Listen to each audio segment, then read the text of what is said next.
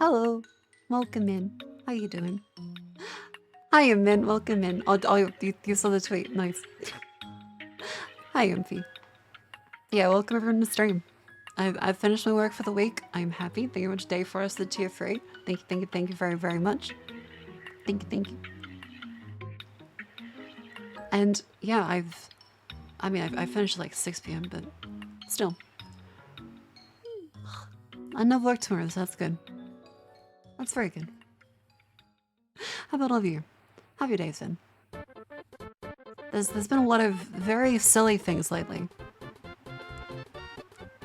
There must be like a collective brainworm that has invaded every CEO over the past like couple weeks because they're all fucking insane. They've all made the worst decisions possible. It happened with Tarkov, it's happened with Microsoft, it's happened with Sony, it's happening with Google, it's happening with Apple. Everyone is going apeshit right now. They're all being very silly gooses. What did Nintendo do? Hang on, did Nintendo do something too? Okay, of course they did. But still. Yeah, they got like a plague brainworm. It's like an... Okay, so Google has been firing a bunch of its teams because they said half of all their employees don't do anything. Which is fair because that's been a joke for like 10 years running. Silicon Valley even made fun of it. But, They've fired very important teams instead of the people that are doing nothing. Like they fired the Python maintainers. Neat. Which is a very important team. They're still complaining about half the people don't do work and they just fire the people that do work. So it's like, okay, why do work? I'm highlighting pretty much the 2 months. Welcome in. Thank you. Yeah, rest and vest. That's always been the joke about Google. But yeah, that's what they've been fucking up. And yes, Microsoft has done multiple things. They fired a bunch of studios. They famously said, we need more indie games that are small hits that get awards. And so they fired the studio that did exactly that last year. They fired the studio that made Hi-Fi Rush. As well as the studio that made Prey. And then they said after that firing that they need more hits that get awards from small companies. And it's like, what do you mean? Grandpa, it's time to put you out back. What do you mean? Yeah, it was my vote. Exactly, like it doesn't make any sense. They've been tremendously silly. It's 5 a.m.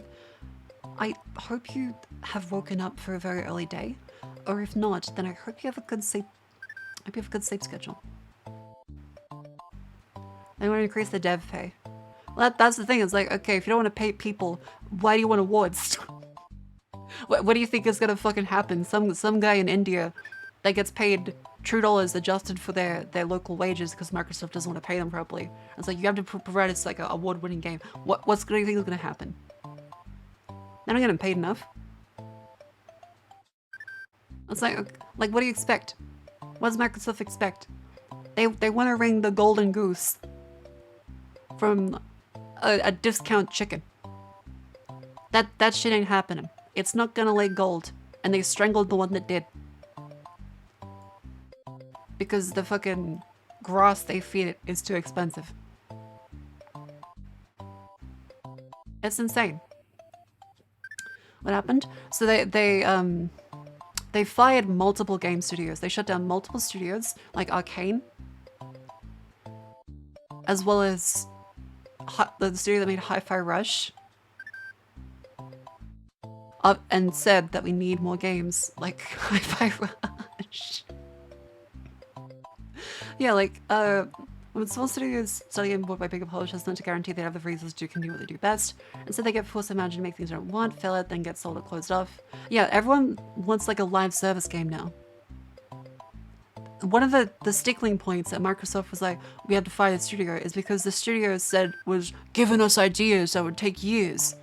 And it's like, yeah, that's how it works. What do you mean?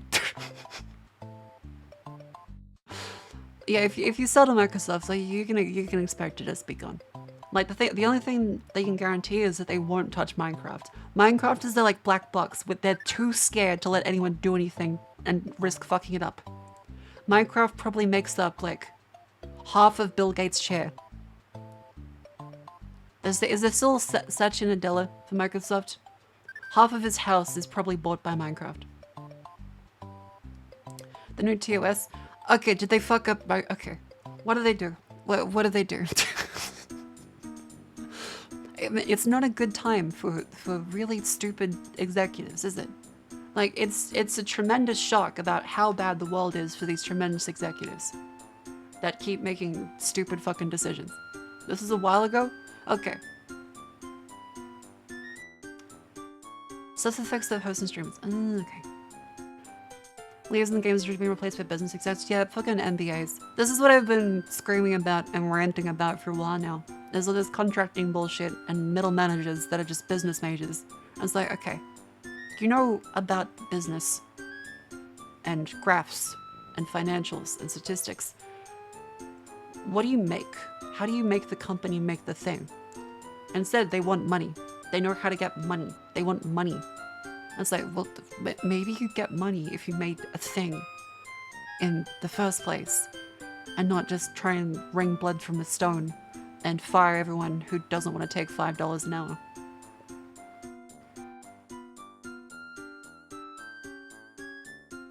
Yeah, the Krusty Krab is fucked without SpongeBob. You can't just have like 30 Mr. Krabs that don't want to work the fucking frying grill.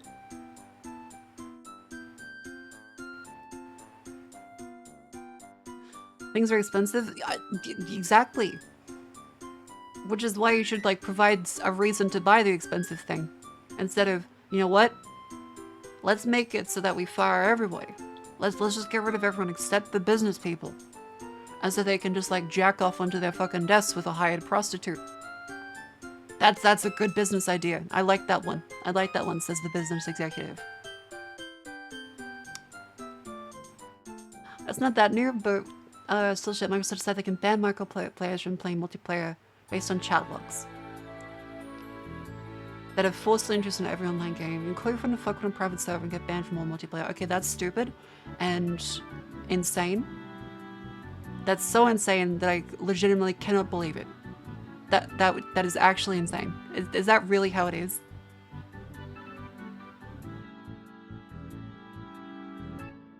Did Microsoft really...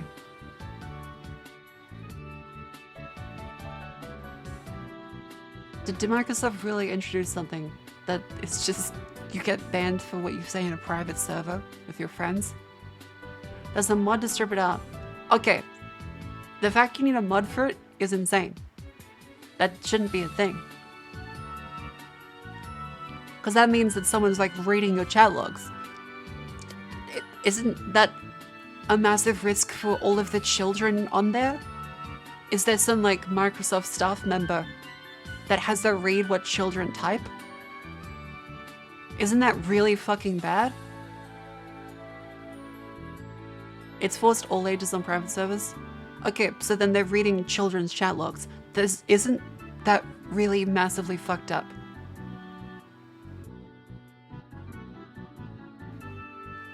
That seems very bad for them to be storing and reading.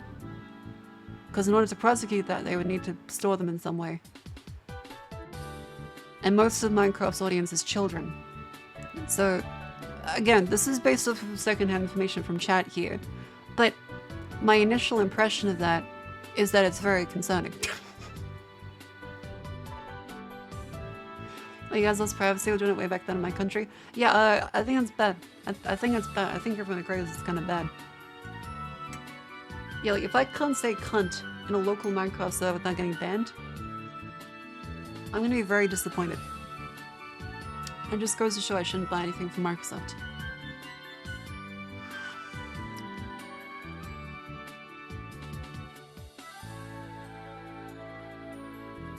It's totally revealing chat reports as human moderators only. I think that's also not good. I don't want a human reading my chat logs on a private server.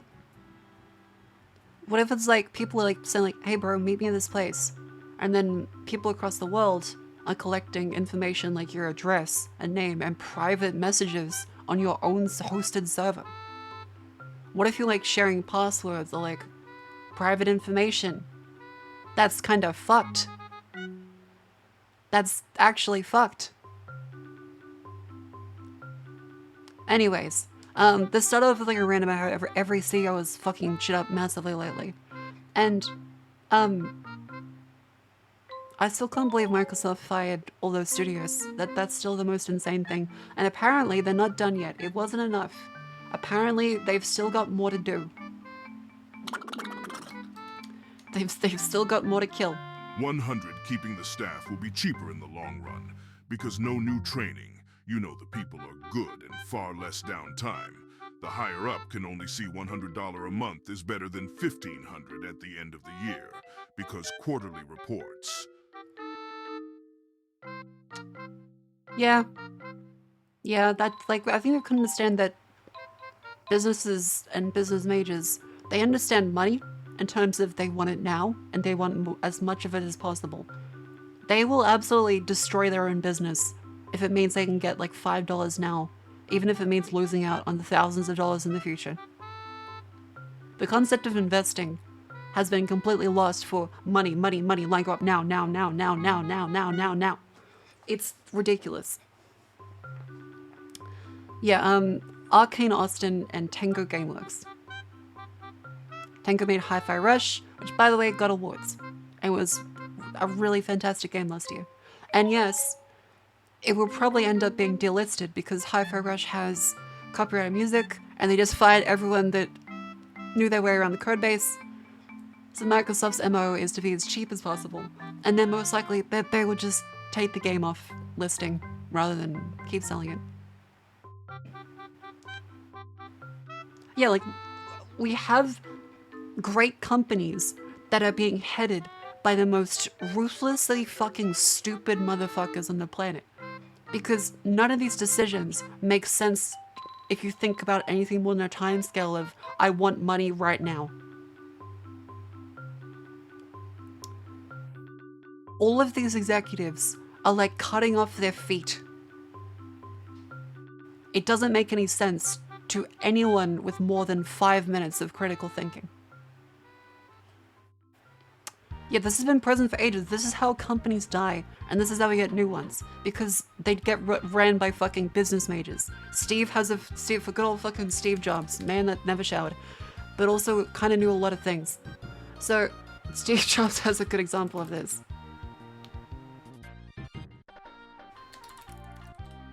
It happened with IBM, it happened with Xerox, it happened with a bunch of things. So, it was around the, what was the name of the speech? It was around companies and how they die. Product people? I think it's about product people here.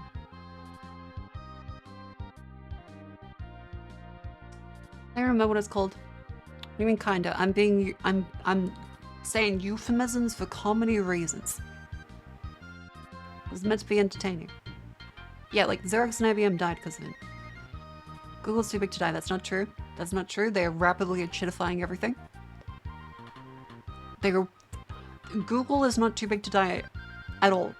They would probably destroy themselves and half of the planet's infrastructure along with them, just because of sheer incompetence. It's not that there's going to be a competitor that rises up. They've taken up so much of a thing that they're not too big to die. They will probably explode themselves and we'll be left picking up all the pieces of, well, great. All this Google shit was relied on as the infrastructure for the entire fucking internet. With Gmail, account logins, everything. Yahoo was considered too big to, and there we go, it's gone. No one uses it. It now sells mobile plans in Japan. That's what Yahoo does now.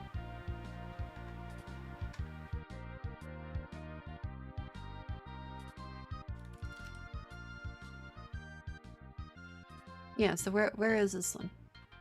I think this is this the clip? What happens is... Alright, so remember what he said about, so you make a better copier, so what? The new iPad has come out.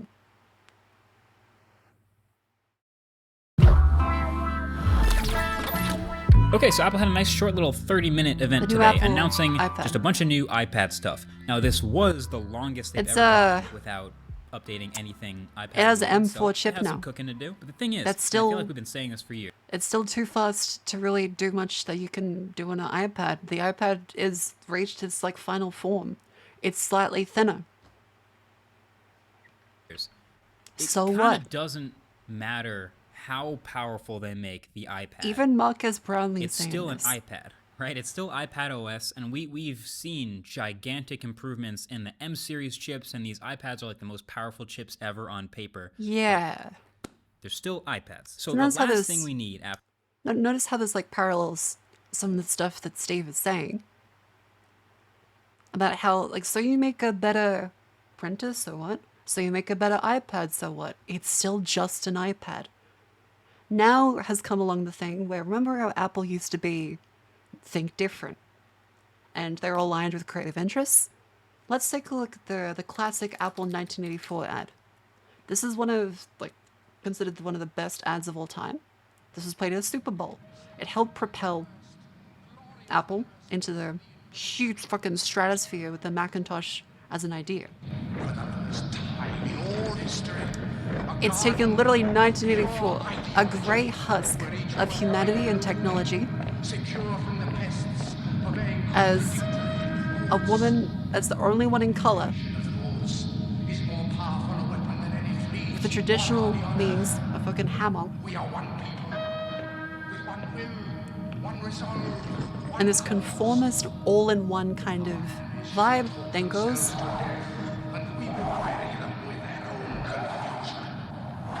smash. Does kind of look like Hooters, I will say. On January 24th, Apple Computer will introduce Macintosh. And you'll see why 1984 won't be like 1984. Ooh, what a good ad. Like, this is a fantastic ad. This, again, Apple's old logo, I think it's better. I like Apple's old logo. It's literally taking the gray, flat, lifeless, electronic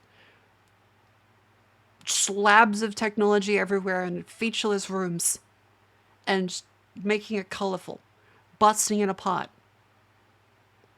Now, with this, and how the iPad is just another iPad. It doesn't matter how fast they make it. It doesn't matter how thin they make it. Steve Jobs saying that it doesn't matter if you make a printer. That's how companies die, is when there's no more innovation. And it's just sales and marketing now.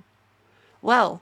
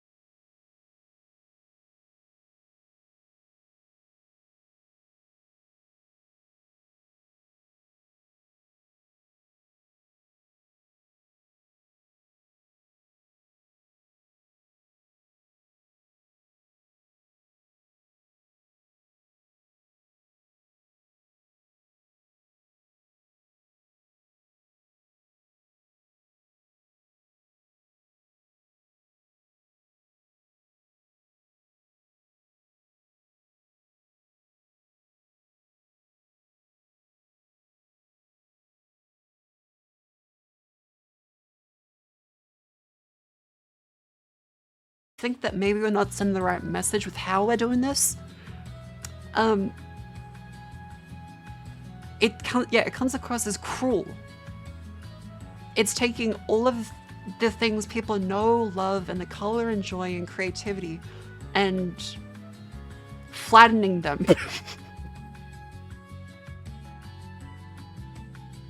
And destroying them in a brutal, desaturated palette. Like an arcade machine. It's like, again, the most obvious thing here that people say is, oh, but like it's just meant to show like what the iPad can do. It looks cool. Yeah, but like what does it mean? Because Apple's always been about that beyond just, hey, let's sell this, let's market this, let's sell this looks cool, do this. It doesn't matter if it looks cool. Think of the message that, say, crushing a fucking arcade machine has. Think of this message here.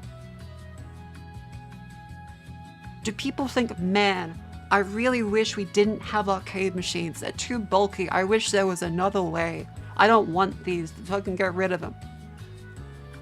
No, they're like, I love arcade machines because of the reverence for the past and the point of it.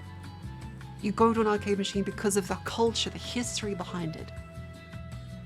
It's a relic. It's not just that there are other options to play games. Destroying this is something that people want to keep around. It's not that it's obsolete. It's not that it's defective. It's a relic of a bygone era. A respected one. And so, you can think it's a little melodramatic, but it's taken a bunch of things people respect and want, and flattening them in the most brutal, uncaring, and oppressive way possible.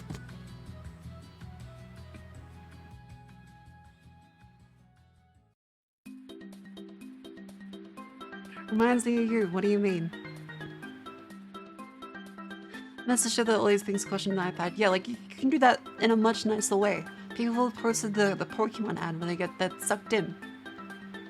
Oh, the bygone era. Okay, thank you. Thank you. It's like medical. Yeah, it comes across as like. Again, this may not be their intention, but the way that this comes across is like, we will flatten everything.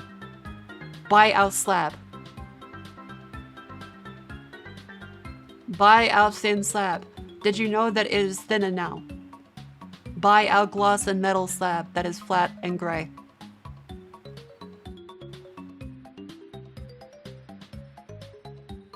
Again, this is something you would expect. This is something you expect from any old shitty company about tech pros of like, look how much technology, but this stuff obsolete. Buy our new device. Buy our gloss and metal slab. It's taking all of the color and grayifying it and crushing it and flattening it into one thing. It's now 2mm thinner. It's also like $3,000, yeah. It's the exact opposite of Apple's beautiful 1984 ad. It's the exact opposite. So, for many people, this signals a change in Apple's philosophy and direction to be headed by clueless sales and marketing people instead of product-oriented people that have a meaning behind the things they make. There's a reason why they do this.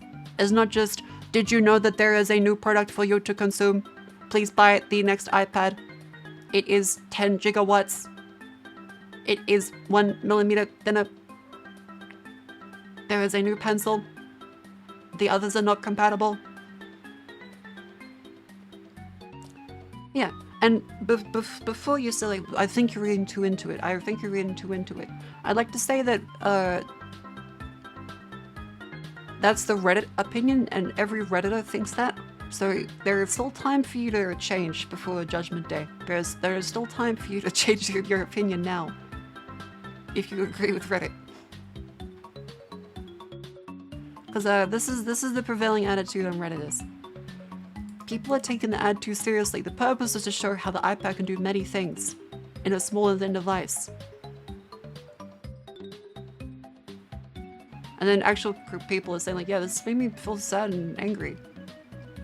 It's just a metaphor. It's not that deep, lol. Offended by this? YouTube has a ton of videos like this.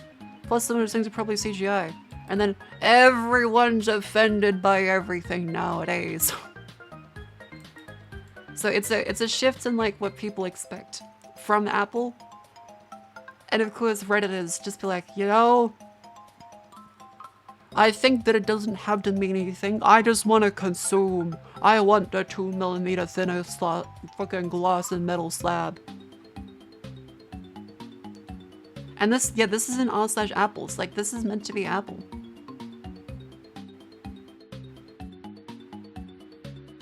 They're literally just the gray people. I don't want the color. I want to look at the slab.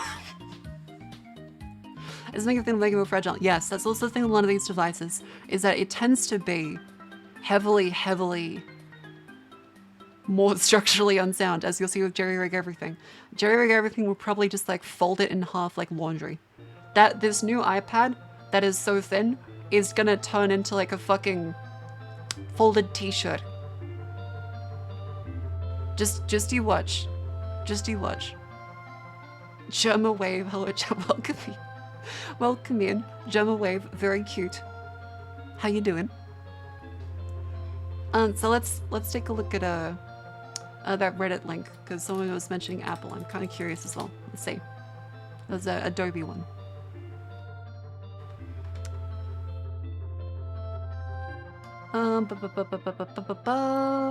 Fucking Redditors.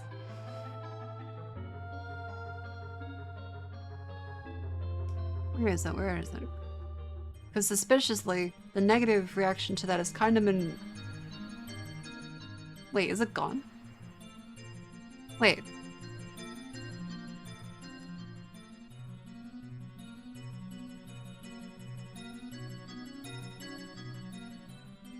Wait, did they remove the post about the ad from the subreddit? Cause like, I can't see it. 2 days ago. 23 hours ago.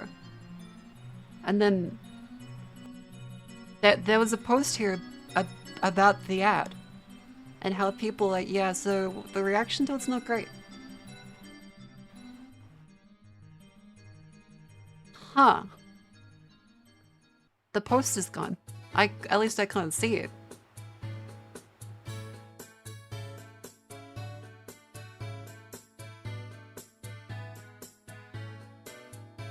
Weird. Yeah, let's check the history for this. Let's hang on. Let's maybe it's sold by new. Maybe it's sold by new, because like this is here. Ah, here we go. It's been removed off the hot page. Wait, it's mass downvoted. That's why. It's been mass downvoted. 0. As well as 0 for this one. Low quality article. Yep. They've been reduced. The thing is, like, people that like Apple are upset by the ad. And then it's Redditors that are like, I don't know how any creatives, double quotes, got offended by it. People just find anything to complain about these days. One's like, bro, this is Apple. If you're posting a subreddit about Apple, surely you care about the company is doing and the direction it's heading.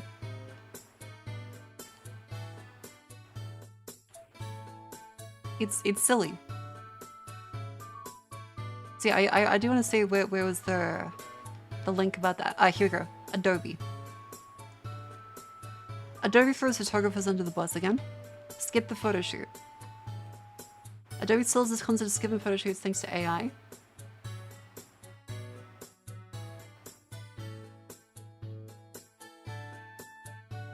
Huh? Oh. Okay, so Adobe is telling Photoshop users to skip photographers and to instead just use their generative AI instead of taking a photo of things. Yeah, that's gonna turn out great. That's gonna turn out great. Speaking of this, okay, so like to wrap up this tangent, I think the trajectory Apple is on has gone downhill because, again, Okay, but it turns out the same thing can happen in technology companies that get monopolies, like IBM and Xerox. If you were a product person at IBM or Xerox, so you make a better copy or a better computer. So what?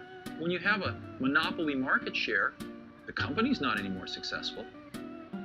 So the people that can make the company more successful are sales and marketing people. And they end up running the companies. And the product people get driven out of the decision-making forums. And the companies forget what it means to make great products. I think that's a good bookend to this. That's a good bookend to this. Yeah, let's watch Bill Gates jump over a chair.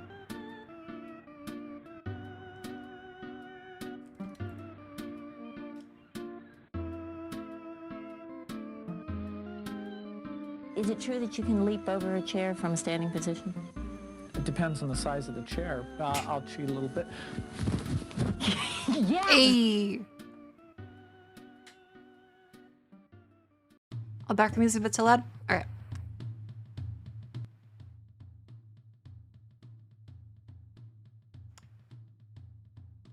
There we go. Yeah, let's see Steve Jobs do that.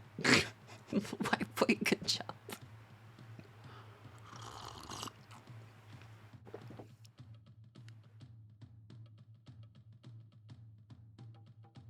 Yeah, so the next one is another interesting bit. So speaking of like AI and, well, this being kind of turned up from Adobe, where their entire target market is creative people that use their creative software. Stack Overflow has started banning people for removing their own posts because Stack Overflow has gotten sold and is feeding all of their posts into ChatGPT to train it in a proprietary dataset. So, they've started banning people who have removed their posts in protest. And they're forcing them to keep them up.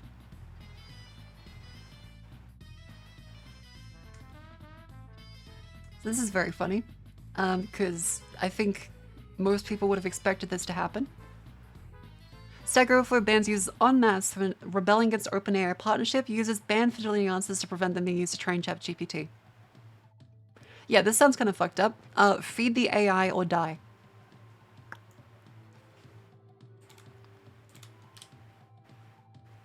Yeah, this is kind of fucked up because this is not only bad for people, this is bad for AI. Because what's going to happen here is that OpenAI gets Stack Overflow. And legally now, nowhere else is allowed to train on this data.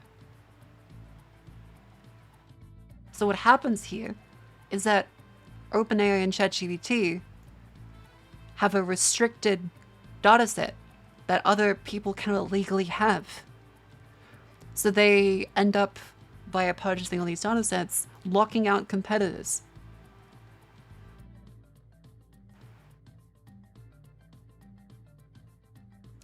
That's one of the risks of this.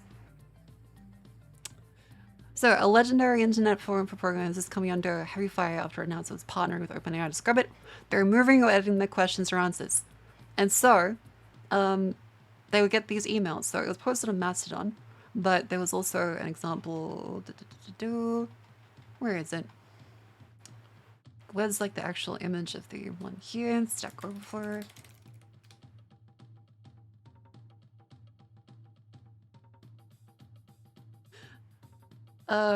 Yes. Here's the actual image. Here's the email they will send people that remove posts. We're writing in reference to your Stack Overflow account. You've recently removed or defaced content from your posts. Please know that once you post a question or answer, those posts becomes part of the collective efforts of others who have also contributed. Posts that are potentially useful should not be removed except under extraordinary circumstances. Even though the post is no longer useful, the image is still beneficial to others. This is new, by the way. Surprisingly, this only started happening recently. Extensive deletions take a lot of effort to repair. Please read this. Because of the amount of disruptions the internet can cause, we've placed your account on hold for 7 days, where we reach out to you to avoid any further misunderstandings. Once this matter has been resolved, your reputation score will be restored and your account will resume as normal. We sincerely hope this is just a misunderstanding, but we understand that you may have an exceptional reason to remove this content. If so, let us know by replying to this message. Yeah, this is cooked. Because, again, you didn't agree to this. They've retroactively applied this. And they're now trying to say that you can't remove any of the things you posted. It's just, the data doesn't belong to you.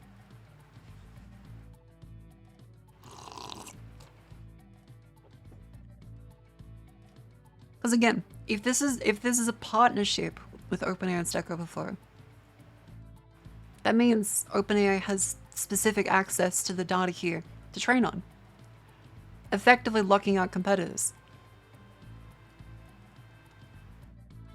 So this is not only bad for you and your concerns with having your data harvested, this is also bad for AI in general if only one company is allowed to have one. So that's great. Me person Stack Overflow, do you agree or do you license your work for questions or answers? See, that's the thing, is that if they let you delete them, then that would be a bit of a weird area for them to say yes. So it depends. And I think there'll need to be some legal contract reading. If the data wasn't locked to just ChatGPT, would still be an issue? I would say it's still an issue just because of, well, the simple volume of this. People should be allowed to say they don't want their data harvested. Especially when this is targeting towards, you know, the developers in this. I think that AI will be good for the future, but OpenAI having a monopoly on this is not good. Because again, the name OpenAI is a bit of a misnomer. They aren't open at all. They're better than the completely evil company. But like, they've already had leadership turmoil at the end of last year. And I don't trust them. Sam Altman is the guy that did this.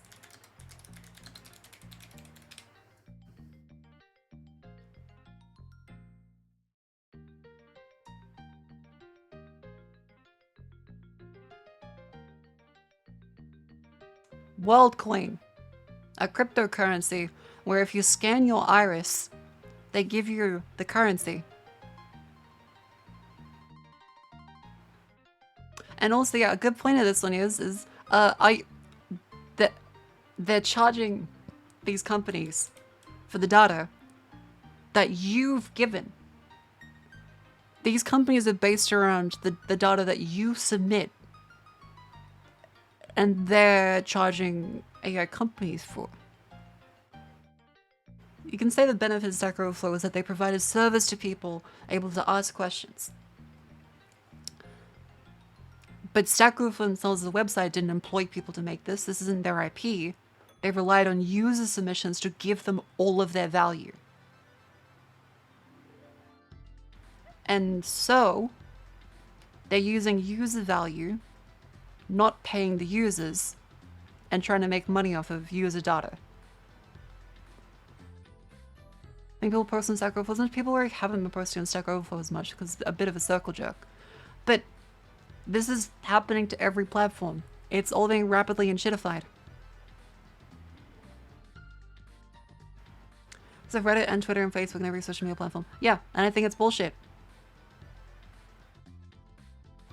I think it sucks. I think having these companies, it's like, oh, you stepped across my line. You imagine if this is how it worked in a fucking supermarket. You're over here, and you step past this dotted line, and they start selling photos of you. They start recording your passport. They start recording all of your information. It's like, hey, fucko, you stepped past the line, buddy. Hey, I'm gonna take your fucking kidneys. having every single part of your presence and existence on the internet feels violative and shit. They do that in supermarkets, yes, and I think that's shit, and there should be laws around it.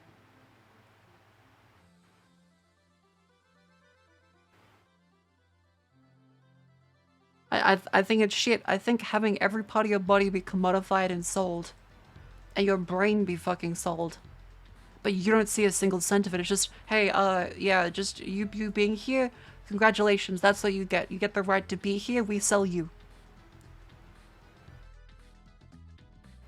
It's like, well, fuck. Really? And some tech bro is gonna be jerking off everywhere about the idea of this. Like, you just don't understand. You understand this creates value. We're creating so much value right now, and I hate all of them. And I don't hate people very often, but I'm genuinely disgusted and disappointed in my own industry.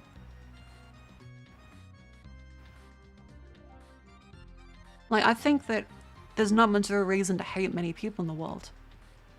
But the levels of greed and disregard for humanity is shit.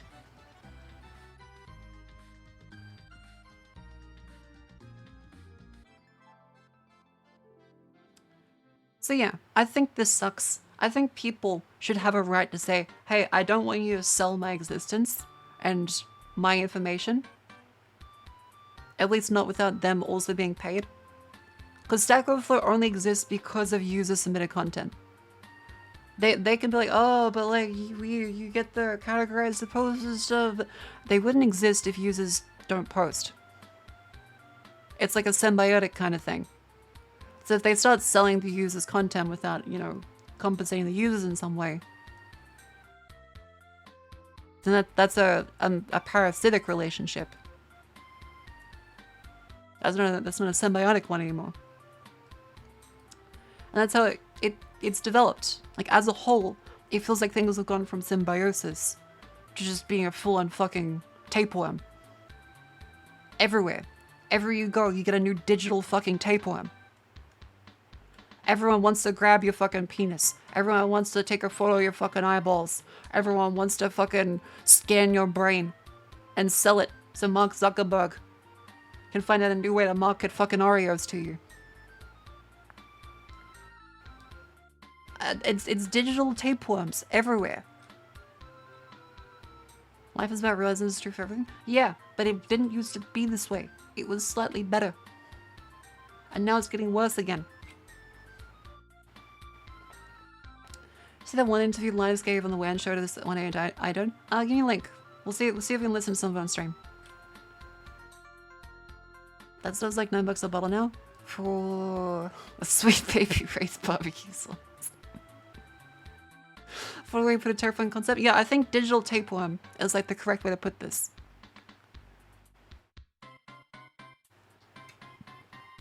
Yeah, alright, so that's kind of everything there. We talked about the Apple stuff. We talked about the Microsoft Firing Studio stuff. We talked about the AI. Right, okay, here's a cool technology thing. So, here's a cool technology thing. Instead of just doom and gloom. Because I feel like there's like a healthy dose of doom and gloom to be like, yeah, this is kind of shit and people should know about it. Now, here's a cool thing. So, this lovely person has gotten a plugin, Jelly Dreams. They've made a plugin for full body tracking in VTube Studio. VTube Studio is a two-dimensional VTuber application. This stuff on screen right now. This is VTube Studio. They have managed to get body cam tracking into parameters here. And yes, I will say, I think this is an incredible, insanely cool concept. This is really, really impressive. Like, as a concept, this is fucking super cool. It's a two-dimensional app that now has 3D tracking. Again, it's supposed to be costed at 2D.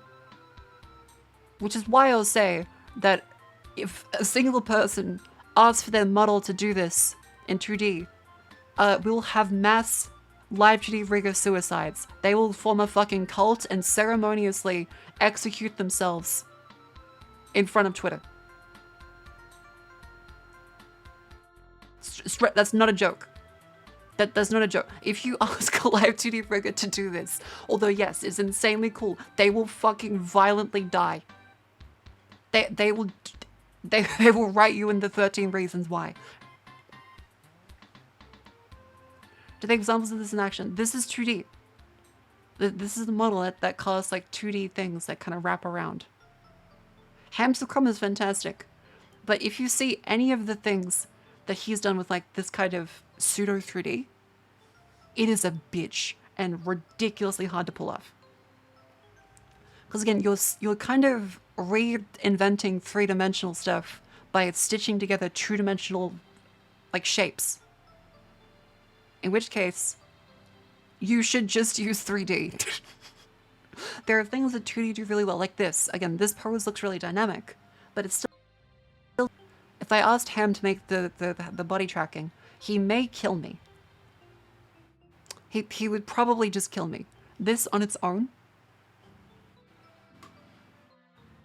and the lean forwards,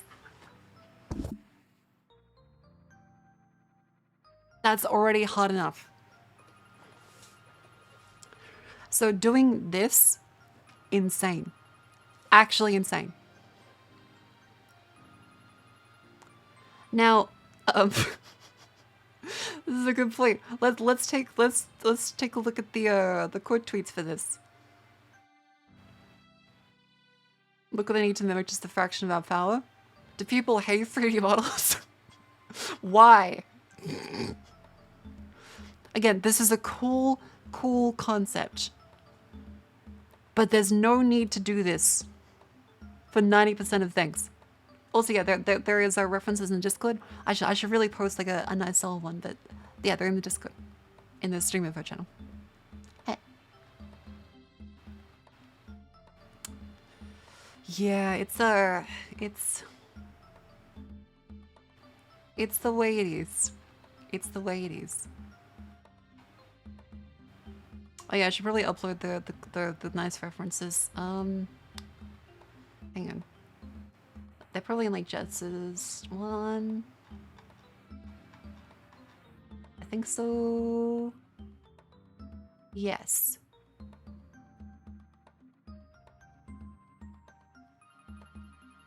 Those tools that we made to make this easy. Not really, because it's just a concept. So in Live 2D, what you have with our Live 2D is layers. Everything here is like a back layer. So you have like a back layer, and then you'd have like another layer on top, another layer on top, another on top, another layer on top, another layer on top, and that's a hand. These are all just shapes that are flat. And you can kind of morph them, but you're essentially animating a Photoshop file. Doing 3D with this is really hard, and it's like if at a certain point, past it just being like an interesting point of proof of concept, you should just make a 3D. Because the amount of skill required to make stuff look 3D is difficult. And to do it from all angles, you were just inventing 3D. Like from first principles. You're grabbing shapes and connecting them as polygons. Yeah, like you've made an armadillo of a VTuber. So, at that point, and yes, the point of performance, a 3D will probably perform better than the ridiculous amount of shapes that you would need to have to do this. You would be doing so much more work than a regular 2D model that it's better to just have a 3D at that point. 2D has benefits, it does. But holy shit, there are some things where it's just like, yeah, there's no need to. Cool as a concept, but ultimately pointless.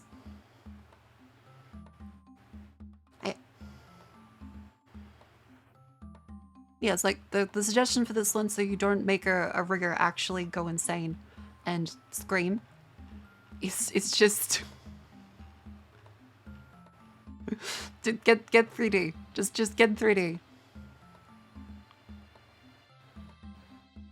Because everything that is done here, all of these parameters, every single one of them has to be rigged. This is a well-known thing for 3D. This is a brand new proof of concept for 2D. And so anyone that does this is on like the razor's edge. So you'll be paying not only for the education and research into this, but also just the volume of this being like 20 times the amount of effort. It's a Herculean task. This is a Sisyphean task. And yeah, you would also have to pay for the therapy afterwards. So like, it's just insane.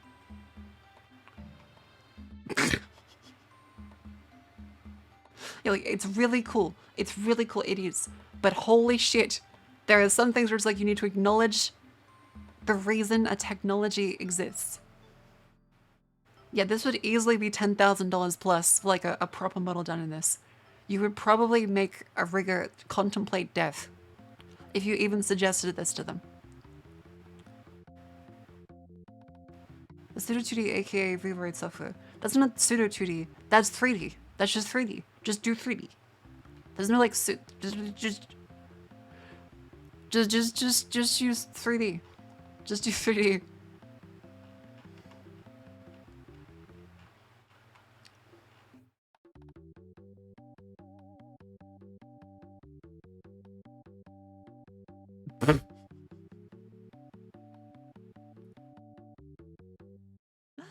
This is great. Yeah, so riggers just yeah.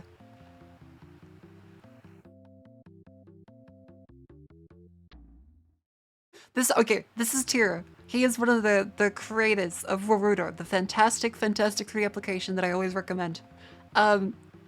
I fully appreciate all the technical challenges, but I think Lab 2D rigging is time-consuming, expensive enough. It is much more difficult to make 2D models look 3D than it is to make 3D models look 2D. I agree.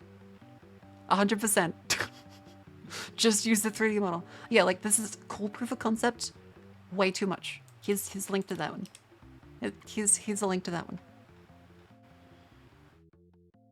What's the value of 2D rigging like that as opposed to a 2D looking 3D model? This is cool as a technological like achievement. This is like writing a program in brainfuck. This is like getting doomed to run in a pregnancy test. There is no reason to do this. You wouldn't do this all the time, but it's cool that you can.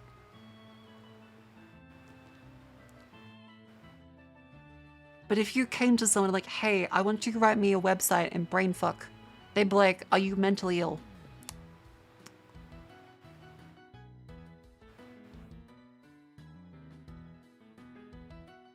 Yeah.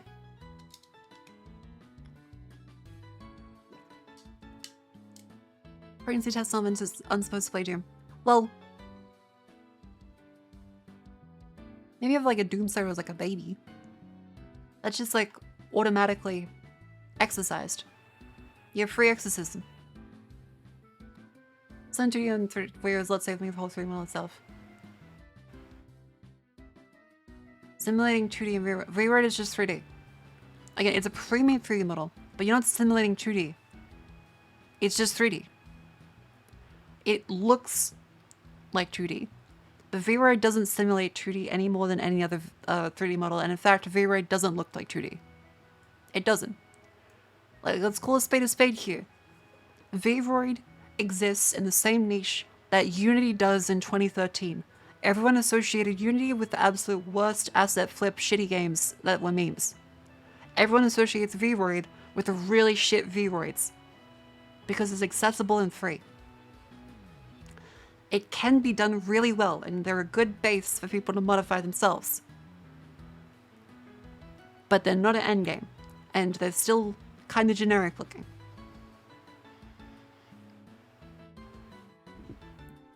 Evening, welcome in. Players of V-Ride. Yeah, again, you can make them look good, but they require modification. They require modification, and the default setup of them doesn't look good. And very many of them have the issue, much like Unity, where it's a great base, but the free and accessible nature means a lot of people make really shitty V-Roids. And that's not a problem with the software. It's the perception of it and just, well, the inherent limits of it. So if you search for like viewer avatars, the official ones like this, these look good because they're stylistically coherent and they make sense with the limitations of this. They look good. Then you see ones like this.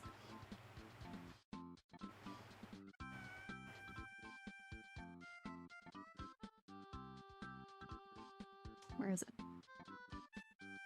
Ba ba ba ba ba.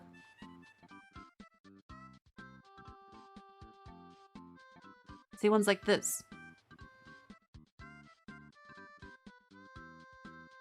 This looks like a mobile advertisement. They don't look great.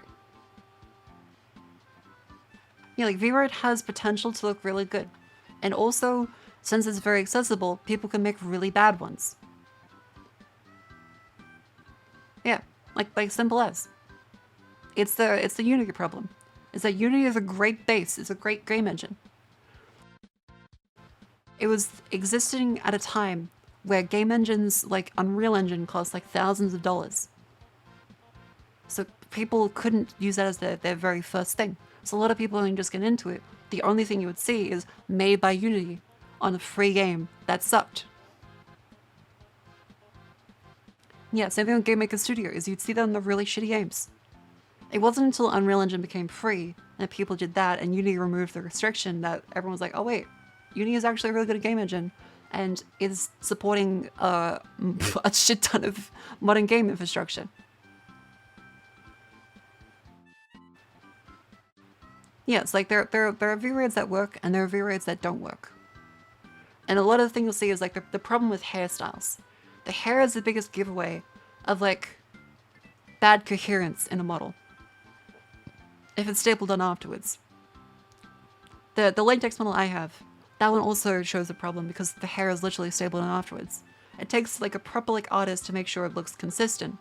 And oftentimes, if you're like making your own hair, it looks kind of shitty. Yeah. Like if you add in the hair on afterwards, unless you know like the principles of like modeling and how to make it structured properly, it'll probably look really jank like this. And this is a good example. There are much worse ones. This is a VRAID modification.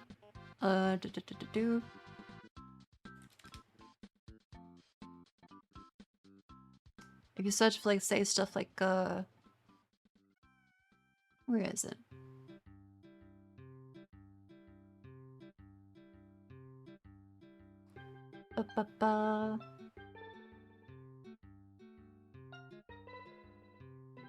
This.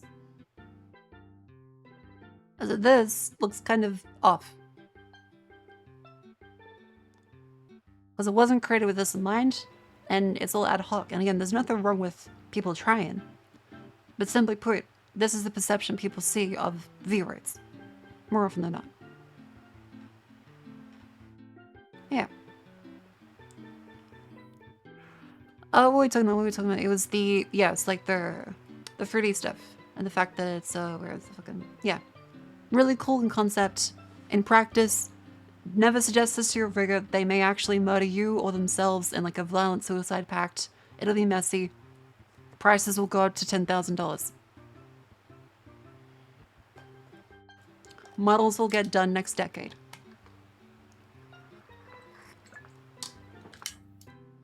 Yeah. Our next little one I want to show is duck noises. Oh yeah, speaking of duck noises, there was the Ted Kaczynski thing yesterday, which is very funny. Again.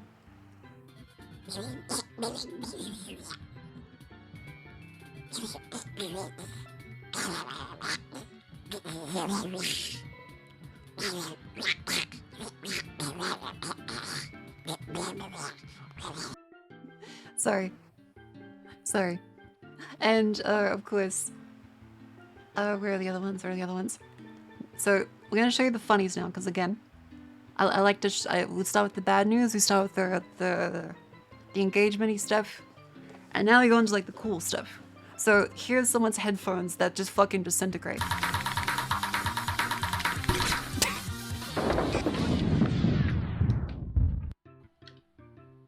What the fuck just what? What the huh?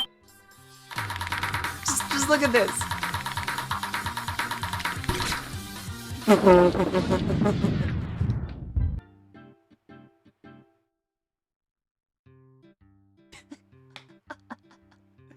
All right, I'll close this and actually see some in the comments, but this is very fucking fun. Hold up. All right, you ready? You ready?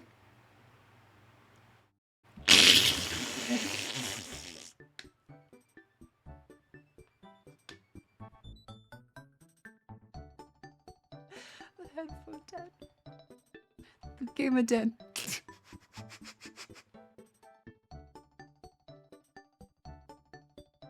Oh, this is incredible. And this, I saw this and I nearly fucking spat my coffee out at work.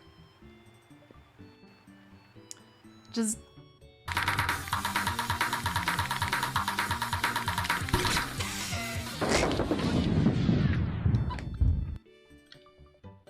What the fuck just what?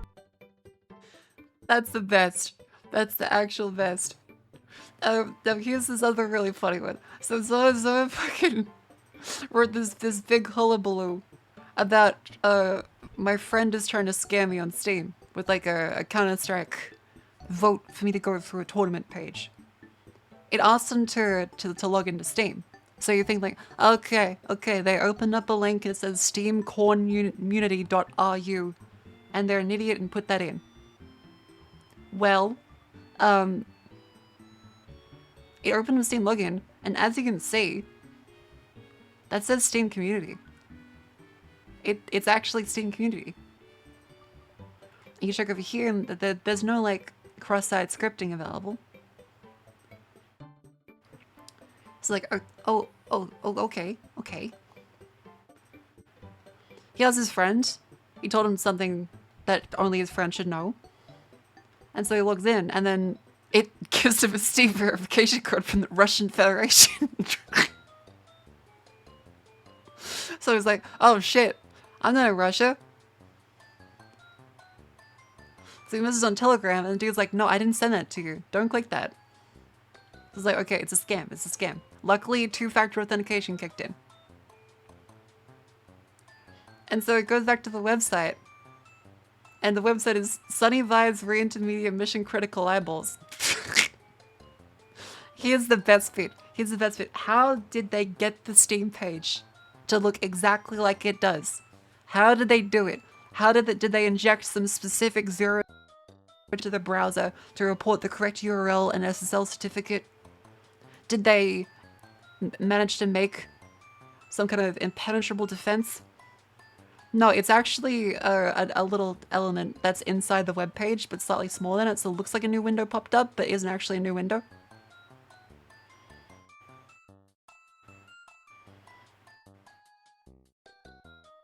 This is incredible. I think legitimately, this is Gigabrain. Like, as far as scammers go, that's kind of genius. I one of those some contestants have heard of me and maybe suspicious. Yeah, like I wouldn't trust anything anyone sends to me on Discord, which is sad because I send things to people on Discord.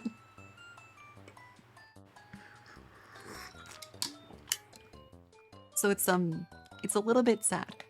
Just a smidge. QR code not available. I think it's like a, if you refresh it, it probably does actually show.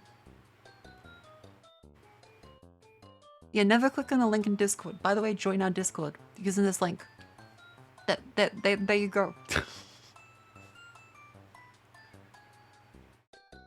One of the game dev channels is not really sure what to do about that. That's gotta be rough. Like, imagine being a game dev and like, hey, I got a game for you to test me. And no one ever believes you. You got like the next fucking Counter-Strike.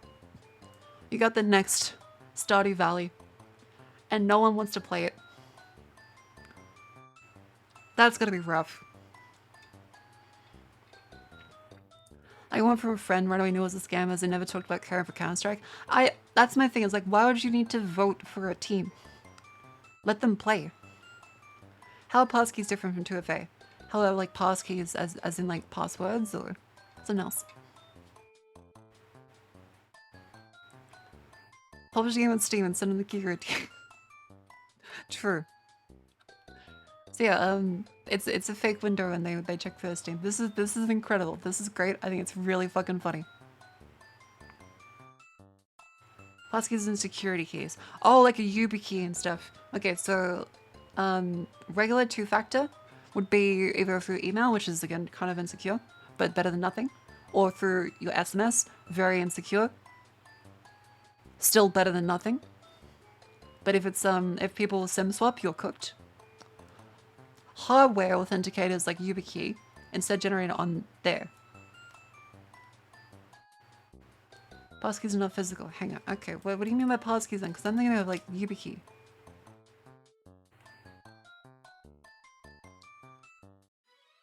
Passkey is this like a new thing? Am I like behind the times? Have they invented like a new way of like logging in? Like, do you like scan your penis print? I fucking. What is a pass key? How's that different to a security key? Or like a password?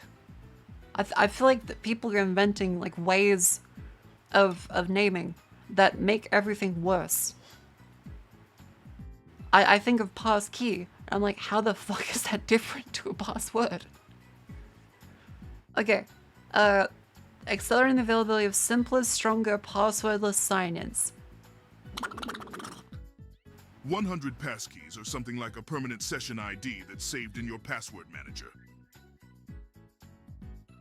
Okay, I would hope that that's tied to like the device ID itself, as well as some like biometrics. Because if it's not, that seems kind of cooked. As that's just like having a login cookie. It's just like a cookie for your logins. Like Windows Hello, fingerprint or face scan. I don't trust that. I don't install that. I don't turn that on. It keeps telling me like, would you like to use Windows Hello? And like, I don't trust you enough for that to happen. I don't want you to scan my face so I can log into like fucking, I don't know, my Benjamin Brownies blog. You don't trust biometrics? No, I trust biometrics. I don't trust Microsoft with my biometrics. Yeah, I don't want to let him on my fucking PPAS.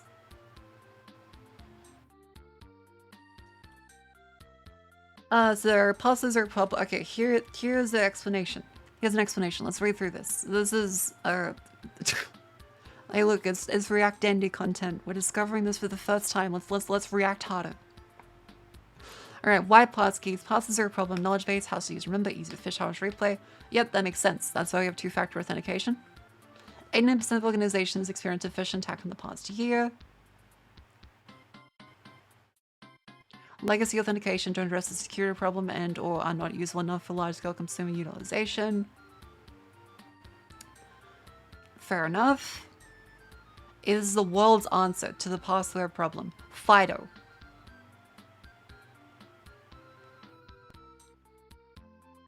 FIDO setting credentials to many devices, even new ones. Add them to re-enroll every device and every account. Hang on. They can access the credentials on any devices without having to re-enroll a device in every account with one thing. What?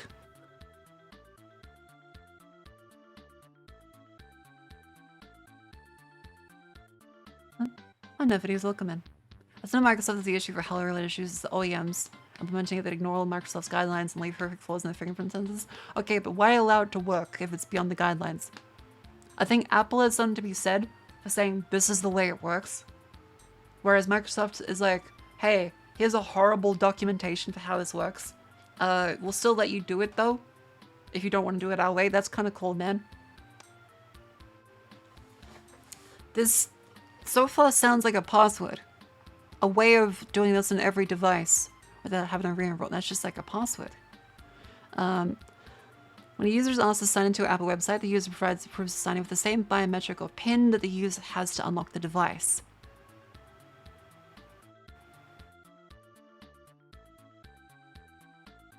The Apple website uses this mechanism instead of the traditional username and password. What do you mean? What do you mean?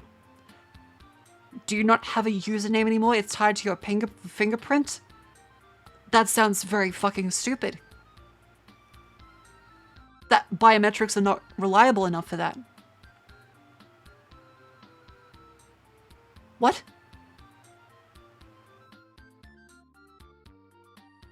So instead of a password and username, you instead use your iPhone fingerprint. A device is not user. What happens if you lose your device? Do you lose literally everything?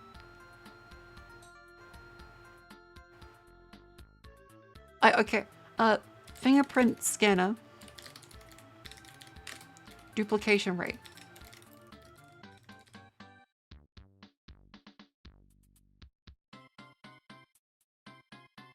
Oh, yes, like a collision.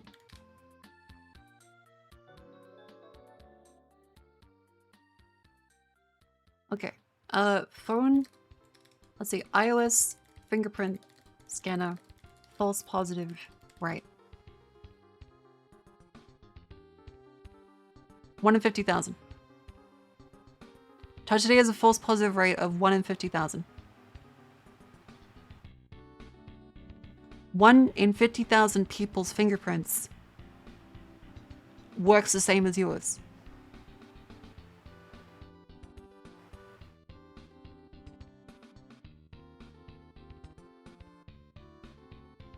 That's very low.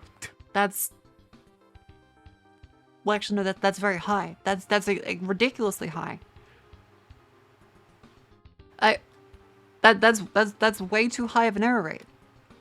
And then Face ID is 1 in a million. I mean, 1 in a million is also not great for like a password. Because again, if we say like, let's say an 8-character password, assuming like even just letters, there is in that position 25 to the power of 8, which is this much. If you have 25 possible characters and they're 8 long, there is that many possibilities. So the possibility of anyone guessing with any like one thing is 1 in that. Whereas if you have a Face ID scanner, it's 1 in that. Granted, you need different people, but still. The entropy doesn't seem consistent here. But yeah, of course, it's like the AXO rate, but brute forcing it is like not good either. The normal login works normally. On a specific device, you can use a specific login mechanism instead of the normal login. Another device can use that specific passkey. How the fuck? They don't give a technical explanation. Okay, passkey. Passkeys are a replacement for your password. But where the fuck does it go? What happens if you lose that device? If you don't need a password anymore, what happens when that device is gone?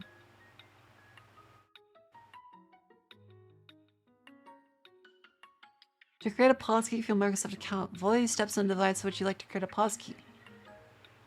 Add a new way to sign in. Select that. Provide a name for the passkey. How are they safer than passwords? Passwords can be guessed, hacked, or stolen. Passkeys are phish resistant, which means they can't be guessed, stolen, or reused. Hang on. Passkey reuse exploit.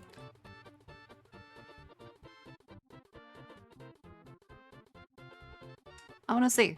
I've played Bellatro. I've not played Bellatro yet. I don't know how poker works. I'm a brainlet. Yeah, this seems like one pass, how like you'd be able to like, hey, sign into this website with 1 click. Because this is not necessarily not having a password. It's having a password that you don't know. Like there is a username here. It's just one that you can't see.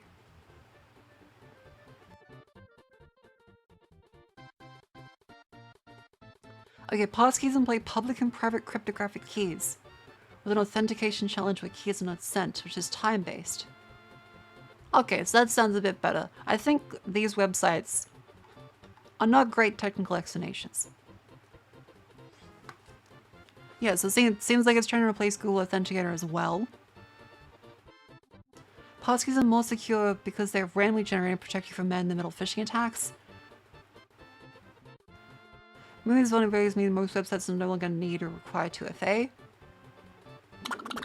Okay, what happens if you lose your passkey? 100. If you use Bitwarden, it can store your passkeys and automatically authenticate you with that passkey.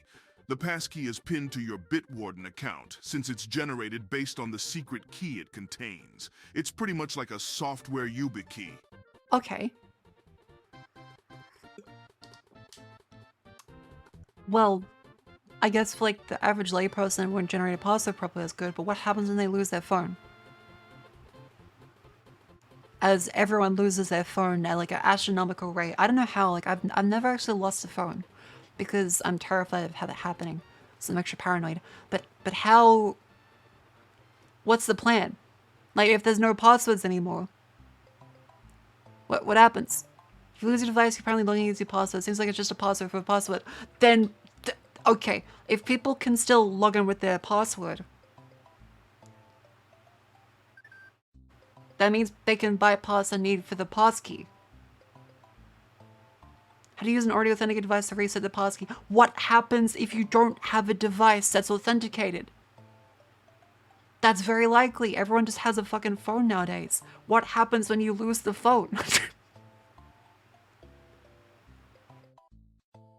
Hang on. Like, I'm not insane with this, right? Like, they're saying like it's a replacement for this, but you're fucked if you lose it? This doesn't seem like a solid replacement then. Because it's the same issues as 2FA right now, as if you have a 2FA that's like locked to just that. It's just this. Again, it seems more convenient in that specific one, but as like an all-in-one solution, if everything is bound to one device, you're turbo fucked. Passkeys seem kind of nonsense. It's already have all their password managers. I guess it just adds more 2FA. I mean, that's, yeah, they wanted to be 2FA with like the time expiry stuff. But, got you face, thank you. If your traditional password is backed up, use a more secure method for your normal logins, that's less likely to get compromised on a daily basis. But then if people just have a password that's just as, like, again, if they're making a password, that's the same problem. It doesn't get rid of passwords. It just means they don't use that password as often. The password can still be breached. Okay, so again, I think this is good for convenience, but if you need a password in order to still log in, and this is also a backup, then that means that it doesn't matter that if you're usually using a passkey for this to log in,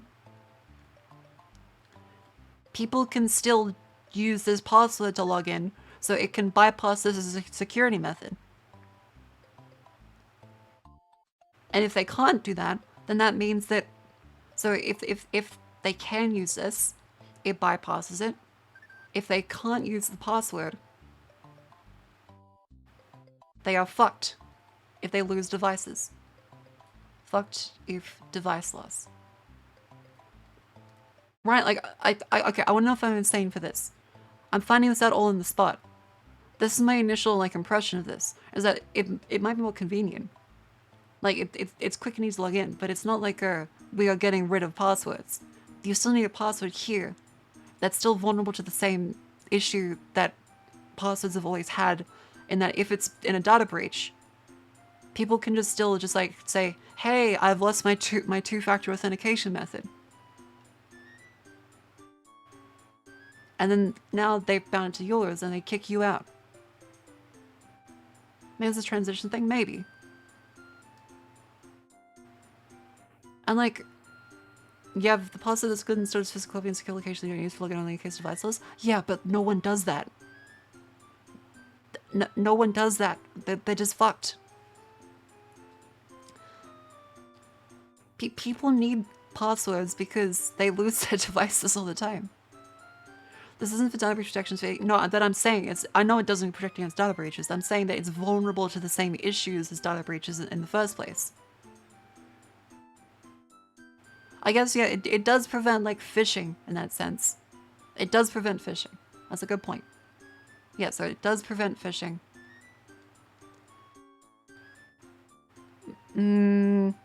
Mostly. It prevents phishing mostly because they'll be using the passkey instead. But you'll still have an email that's like, hey, we are Facebook. Please enter password to confirm your passkey. And people are like, oh fuck, I need to confirm my passkey. And now you have the same problem.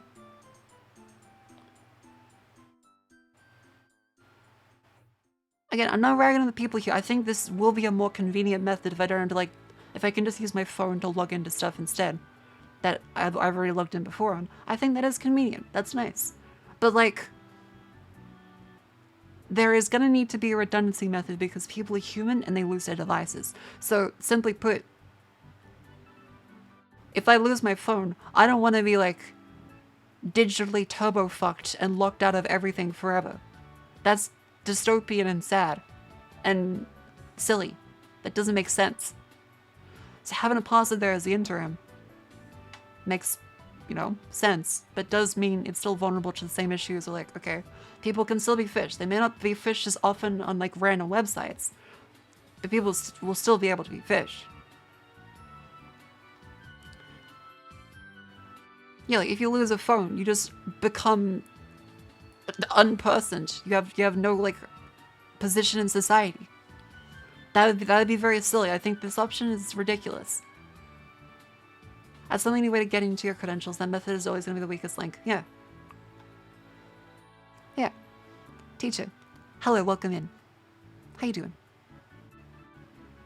You just get a new identity every time you lose your phone.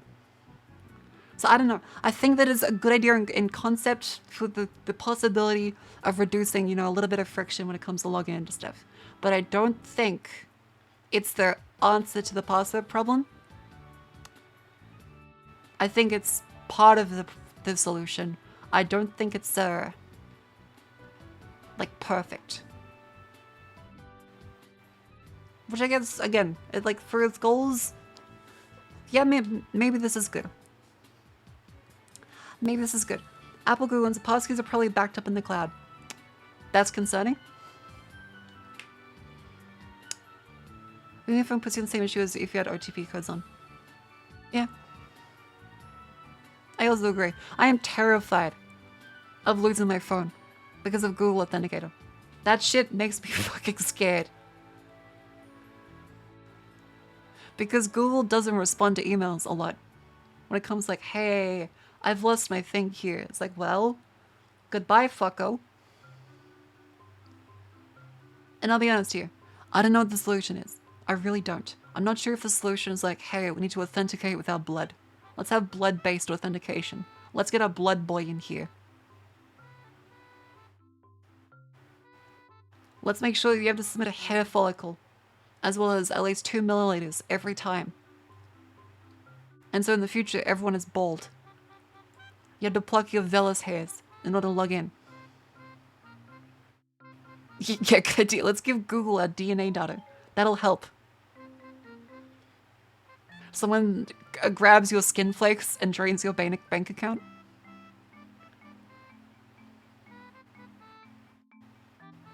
Like the ghoulish paws run past and like stab you with their nails to try and get your DNA. 100. That's why I print out the QR code for each authenticator sign up and store it in a safe. Also, now Authenticator can back up to your Google account, so it restores to your new phone along with your other apps, though I'm not sure that's any safer. Okay, roll of an XKCD. Roll of an XKCD here. We now know he has a safe. Let's beat him with a wrench.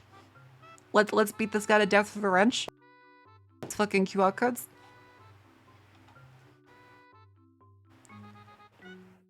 Yeah, fucking blood bandits go to my bank account again.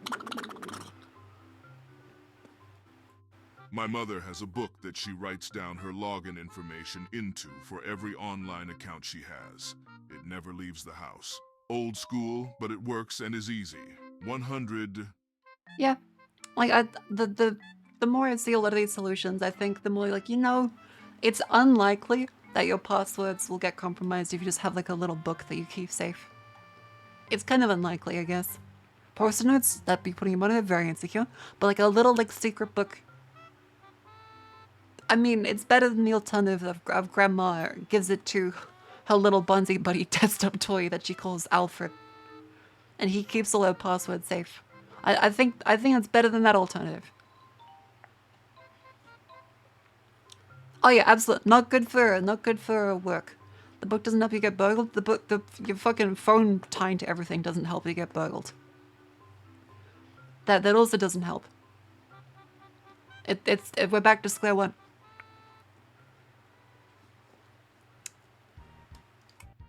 You take the most important OTP codes and physical device and two of them if you're only wanting. Like I think redundancy is the main thing. Like there's got to be redundancy, but the more elements of redundancy add, the more like potential vulnerabilities. Like if you're burgled, you're probably fucked.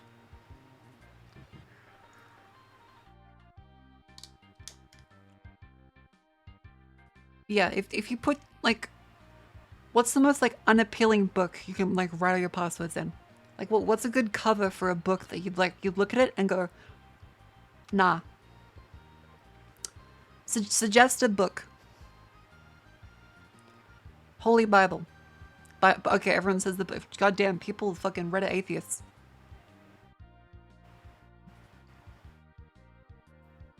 Any computer science book? Probably fair. Grandma's recipes? No, that shit, that a burglar's gone to a house, he sees grandma's secret recipes. He's taken the spaghetti. He's taken the secret to the ravioli.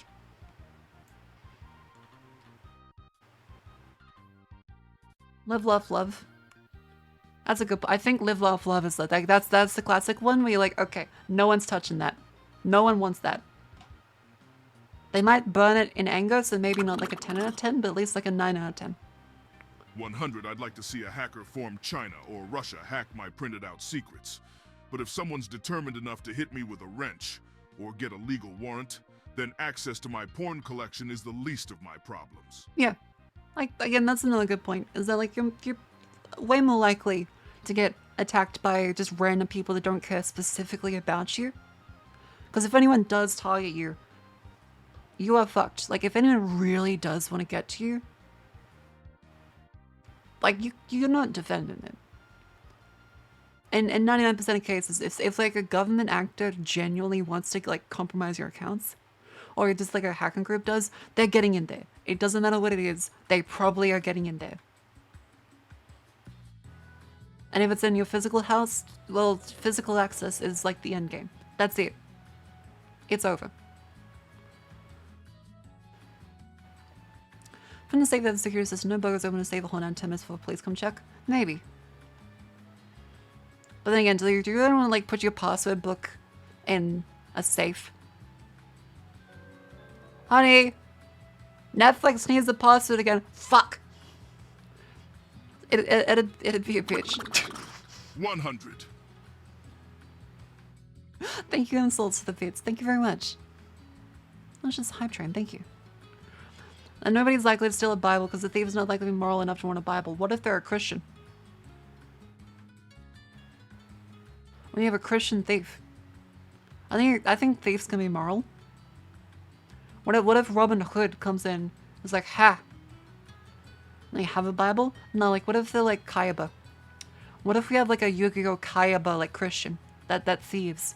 He goes around stealing Bibles to collect for himself, to get closer to God.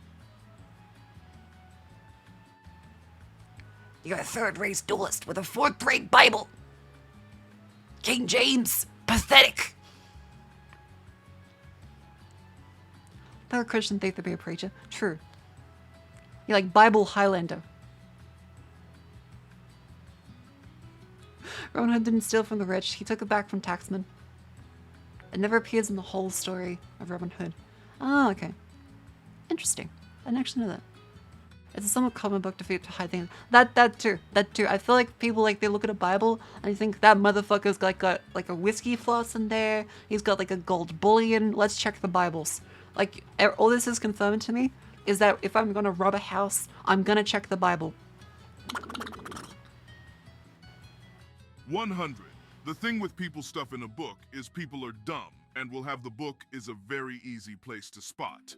And it will be out of place, so much will check it out. Exactly. Because like you're probably not putting the Bible on like the far off reaches. You're probably not like spraying some dust onto it to make it look as dusty as the other books you read once for the first like 5 pages as you bought it off of Amazon to fill your bookshelf and then you never touch them again. They'll notice like, hey, that copy of Ayn Rand is dusty as fuck. He looks to his other rubber buddy Atlas. He shrugs. And then he's like, you know, maybe this Bible one that doesn't have any dust in it, maybe that one has like their secret like fucking boner pills. And so Atlas grabs your fucking passwords out of your Bible.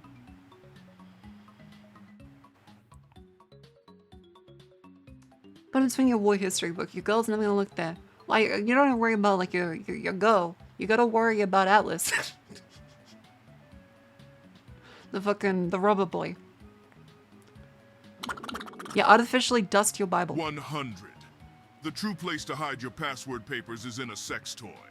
No one will want to steal that unless you're famous. True. Okay, if you're famous, hide it in what's the most like unappealing book that no one would want to touch? A Jamie Oliver recipe book. Put your passwords in a Jamie Oliver recipe book.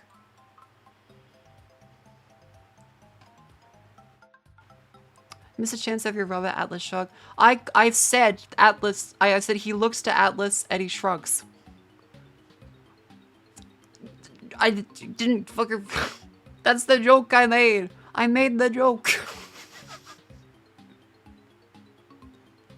I made the joke in a subtle way. I didn't get a single +1. There's no +2s. None of it. I'm bereft. I'm statistically level. I'm at like a fucking solid 0. -1. God damn it. Put your password in the actual licensing subscription papers. Very true. Pity. What the fuck? I appreciate it. Plus, thank you. Thank you. That's my favorite chatter. That's my favorite chatter now. Don't hide in it the Guinness World Records books because I would steal that book just for the book. Oh yeah, no, 100. true. If you put your passwords and like your valuables in a Guinness World Record book, that shit's gone. You tell me you're gonna pass up the Guinness Book of World Records like 2000.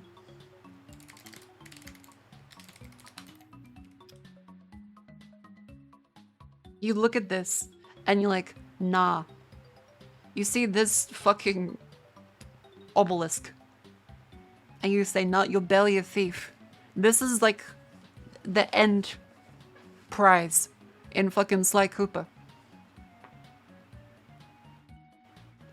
No one passes up. Yeah, it's a sacred tome. How do my valuables inside a stack of non-cynical music? Maybe. A red herring? Yeah, you'd have this as your decoy. They would look at this and they'd be like, alright, I want that. And they would leave alone your copy of Jamie Oliver's recipes with all of your cryptocurrency inside of it. If you keep expired calendars, that's very fair. Expired calendars would probably be like a thing. Unless they want to know like your medication.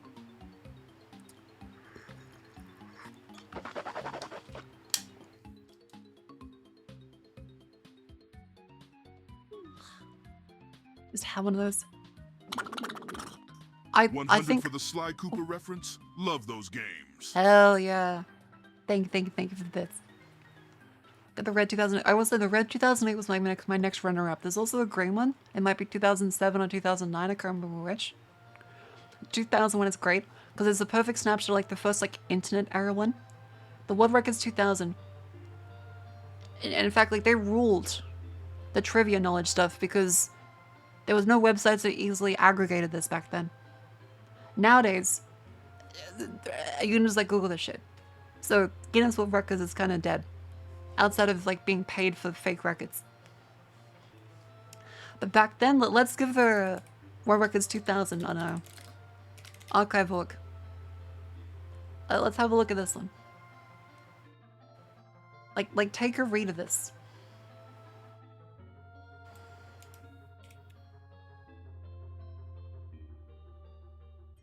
They have the coolest fucking ones in here. Look at this. Look at how it's drawn.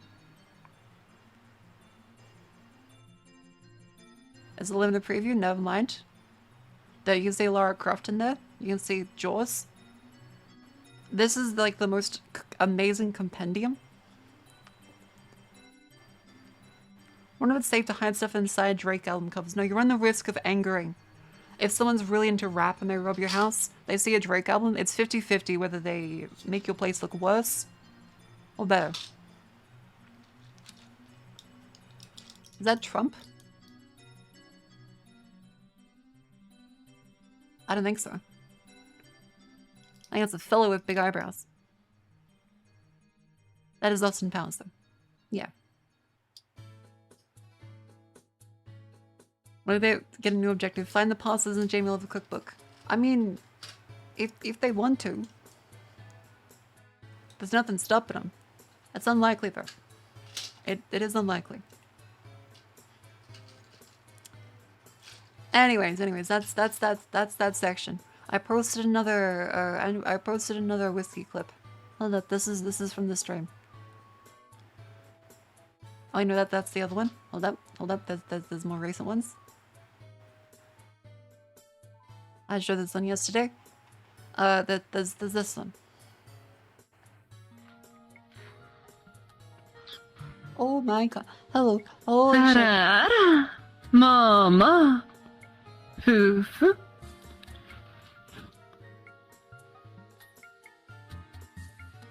Yeah.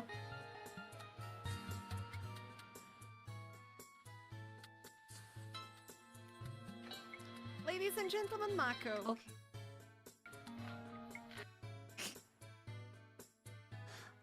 Yeah. She does do the voice very good. She does do the voice very good. Also, my knee's kind of hurting.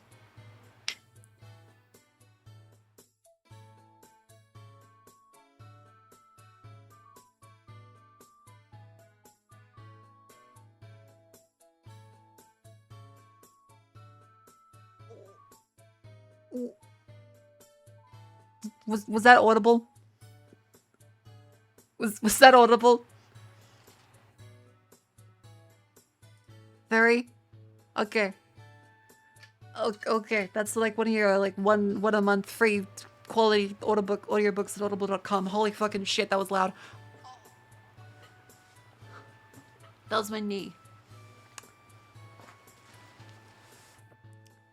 Hang on. Oh. It made another softer pop sound. Like a later Michael Jackson song. Fuck.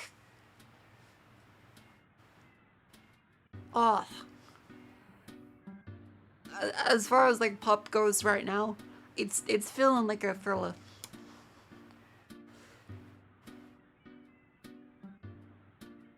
Oh. That crack could double its age verification. I still think when Cleo went to show the wrestling move, and she crouched down, and both her knees cracked loud enough that the mic 3 meters away could hear it. That was very funny.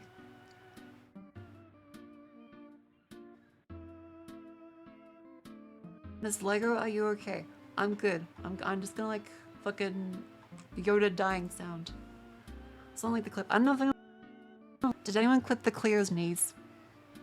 It was a couple weeks ago at Jets' house. We're in a little outpost facility. Skeleton's trying to escape. It's trying to escape, yeah.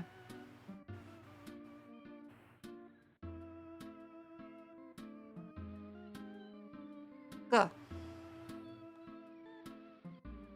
Alright. I'm alive. I'm good. I register as human. I had a meat pie for dinner. I had Guzman for lunch. It was a $12 mini chicken burrito.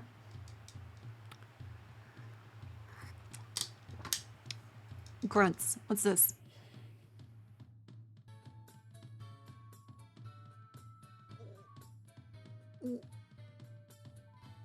Was that audible?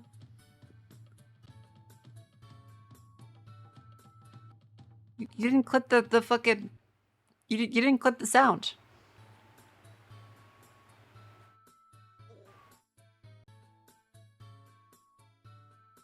You didn't clip...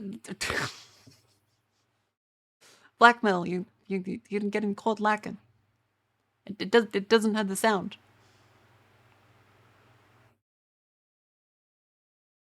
Snow Crash Brain. Hello, welcome in. I ain't registered. I do? Okay, people saying it did.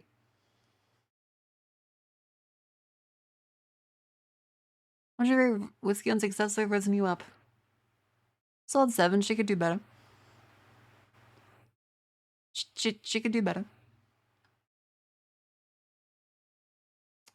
Where are we going with this? Where are we going with that? Is it whiskey? It is. It is. There's been lots of whiskey clips lately. If we scroll down and take a look at them.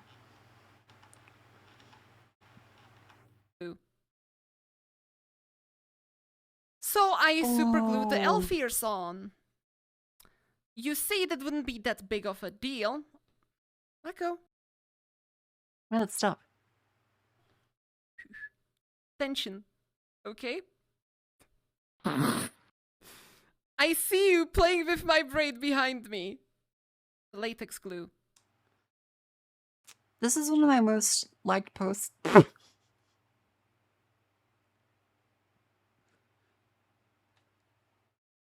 I've started like being more selective in what I post on Twitter. That way I think about Twitter less, which I think is like a... That can only be a good thing. That can only be a good thing.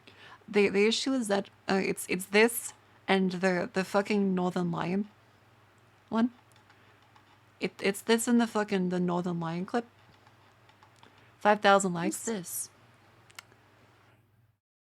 I have this bookmarked. Good girl. Okay. I don't know how to feel about that. I don't know how to feel about that. I'm on my Cyber Demon grind set. I'm out here, and the only things I get that like a lot of likes, it's good. It's good. But it's consistently unhinged now. It's just consistently unhinged. All of it is just absolutely unhinged.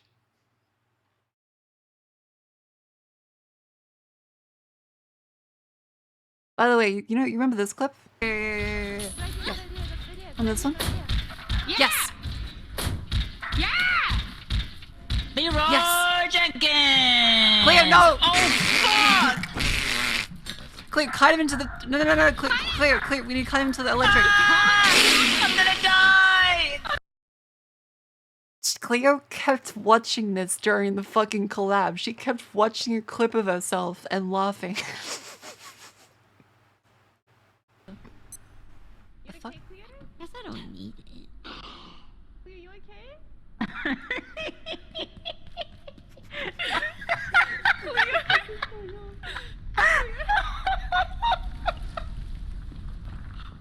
Oh, it was lost. I think she's lost it. I think the radiation got to her brain, dude.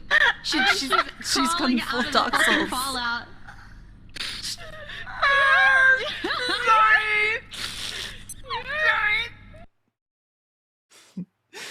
She then just goes, fuck, I'm funny. This is an animating fact. I've never heard Cleo laugh this hard. This is the hardest I'd ever heard her laugh. So this is like confronting. Yeah, the Alzheimer's has reached it. She's on the up and up. It's incredible. Just Jet's asking what's wrong, and then this Cleo goes full.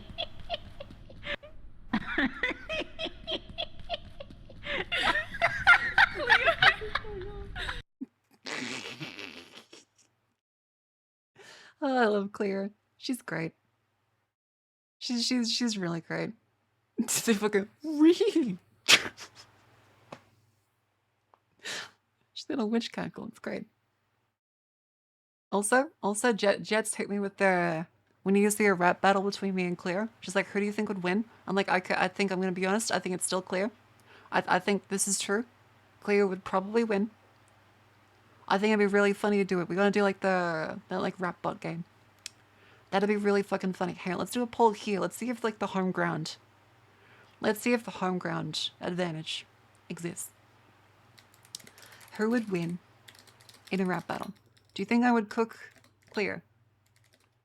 Would she be running with the tail in between her legs like a Drake? What do you think? Let's go. Pull up here. Both of you have very good chances. I believe in Marco. Sorry. Is home ground really an advantage? I don't know.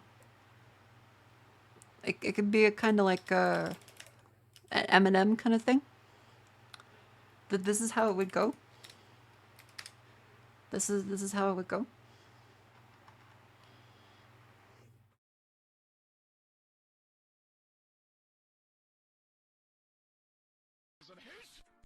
Eminem. IPS. My name is Eminem and I like to rap. That's kind of how this will go between me and Cleo. Okay, I want to say that 79% of people here right now think Cleo would win. The jetpack. The jetpack believed in me more than all of you. That's rough. That's rough. We're currently sitting at 78% Cleo in my own chat. God damn. We know you better.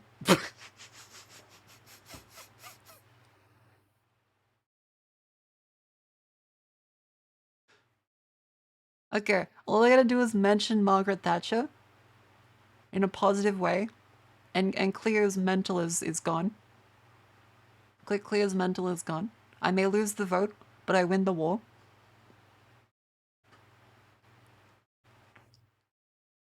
Just that I believe you can never dominate anyone in anything. When push comes to shove, I will do it when asked. 100 your bars go hard on mute. Oh yeah? Oh yeah? That bitch's booty so fucking big. Call that ass a bread proofer, cause her ass is retarded.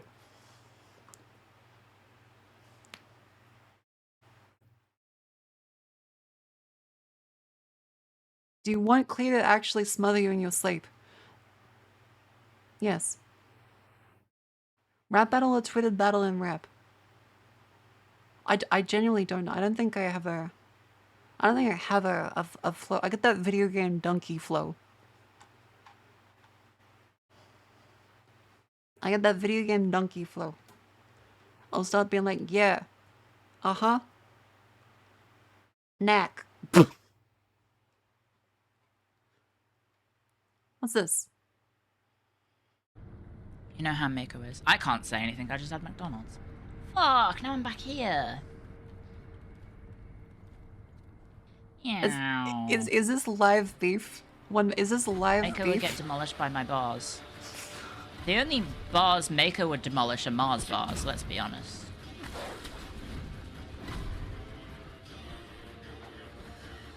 Meow. You know how Mako... I'm not fat. Mean, goddamn. Meanwhile, Clear only demolishes bars by eating all the men.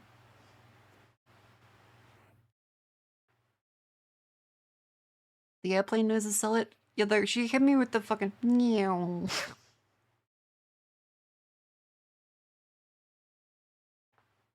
Yeah, like I eat Mars bar. I eat the butt. Goddamn. This is bigger drum than Kendrick and Drake. I gotta like prepare for this. There's gotta be like a preparation. It takes fat to sustain. Yeah, I got cushioning. What's this? And she burped. Oh my god, I'm so sorry. I'm sorry if you just heard that. I'm so sorry. Oh. Thank you for the inclusion. That's part of the beef now. Thank you. This clip is from 2 hours ago. Yeah, whose side is Pusha T on? Whose side is Pusha T on?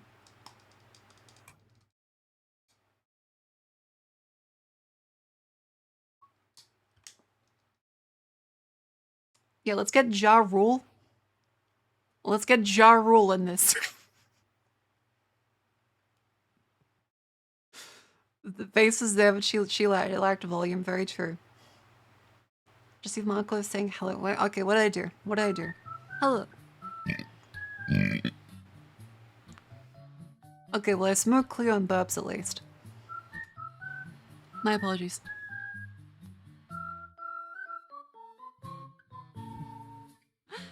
Ugh. Yeah, let's get Little John in here. I want T-Pain to go like fucking sicko mode on the mic. And be like 6 consoles, bunch of fucking wires. Where does Ludacris stand? I want Ice Cube. And Vanilla Ice. I want him to make a drink. Do you have ending in Sekiro? Nah. I beat Sekiro. It was fun. It was a good time. It was a good time. I mean, this is up to Taco Bell. This is understandable. A Nadwa. What is a Nadwa? What is that? Vanilla Ice. Yeah, let's get Vanilla Ice in here. Also, hiya Jets, welcome into stream. Sorry I missed it before. Hello, welcome in. How you doing? Having a day? Yeah, give me a cameo.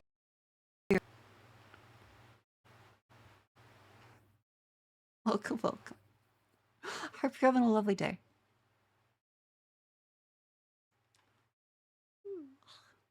Yeah, just as the hype man. Guy that knows all the secrets. Gotcha, gotcha.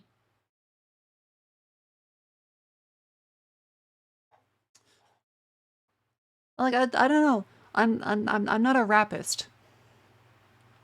I'm not a rapist, so I'm not sure if I'll be able to make like bars.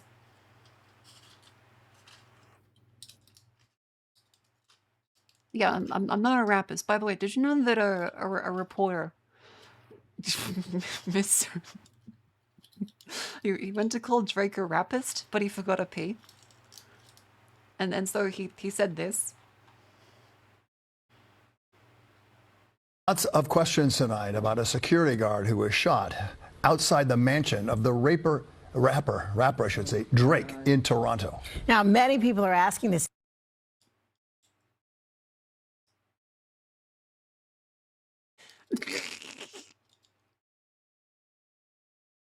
God damn. That's a Freudian slip. He's catching strays. God damn. Okay. Yeesh. Yeah, Sigmund Freud sends his regards. Same for person who races. Yeah, like you can't just be like, yeah, man, I'm a racist. I love Formula One. That doesn't work. It's you can't just be like, yeah, man. I think we should get rid of the race. Let's get rid of them. The Ford one's better. No, cause then people are gonna look at you like, man, this guy is fucking weird. You can't be doing that.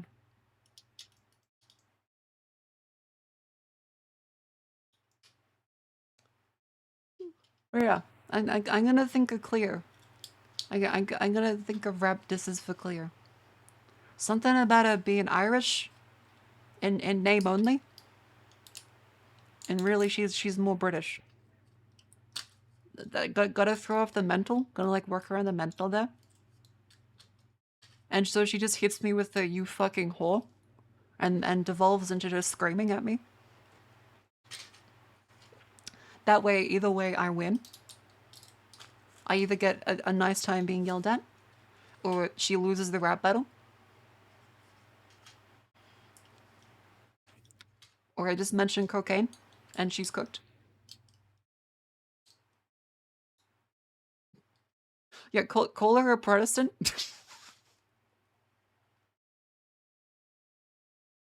Just call Cleo a Protestant. Tell her she's the Margaret Thatcher of VTubers. The way she's actually just British.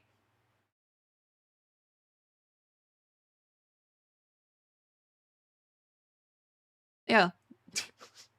Yeah, what's Cleo gonna do? She can't hurt me. I don't have a car.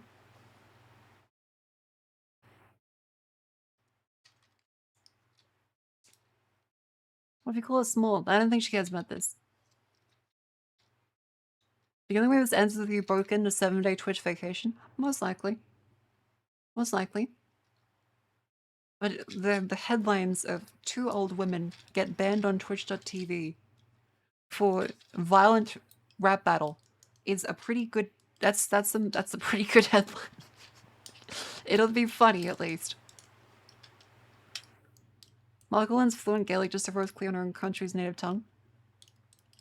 I gotta incorporate something about how my dad would speak Gaelic to the dog, and I gotta say that to Cleo. I gotta remember what he said.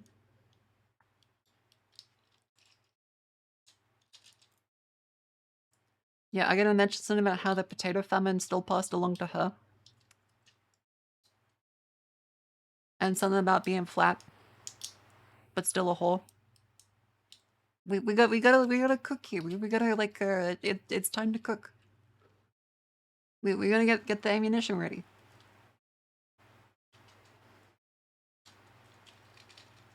I assume this beef will be on YouTube?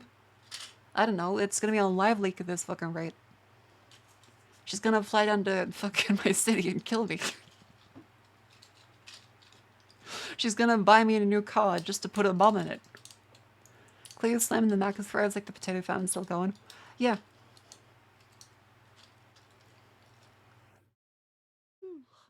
It's like inventing humanity's oldest profession. But being a whore. Difficult. Gotta write a manual on that first. Whores can't be flat. Look, it's for a necrophiliac.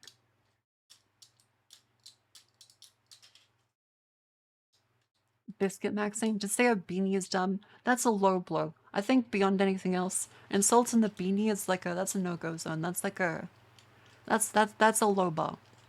That's low hanging fruit. That's mean. The beanie's good. The beanie did nothing wrong. Yeah, no Lottie. None of that. No touching the dog. None of that. That's off limits.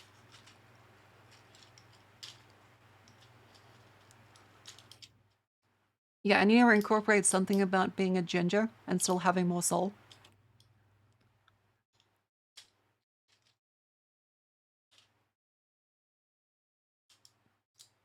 That one's pretty good, actually. I'm gonna put that in.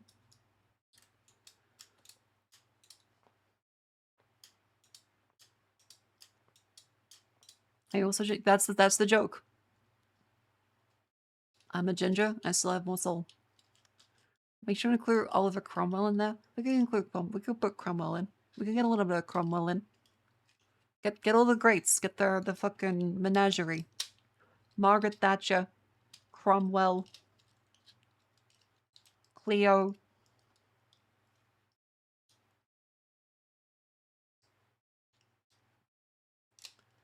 I'll make ginger beer out of you too.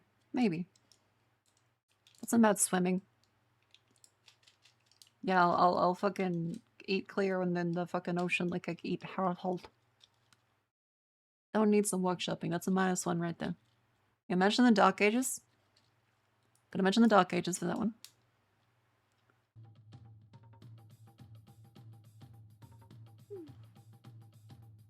Alright. I'll think about. I don't want to give the whole game away. So Cleo like looks at this, she studies this, and she's like, I'm gonna specifically make hard counters to all of your points in advance. Like she's studying for a test like a fucking nerd.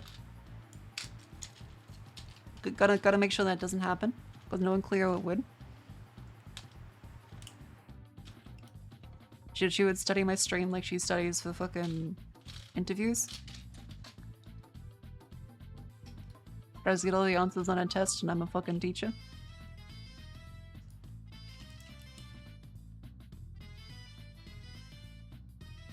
Get Hania sing your funeral. We could. We could. She has a lovely voice and I love it dearly. So that'd be good actually.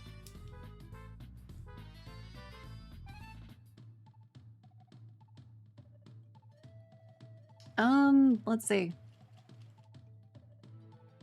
Hang on.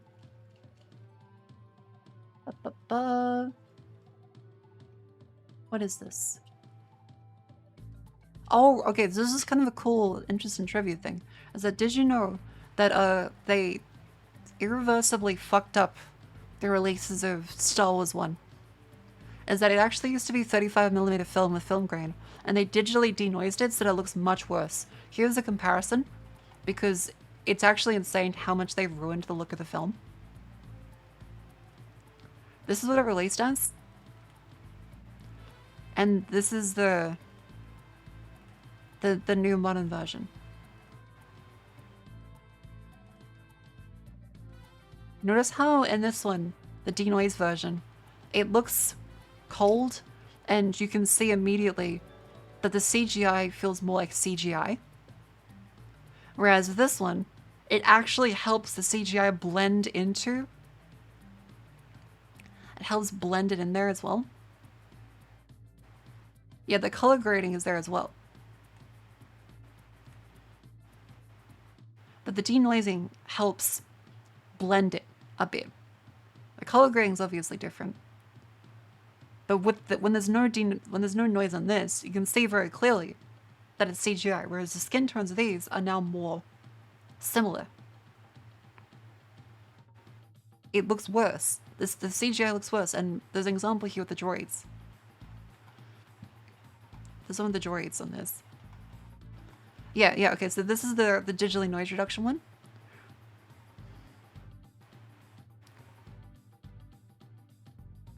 This looks like more CGI. Whereas this looks like it exists a little bit more. Yeah, it acts kind of like dithering. The film grain acted like dithering. Yeah, so this is part of the Lucas remasters that made them all look worse. Yeah, it's more like a video game screenshot. I think Phantom Menace got too much shit. I think it did. I think it's not fantastic, but I think it's honestly pretty good. And the fact that they got rid of the film grain on this to do this instead is immensely disappointing, because this looks way more unrealistic.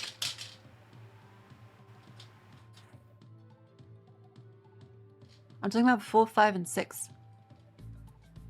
Hot take. I don't really care too much for Star Wars. I don't care.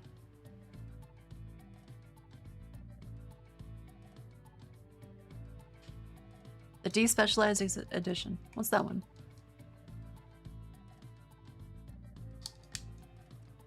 What's your favorite Star Trek series and character? Picard. My collection of Star Trek knowledge is extremely limited. It's whatever I would see on TV. I'd open up. I watch the channel. I have no context for it. I'm like, you know what? Picard's kind of the cool dude. And that's it. I watch the episodes 20 years out of order. And I like it. That is essentially my entire existence when it comes to Star Trek. I watch the episodes that came on TV at the time. I have no idea what they are. I have no context for any of the characters. I just watch them. Well, that's Stargate. I think SG-1 is fantastic. I think Stargate's fantastic. It's a bit silly.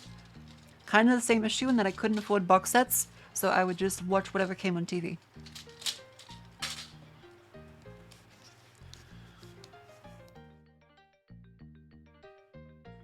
The special edition became defect with the original never getting digitized. That's sad. I think he did fuck up the re-releases. Like, this does just look worse than this. The noise adds soul. I think the soul is important. I think Atlantis is better. I do remember liking Atlantis. I do. I never got into Battlestar Galactica, gotta say. I thought it was extremely bland and never liked it. Whereas like Stargate seemed like it had a lot of personality. Yeah. Episode The Body Snatcher Woman, isn't that the Gould? Gould? How the fuck do you pronounce it?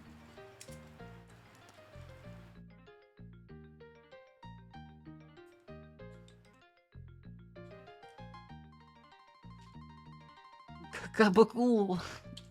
It's the Gabagool. No, the Next Generation. Oh, I remember that. I remember the big hullabaloo around Picard getting like borged. Thoughts on Doctor Who? Average. I think it's exceedingly average. I think it's like a solid like 3 out of 5. Except for some of the David Tennant scenes. Some of those episodes are good. The rest, kind of gooberish.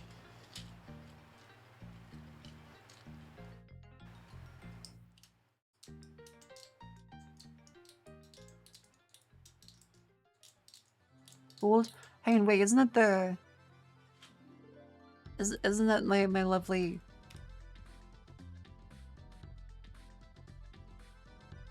Oh, no, yeah. That is the little snake guys, yeah. That is. That's the ones I was thinking about, yeah. Deep Space Nine, Girl Kissed a Girl.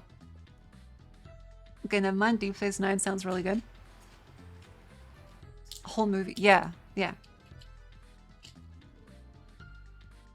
Yeah, it's the P90 scene. The weapon of terror versus the weapon of war. That's a great scene. It still is. Star Trek Voyager. I don't care if people hate Janeway. I think she's just fine. I think that I don't know any of the characters' names outside of Data, Picard, Kirk. That's it. I've forgotten everyone else. Spock. Yep, Leonard Nimoy. Worf. I can't tell if you're fucking with me. I don't remember anyone called Worf. Star Trek. Again, I watched whatever came on the TV, and that was it. Riker. That sounds kind of correct. I feel like Riker is real. The Worf effect. Oh, he's the ballsack guy. Yeah.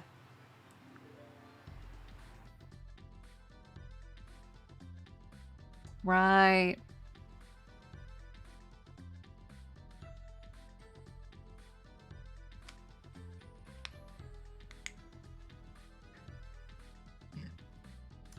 Pardon me. Wolf has become a trope. For what? Testicular torsion? What do you mean? It wasn't barrels. Oh, I remember the barrel scene where it falls down on him like in slow motion. Hang on. I remember that being very funny.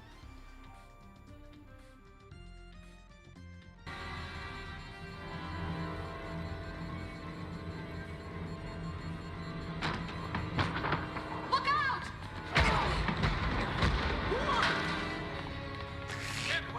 I will not live as an object of pity or shame. My life as a Klingon is over. And now because that's right, they have like the Klingon warrior rules of like it's better to die in combat, like a Valhalla, and so he's like, I'm gonna kill myself. I got bodied by an empty fucking piece of plastic.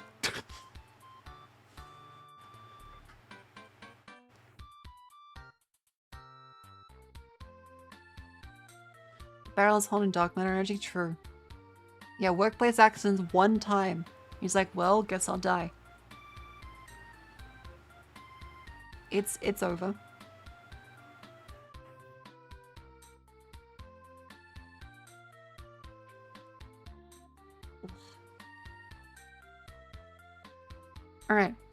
I'm trying to think. What should we play? What should we play? I'm trying to think. Like we could do some like Voices of the Void. I feel like something comfy. I feel like something comfy.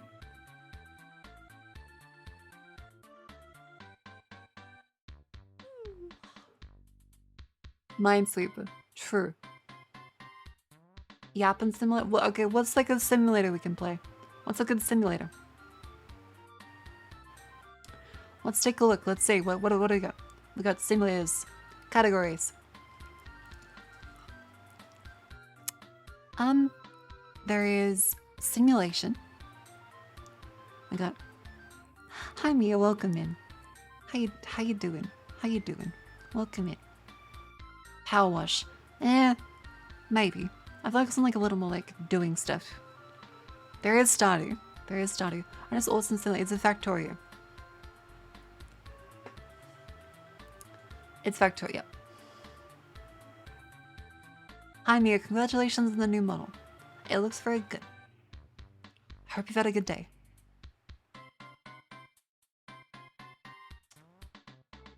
Chat wants me to do a rap battle with Cleo. 80% of my own chat thinks Cleo would win. That's more than other people's chats that voted on it. I kind of just said, well, Cleo can't get me because I didn't have a car for her to bomb.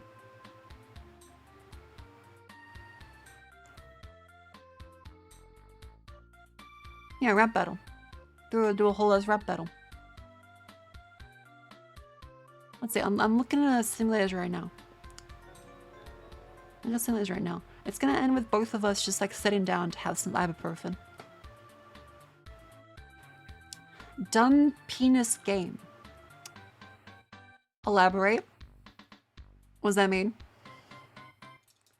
Yeah, I'm gonna come into this rap battle like, damn, I have like a whole ass child I didn't know about. Which is gonna be very difficult.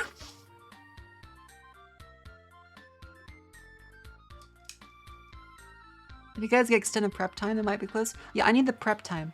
I gotta like have a nap before the battle. The game Dumb Penis Game. Is it legitimately called Dumb Penis Game? Because if so, it's banned on Twitch. Like completely. You can't play it. Because it's just penis sex. You can't just have sex on stream. It's not allowed. We could do a supermarket sim. Like if you really want to like die, we could be a wagey. We could be a wagey. 1984. Why not? Well, them's the rules. Them's the rules. Yeah, like the supermarket simulator. You can run your own supermarket and set shit. Do you want me to try supermarket simulator? AFK games. That's not engaging though. I don't feel like engaged. It was just like, yeah, let's not play the game. That seems kind of silly. What about the one girl who got banned for 2 years and came back and did it again? Like sex? Well, don't have sex on stream? Wait, she got banned. What do you want me to say? The maker of Dumb Penis Game. What the fuck is Dumb Penis Game?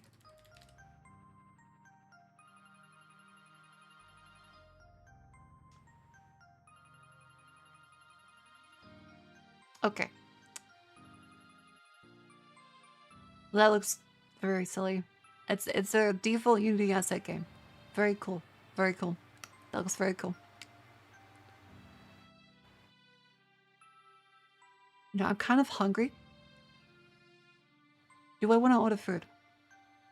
It's 9 p.m. Now it's like the make or break decision. It's I've had a work week. Do I want to like have a treat? Is it treat time or is it not treat time? I did get an Uber Eats gift card the other day. Is Unity good or bad?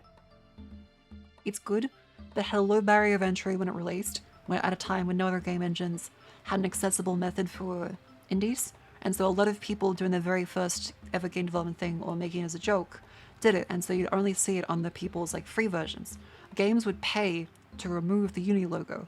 Free games had to have the Unity logo, so it led to a distorted perception of Unity being a bad game engine, because the good games on Unity wouldn't advertise it.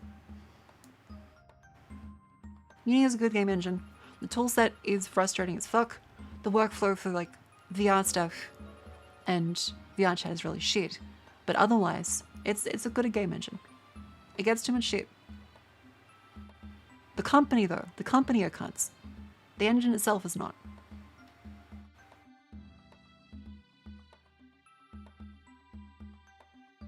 Why is there a cyber demon tag? That's because someone called me a cyber demon. They said we need VTubers to stop talking to Northern Lion. I want these cyber demons off my feed. And I thought that was really fucking funny because they quote retweeted me. I was like, you know what? It doesn't matter if they're insulting me. That's really fucking funny. So I'll take it. I'm now a cyber demon. Yeah, I'm gonna start like fucking launching rockets and being 8 feet tall.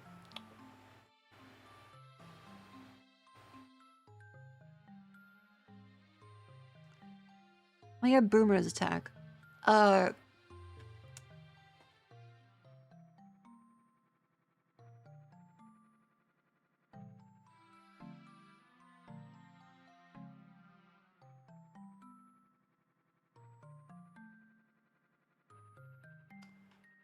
Give me a second.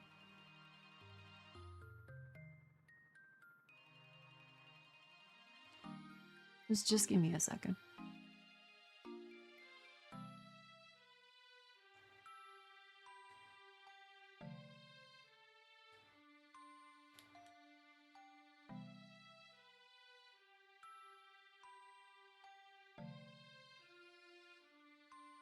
Yeah. Alright, let's look for some food. Let's look for some food. Where's the cougar tag? I'm not a cougar. I prefer people my age or older. That's not a cougar. There's been times where someone was younger than me, but not like a that younger difference.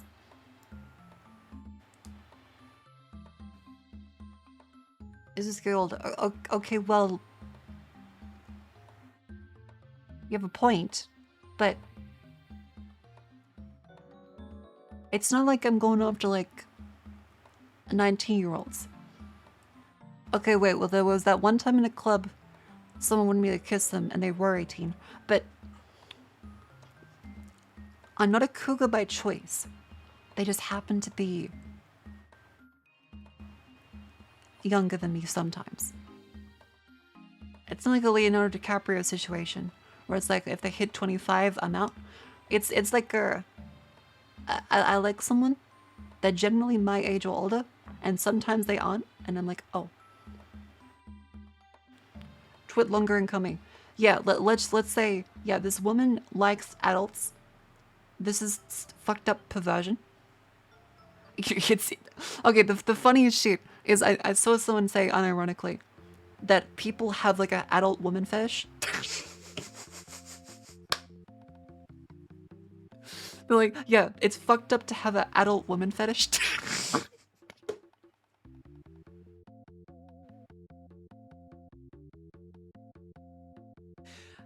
Yeah,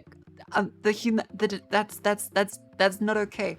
The age, that's not okay. You can't have an adult woman fetish. That's insane. Hey, where's the original of it? Adult woman fetish. It's really fucking funny.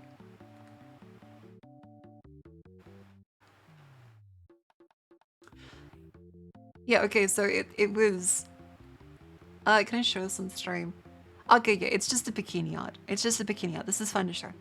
So, this is the source of the meme. It's from Evangelion.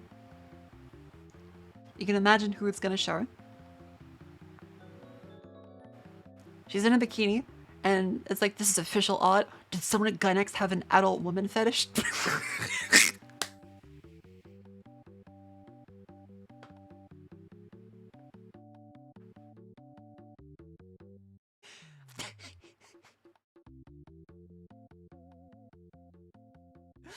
This is the funniest shit. So yeah, this got a 26,000. Yeah, so this is really fucking funny. Yeah, good old Miss Otter. Good old Miss Otter. So that's why it's really funny. Yeah, I like financially responsible women. That's my kink. I want my kink is women with a lot of money and a crippling need for affection. That's my kink. It's kind of fucked up. It's kind of messed up. It's not something many people would want.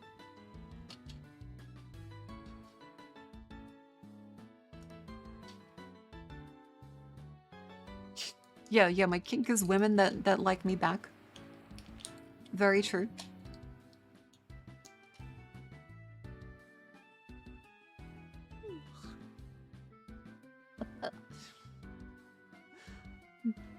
Man. Alright. I gotta have some water. And let's have a quick stretch.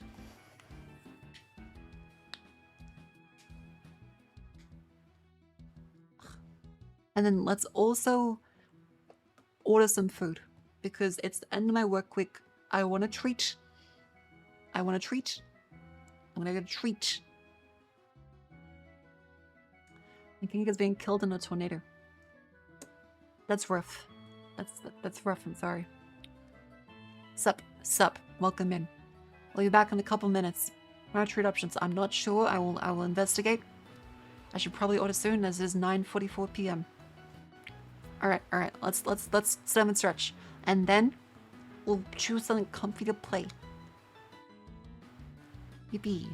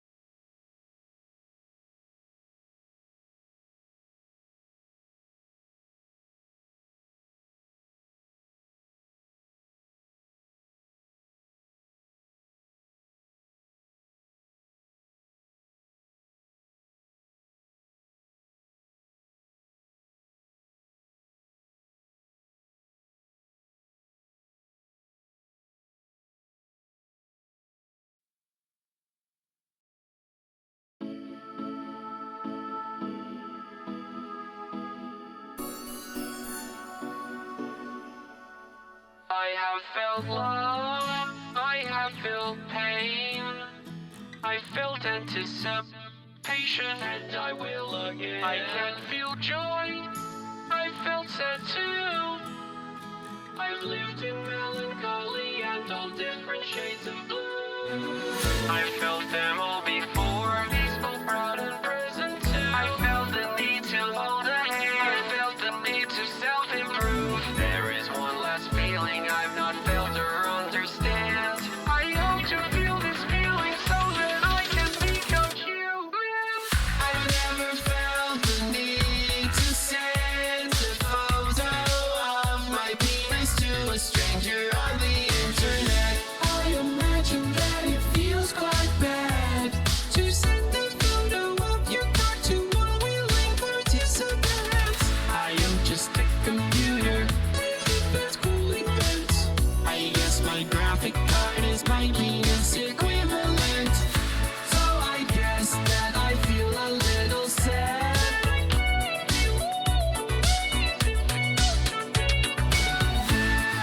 Perhaps it is best that I cannot feel this feeling.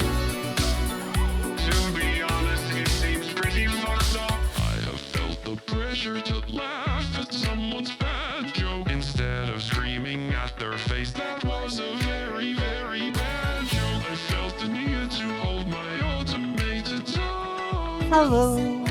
Welcome back to stream. Hello. Welcome. How you doing? How you doing? Alrighty. So let's see.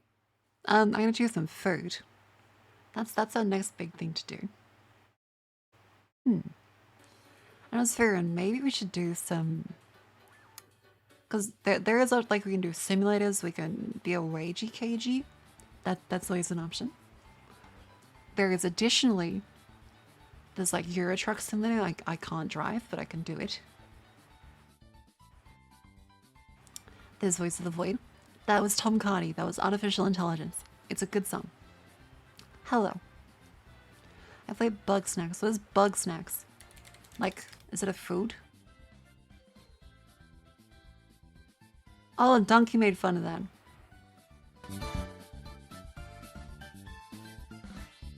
Yeah, Voice of the Void is good. Like, we're up to like the secret finding stuff. We can always like stop fresh. We just replay it and see what happens. Because honestly, Voice of the Void is like it's really like chill, just like discovering things. Down Under Dan. All right, let's take a look. Down Under Dan. Let's see. Is this a fucking FMV game?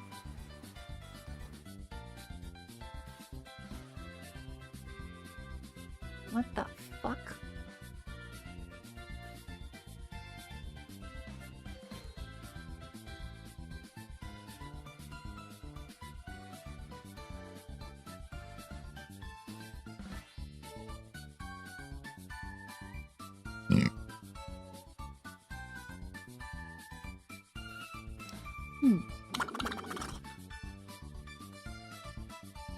A Very 100. odd.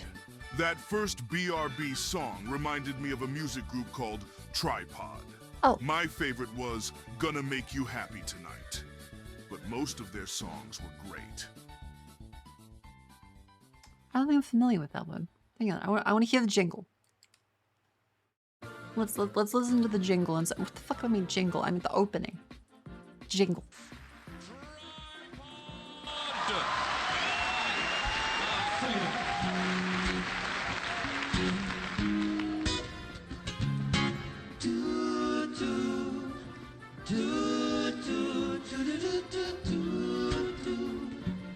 I feel like I've seen this before, but I don't remember it.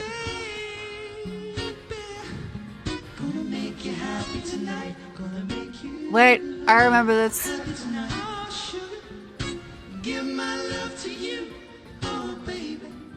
This might get DMCA'd though.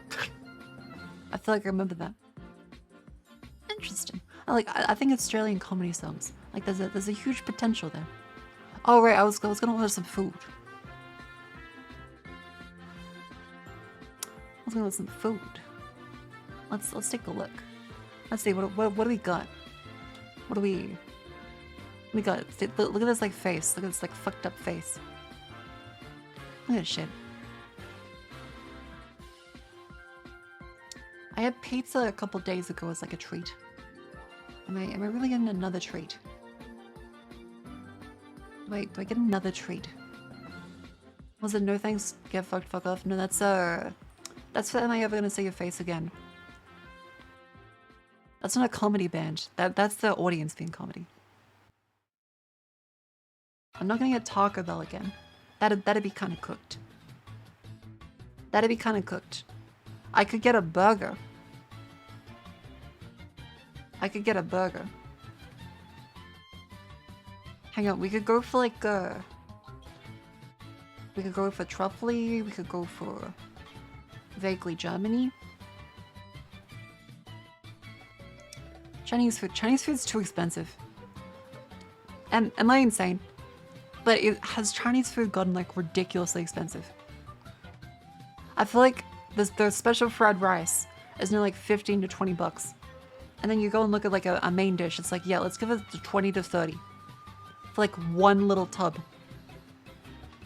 On all the delivery apps, it's like that. If you go in store and pay with cash, you know that you'll get in a good deal.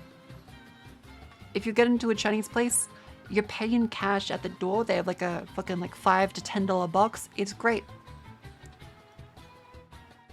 Making fried rice is so cheap, it's laughable. Yeah, but like the way an actual Chinese restaurant will do it is still better. Unless you are Chinese, in which case you will probably do it as good. Let's be real, grandma isn't cooking the fucking rice, fried rice wok style.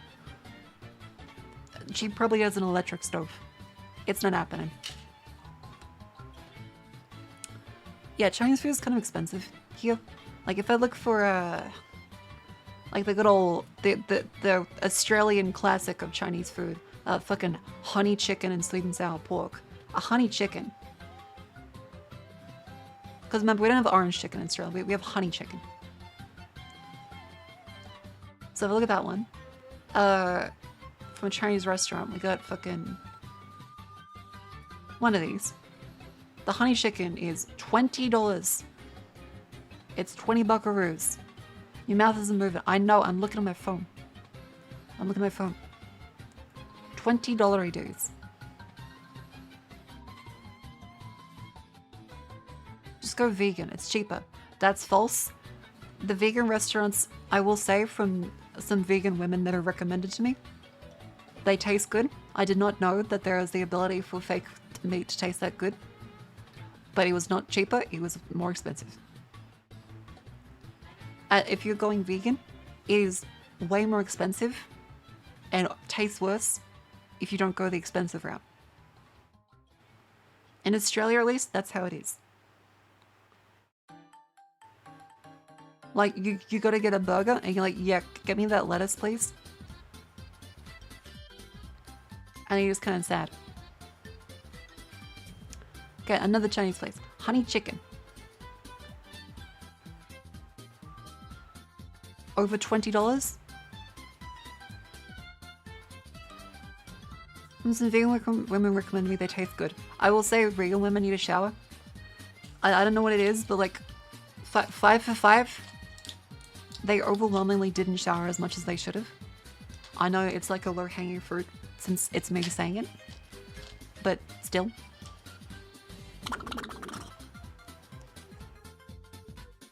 "100 gentlemen, this is Democracy Manifest.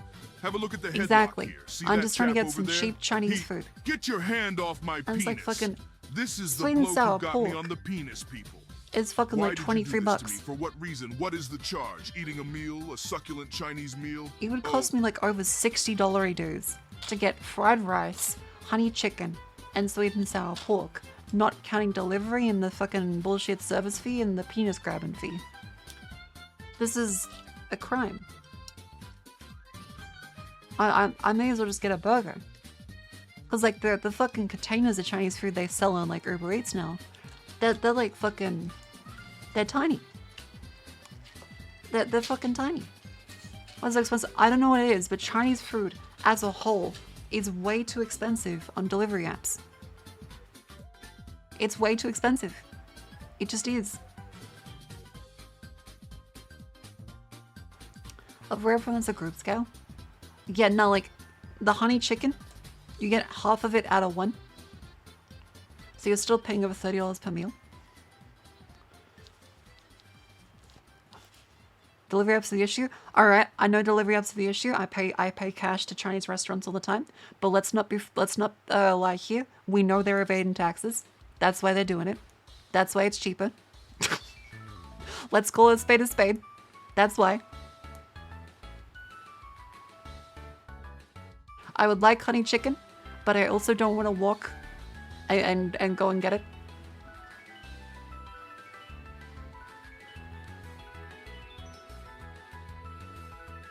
And I will say, anytime you try and pay with a card, a Chinese restaurant is not happy. They will pass on as many fees to you as possible, even if it's technically illegal in Australia. You are not meant to have a card transaction fee. It's been bullshit how every fucking restaurant has been like, yeah, there's the fee, and also my feelings fee, and also the fee. Because if you give them a card, they have to put that on their taxes. I will say, fucking absolutely sick. Absolutely sick honey chicken and sweet and sour pork. But the tax evasion, also pretty cool. That for legal reasons, that's a joke. Actually, if Visa or MasterCard change the rules, they can pass through fees now. Yeah, I don't care about what Visa or MasterCard want. If a corporation can change the rules, that doesn't matter. They could change the rules to say you need to be hooked up to like a fucking cattle machine as you're like sold for body parts. The law says otherwise. It doesn't matter if like, yeah, the company says we can do this. The company doesn't own we're not in like Cyberpunk. There's not like fucking Arasaka. They're not gonna get Adam Smasher to come in and flatten you because you didn't pay like their 5% credit card fee. Like, we're getting there. Give it a couple years and you'll be like a cut of fuckable meat. But like, fucking right now, you just want to cut of actual meat. You want that sweet and sour pork. Like, give it a little bit.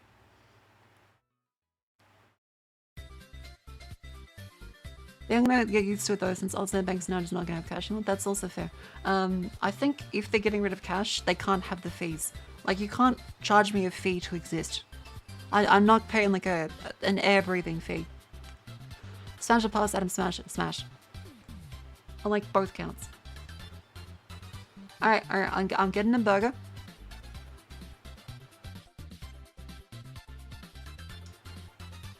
I also would like, hopefully at some point, Uber to crash and burn. Simply because they keep asking me to tip and I live in Australia and we don't do that. I would like them to... But, oh wait, no, never mind. They just give me 1 month free of Apple One. I don't even know what that is, but never mind. They can stay up just for that month. Uber lives another month. Add it to the clock. They've given me free things.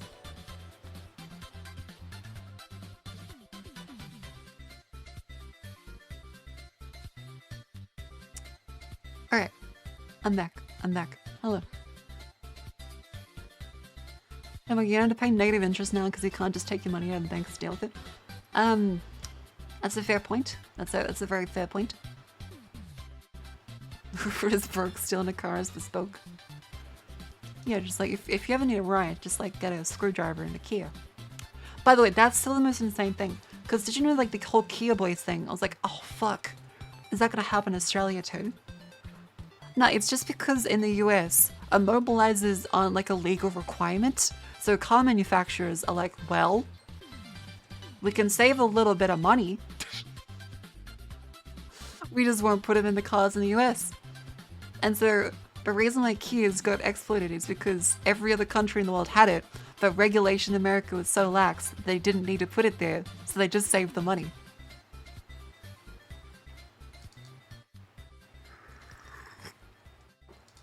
I mean, that's why only the fucking US has the Cybertruck.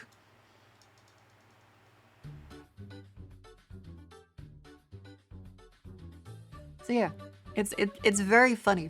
The food is coming. The food is it's gotta get delivered.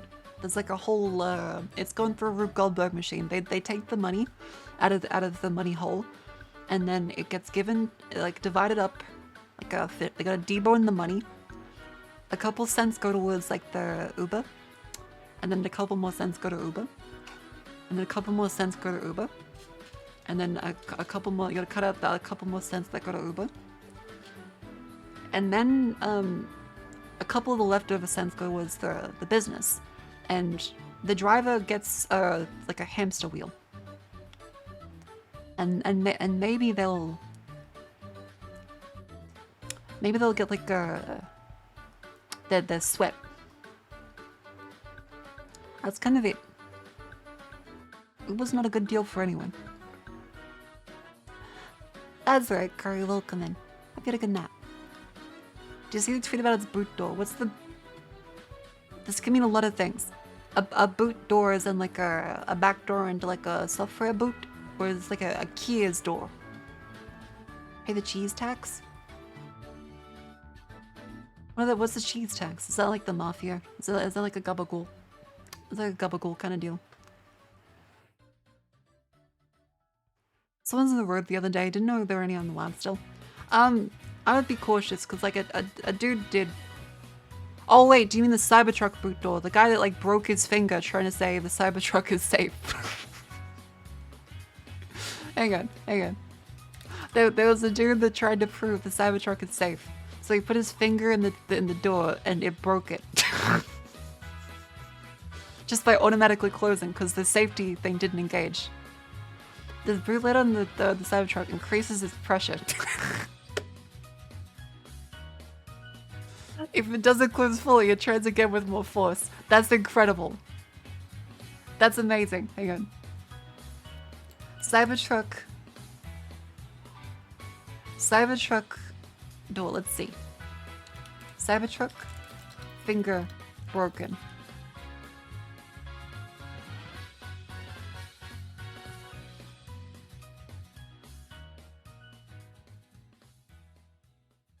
And how much money did I make? How much money did I make closing my finger in the Tesla Cybertruck front? $2.7 thousand from one day. Damn, that's like a quarter of his medical bills in the US. That's like a quarter of his that can pay for the plaster cost. Now the next day I was expecting it to do better because it was still popping off. I made a third video, like a follow-up, that got 1 million views. I was like, okay, I could make another $3,000, maybe $4,000 in a single day. But sadly, only 1.2 thousand. So far between the 2 days, that's $3.9 thousand to close my finger in the Cybertruck front. How much money? Okay, wait, was this guy actually broke it? Or was Everybody's this guy been waiting for it? this. The finger. Without further ado, we'll return after these messages. Tesla. It has an algorithm that increases pressure over time. Man, who was the guy that actually broke his finger? Is there footage of this, or did he scream before? Is it a different dude? Cybertruck, man breaks finger. This is why you shouldn't stick your hands in anything. Hang on, Cybertruck front breaks so huge. Okay, wait, no, this is like 2 days ago. Hang on, this is more recent. This is 6 days ago. They released an update. Hang on. Okay, no, it's a different guy. It's a different guy. Ready? In my last video, everybody... Dude.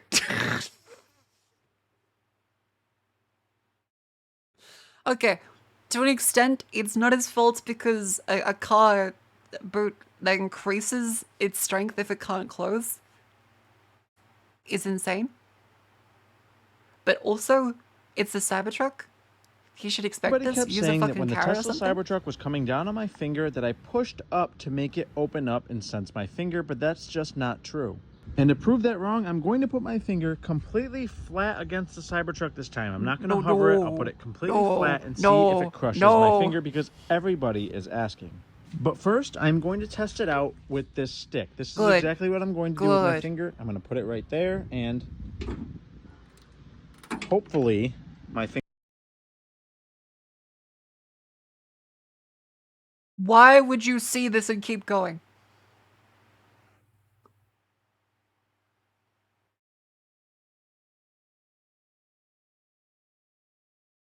Why would you see this and like, yep, this is safe? finger doesn't break like that, but let's find out. All right, so let's give this another shot. We're closing the Cybertruck. I'm going to put my finger flat right here and see what happens. Ready? Ready? Ready? Ah! Ow, ow, ow, ow, ow, ow, ow, ow, ow, ow, ow, ow, ow, okay. Oh my God. Ow. Okay, I can't even move my finger right now.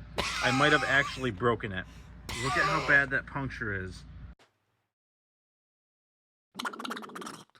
100, that's a dumb motherfucker right there.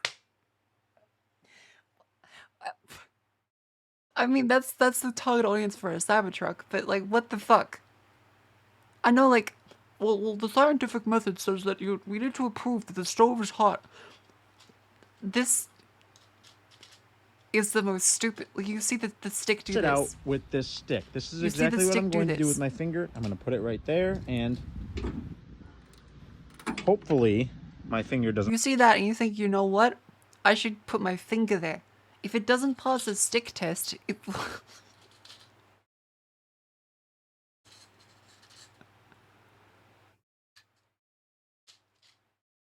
If this does start a safety feature, they film and break the finger, do you think it's so? I think Tesla has said that it does not stop if your fingers are there, and it actually increases and goes faster.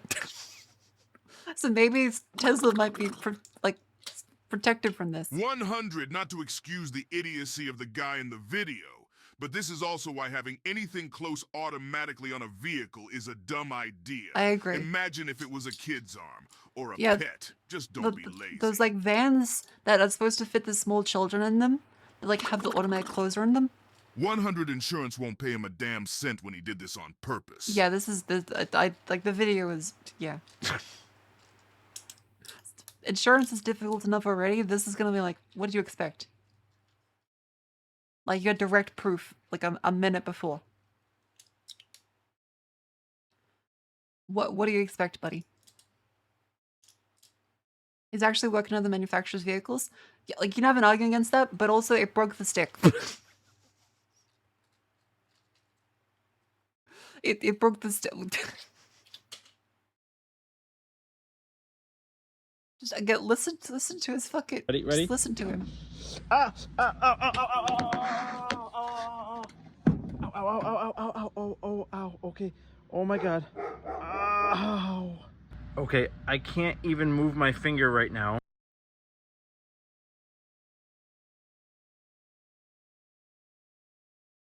Like, what'd you expect? Little guy, what would you expect to happen from this? What's like the good outcome here? It breaks the stick, but it magically doesn't like break you.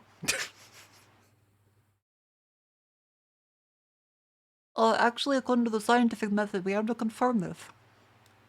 No. Yeah, blind faith. I guess he must be fucking blind because he literally saw it happen and was like, well,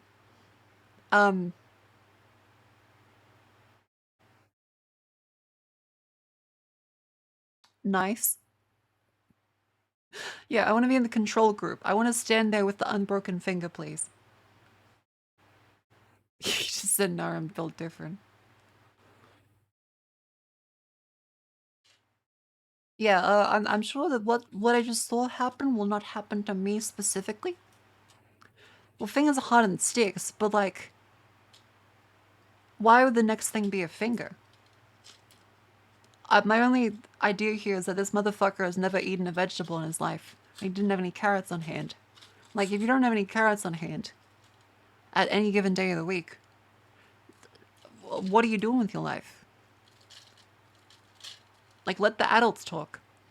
Don't go financing for this. Who gave this baby a loan? Who gave this child a loan? He doesn't have any carrots? No vegetables, like, put in this? who has carrots on hand. See, all the people that say, who would possibly have a carrot on hand. This is like this is exposing all the people that are carrotless right now. Looking at you, buddy. I didn't expect the finger crushing trunk to crush my finger. Spent all his carrot money on the Cybertruck. That might be true, actually. Maybe all his carrots are inside the Cybertruck. He was trying to open the boot to get to him. I know carrots in hand because I ate them shades. See, that's an adult. His eyes are insane. They let you see in the dark. Carrot's weaker than stick, though. Like a big enough carrot, I wouldn't say so. 100 advice for survival. Never use a human test subject to test things like this, especially yourself. Yeah, I think that's a reasonable assumption. I think that's a very reasonable assumption. Yeah, what happens when he tries to put another I slammed my penis in the car door. We're just gonna have this fella on front page. It's like I made $2,000 in YouTube ad revenue for decapitating my penis. The head's like gone. I slammed my penis in the car door. You slammed your penis in the car door.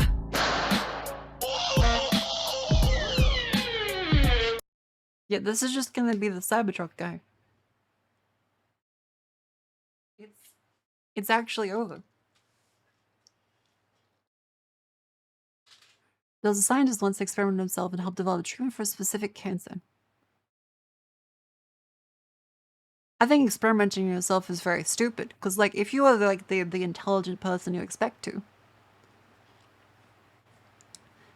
if you're like the intelligent person that's going to try and cure cancer, why would you risk the intelligent person behind all of it dying because of a simple unknown variable?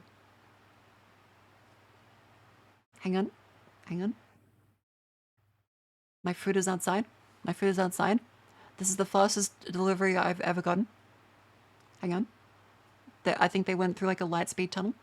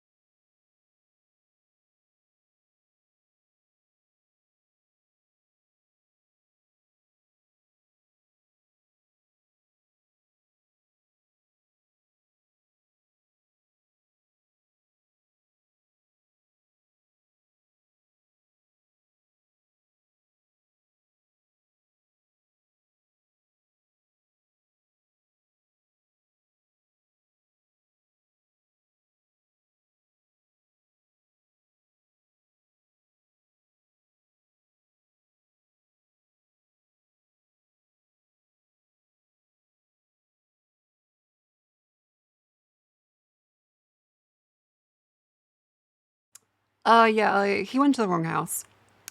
I had to call him. Turns out the reason why it's so quick is because he's at the wrong place.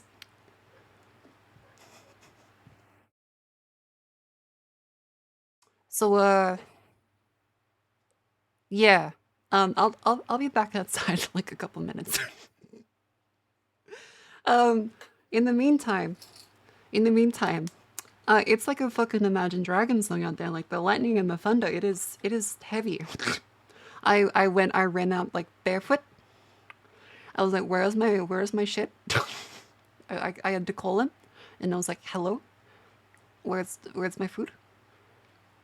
He read out an address, and I'm like, that's a couple suburbs away.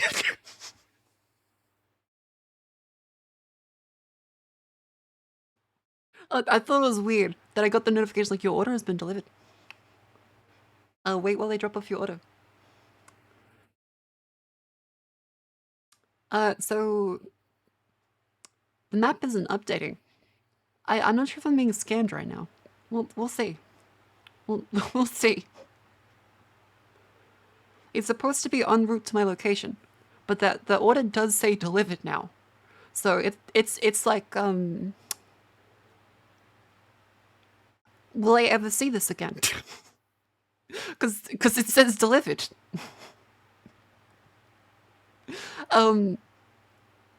I guess we'll find out. Maybe he'll call me back. We'll see. Yeah, if it's been marked as complete, it probably will not check. Well, look, I think maybe let's give him the benefit of the doubt. Let's have faith in humanity. Let's not kill him yet. I think that maybe he just got confused. It's rainy. It's dark. It's stressful.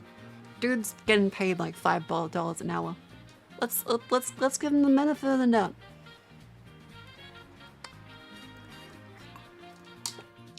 It's dark. Yeah, it's dark and rainy. So like, Imagine Dragons kind of vibe right now. Also, my feet are very wet. I ran out there barefoot. I'm worried I have like a leech somewhere. Cause like the weather is not good.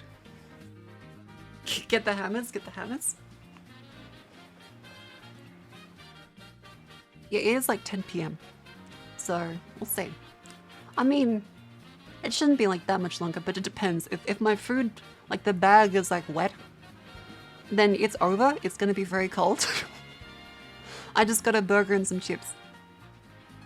So we'll see. We'll see how it goes.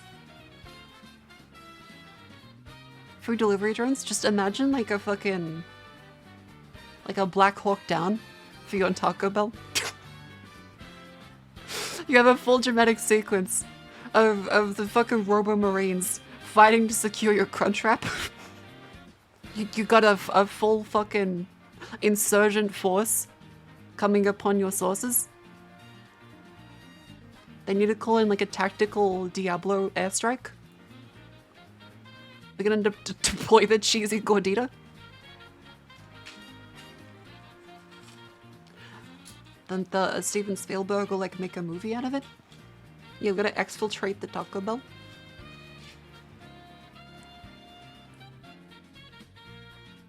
Yeah, so I'm currently dripping. I had to wash off my feet. I have no food. The app says delivered. The dude said he would come. So he's kind of like on a bound now. I will kill his family if he doesn't come. Like he's forfeited their right to live. I will get my burger.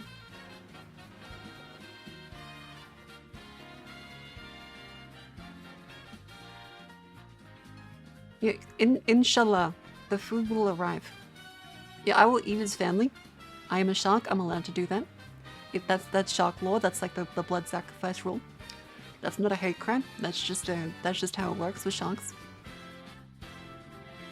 If I can do it to Harold Holt, I'll do it to the Uber driver's family. I'll just fucking like one gulp. Calm down for a bit. I'm making a joke. I am not actually angry. I hope he gets to my house. I will be angry if he does not get to my house. Until then, I'm making jokes. Because I'm currently covered in water. I hope this poor fella finds his way to the house. Otherwise, I will be very upset. At least send a tip first. That we don't tip in Australia. Just fucking relax. I'm live streaming. I'm making jokes. I am here to entertain. I'm making jokes about Black Hawk Down Taco Bell. And you're like, whoa, whoa, calm down. The only tip is work hard and we get to know. Exactly. Exactly. Never tipped an Australian? No. We don't do that here. It's disrespectful and also is a way for greedy cunts that manage businesses to not pay their workers properly. Australians don't tip, and anyone that does tip is mentally ill or American. Yeah, tipping is for slaves. That's what you do for slaves.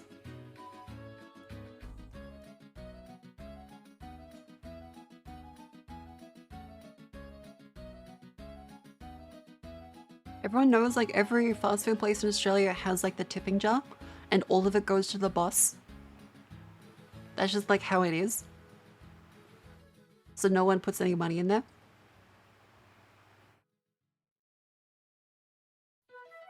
I tip because of literally ruin people's lives that don't tip here in the US.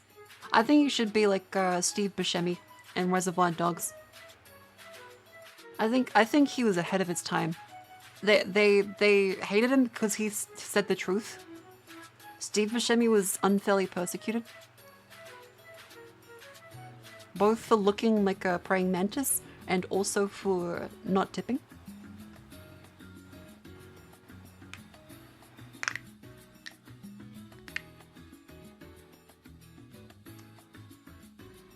So yeah, we'll see. Should we 100% request a reorder? He's either not coming or taking a sleep time. We'll see. We'll see. Hey, speak of the devil. Hang on.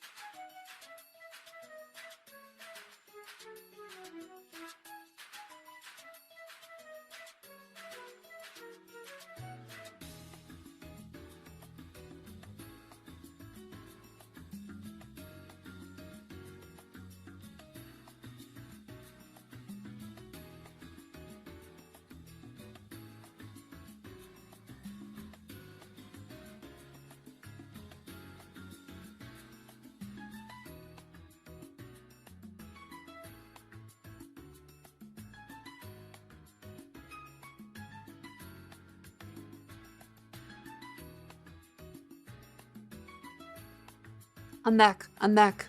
The food is secured. The food is secured. He went to the wrong house again. I think he's very new.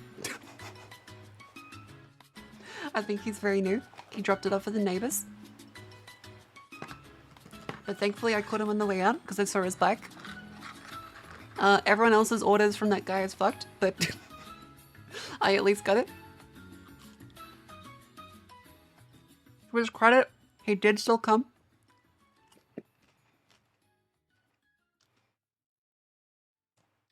Yeah, the Uber Eats delivery guy, he may be dyslexic. It's still warm. It's still warm. I guess his carry bag must have been very well insulated. You know, maybe because he's new. Maybe he has the actual proper good insulation bag. Because I swear all the other guys, they don't. They buy like a secondhand Facebook marketplace. It's just like it has Uber Eats like fucking drawn in chalk on the side. It's like a Fred Flintstone fucking device.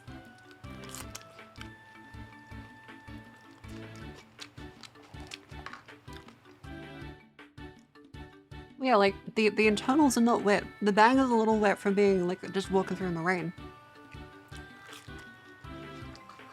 But still, all right. That's not like an average. That's not like an average delivery time. I was perplexed at how quick that was before. And it made sense because he was nowhere near my house. Yeah, shockingly, many of the Uber drivers deliver cold food because they're cheap cunts and don't actually have an insulation bag.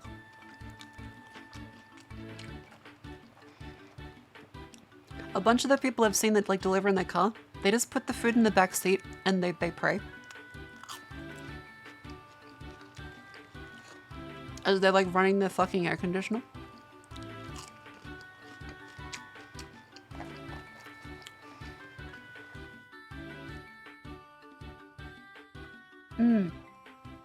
The chips are good.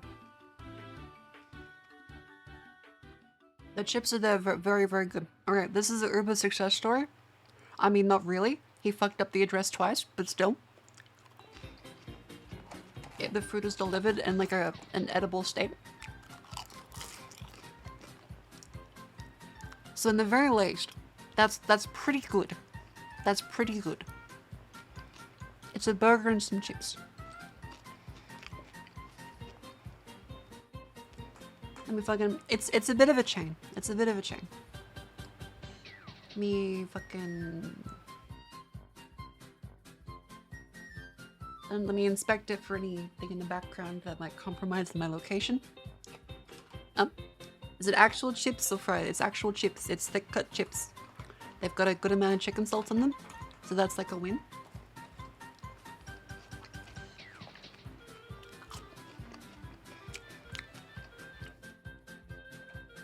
I will say the chicken salt is definitely a little like light in terms of being flavored like chicken. They must have like put more salt than the chicken powder. But still, pretty good.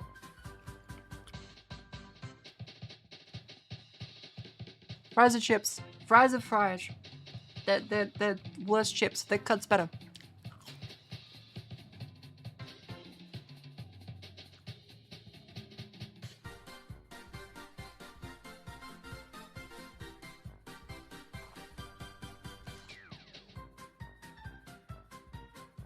Hang on. I'm posting. I'm posting the food. Hang on.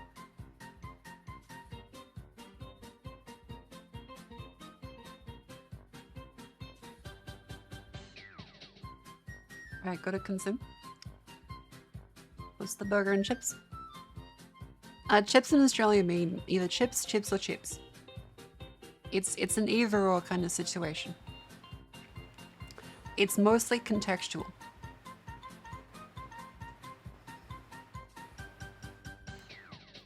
Alright, here are the chips, by the way, join the Discord. Join the Discord. The burger looks very good. Well, no, they're chips. They're hot chips. They are hot chips. There's not fries. In Australia, they are known as chips, and anyone else is wrong.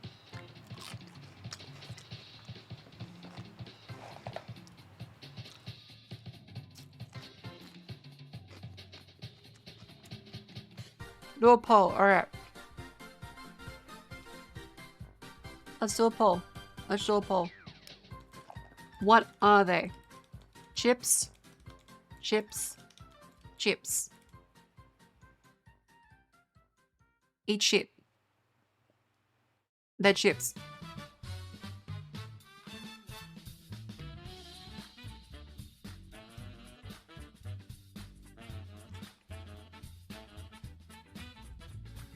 Rigged?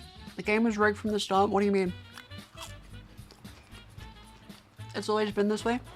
You're in an Australian stream? It's like a naval maritime law you now apply under Australian law. Forfeit your guns. You now don't get rights. You will be denied a succulent Chinese meal.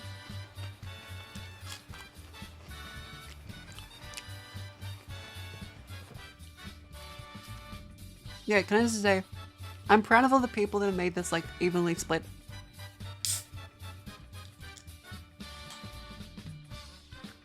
Very proud of you.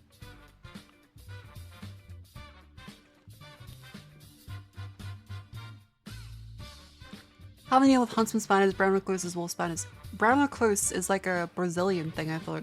Unlike brown recluse is like Brazilian. Huntsman spiders very regularly. They're everywhere. They're pretty chill. Daddy long legs, also very chill, like ridiculously. They're not scary. I have one up there right now. He's very lovely. Xenothorium, they went to the 5 gift subs. Thank you very much. Thank you. That poll was stupid. It didn't have an option for chips. Okay, I'll read you the poll with like chips, and chips.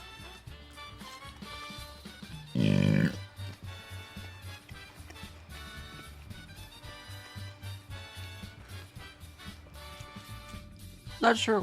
Redbacks are kind of cunts though. I've never actually seen a Sydney funnel web. I've never actually seen one. They're kind of rare.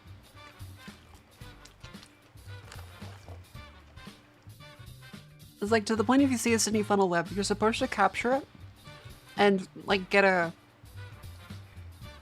scientist to get his venom.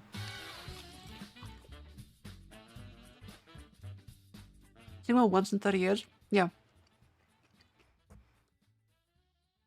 Because like funnel webs aren't big, like they're actually really small. But they're very dangerous. Like the venom is actually dangerous.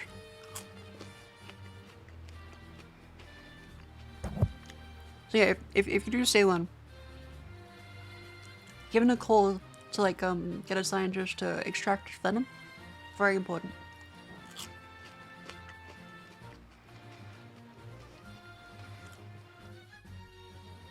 Yeah, the brown recluse have that necrotic venom, which is terrifying. That's way more scary than a lot of Australian ones.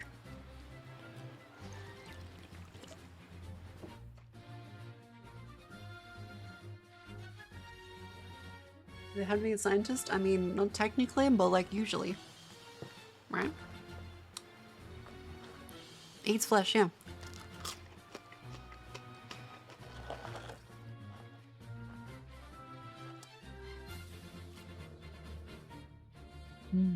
Chips, any Mars bars? No.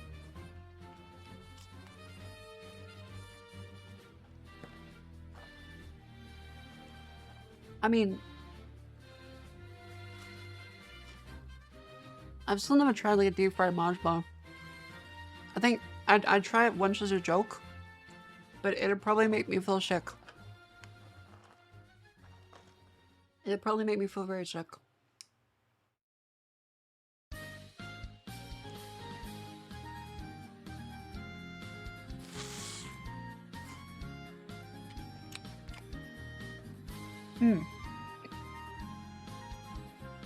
That's a good burger.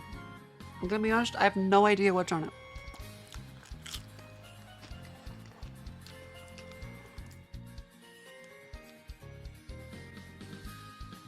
I have zero clue. It's a mystery.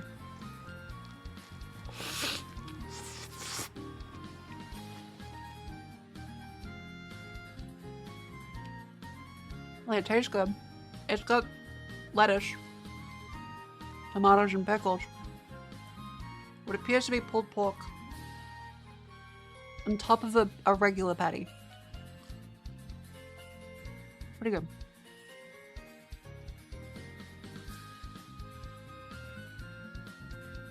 Long pork? No, this doesn't taste like people. This is regular pork.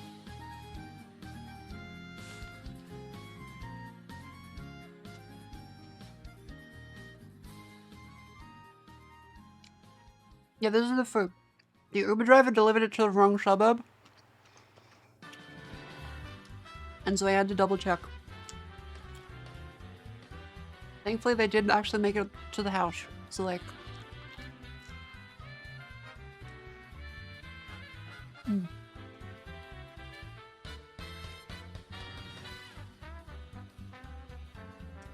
I breathe in a ship. It's over. I'm gonna die. Hang on.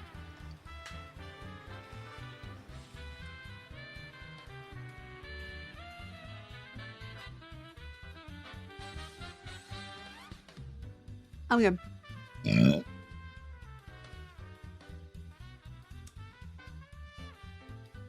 I will say that did help dislodge it.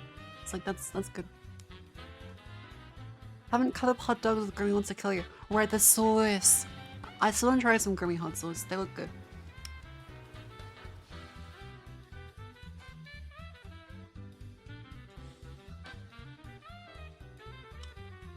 Yeah, like Kirby, it's thematic.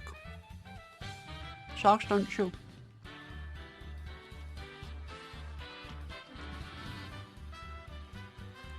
Female for hot sauce, not bad. I might go try them.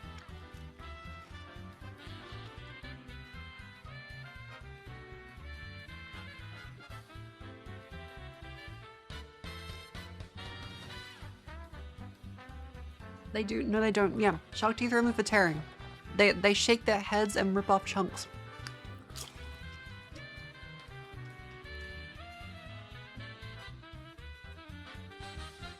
How they eat.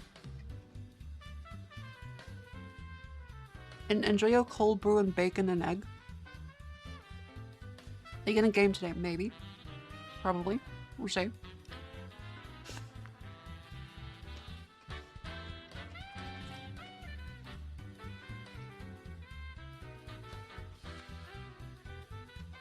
Like a shark, where's your wisdom? Don't forget to drink your Ovaltine.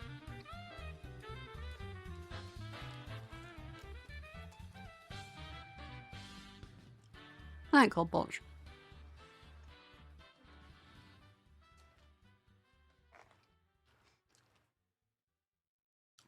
But yeah, we'll see.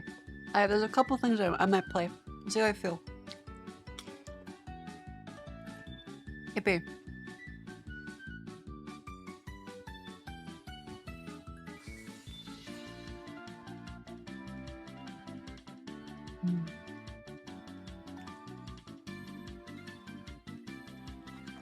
Ovaltine is still a thing. I mean, I thought Ovaltine. Is Ovaltine still not a thing? Have they gotten rid of Ovaltine? And am I deprived of my Ovaltine?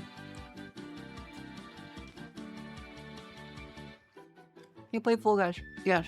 Very boring.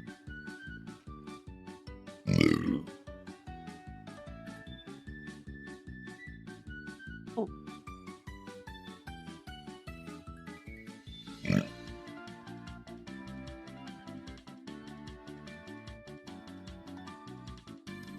Huh. Such a delicate flower. Thank you. I am. You'd swim to Heaven Fallout 2. Nice. I would like to play Fallout 2 eventually. I think maybe like next week.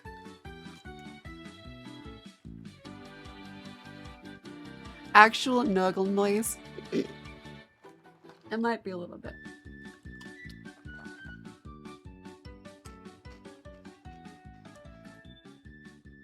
They still sell on Amazon. Oh, okay, good.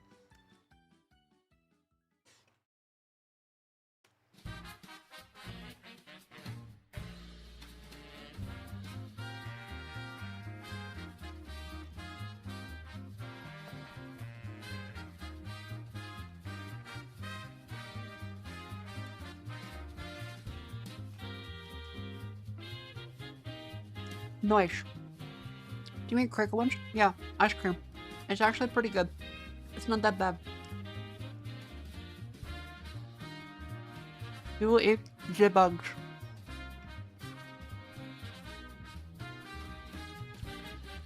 Alright, alright. That's enough. That's enough. Also, what the hell is this? Doki Bird is in Adelaide. Doki Bird's in Adelaide. Adelaide. The fuck? And am I gonna be traveling to like Adelaide just to say hi? The hell? That's not. I mean, well, that's good. God damn, they have Doki Bird. Let's see. I'm kind of like calmed down. It is pretty soon, so it's like we'll see. This clip is very funny, so I'm playing again.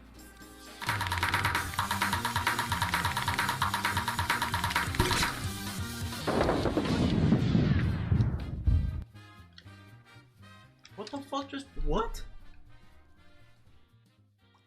That's very funny. What's my burger? There it is. Couldn't pay me to go to Adelaide. I just snorted. God damn it. Alright, I gotta put away the burger. Hold up. I put this in the fridge. There was enough for lunch. That was huge. There are so many chips.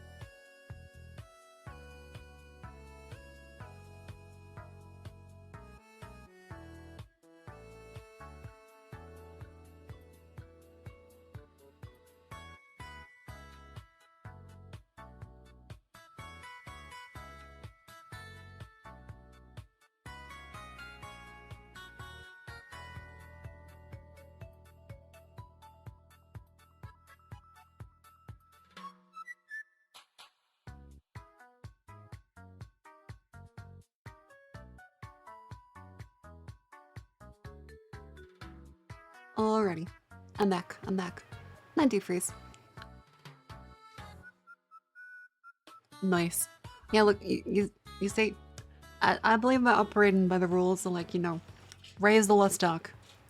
Set people's expectations low so that anyone that's like, you know what, they look at this person, like, they have to go through like a full, you must choose the correct goblet to pass go.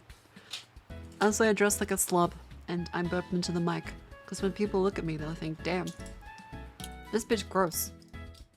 And so when I dress up nice, people are like, what the fuck? Huh? I walk around like a gremlin in real life.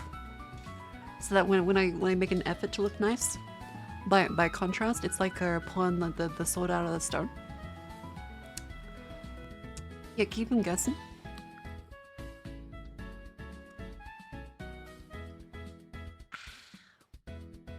Is there just an acting like a slob and being a slob? I am a slob. Yeah, I'm deploying the gap moe cope. Look, I will be consistently gross. Feel like, you know what? This woman, disgusting. I'm not into it. That way I get left alone. On the street, like I talked with Honey about this. She agrees. It's like, okay, would I rather be stared at and harassed, or would I want to be like the lepers? People like, I carry a bell and people know to run the other direction. They hear this noise and they're just like, oh.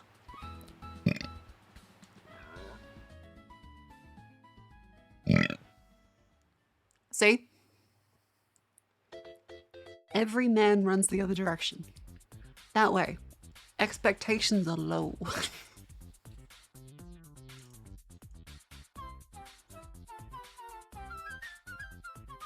Did you ever see anything that's cute as fuck, loser? Yeah, you'll see. You wait till I pull out the fucking... You wait till I pull out the fucking disgusting shoes. Hang on, do you want to take a photo of my fucking shoes? This is a cope. I've set expectations low. Take a look at this.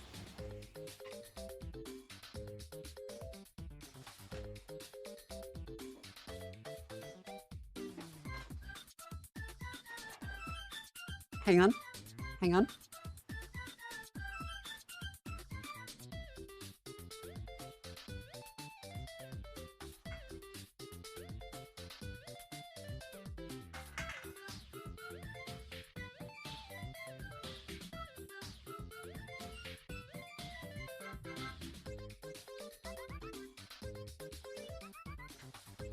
Here we go. Let me just upload that to my Google Drive.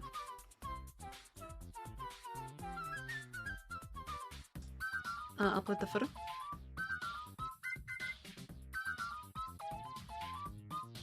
Come on. Raisins. Easy. Upload it. It's the monkey always kind of gross. Thank you. There's a picture of it. You're not Cinderella and you're not Prince. No, it's to prove. This way, people like anyone that's like still like, you know, yeah, that fucking shark, hot. Instead, they are irreparably damaged, and it's like the frogs that wear like the colors that they stay away. As vain new ones, I bought these a couple weeks ago. I want you to know that I clean my feet, I shower. This is sweat. I want you to know that specifically so it acts as like a nuclear deterrent. Like, it's the same principle as a nuclear deterrent. I keep this so I don't get invaded. Like Dark Souls. No man shall enter. Alright, let me just take a quick little screenshot you do with this one.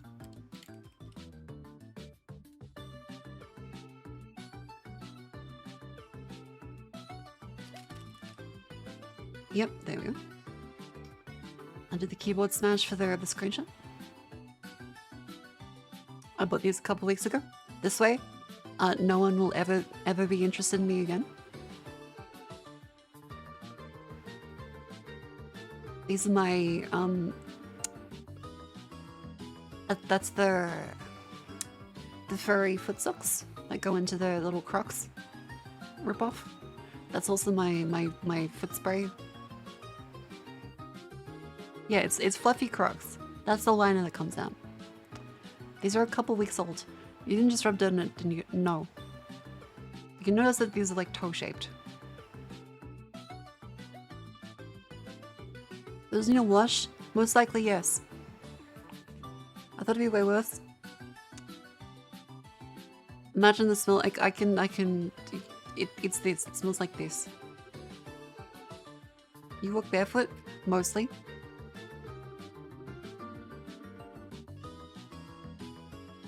Yeah, like this is why. This is why. I make sure to set expectations low. I'm less concerned about the dirt and more disgusted by the fact that you're wearing Crocs 100. Don't worry, they're fake Crocs from Aldi. They're fake Crocs from Aldi. So it's still okay. I'm still in the safe zone. I don't want to, I've never actually gotten real Crocs. These are fake ones from Aldi. That's even worse. That's way worse. How's that worse? They were cheap. They were on sale. They're in like the fucking, like the middle section of Aldi. Where it's like, okay, I could get a pressure cooker. I could get an outdoor furnace. I could get a fucking trampoline. Or I could get Crocs that are fake. Yeah, they have no edge support. There is no support. They are very uncomfortable outside, but inside they are very comfy.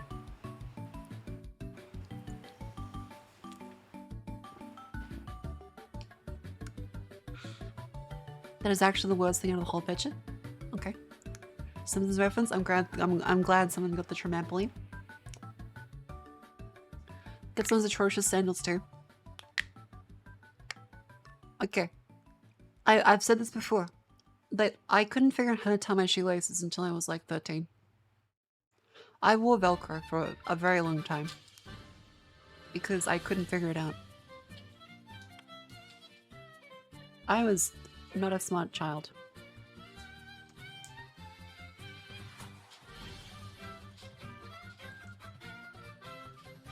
Yeah. It's like, it is what it is. Father-in-law still does look. It's okay, because if I go back, I make sure to set expectations low. So I can hit him with stuff like this. What's the pick? Yeah, I burp in the mic and I walk barefoot so that my clothes can look like this.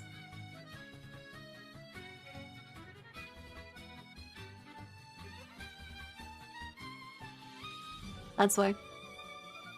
That's why. Velcro's comfy but none no one is. Look, I was stupid. That's my excuse. I was really fucking stupid. That's the excuse. So I can look like a cougar. Alright, mildly, but still. Still. You need to get in your protective order. That's very fair. That's very fair. We have to like pretend that photo didn't exist. Oh, your brain went into your butt.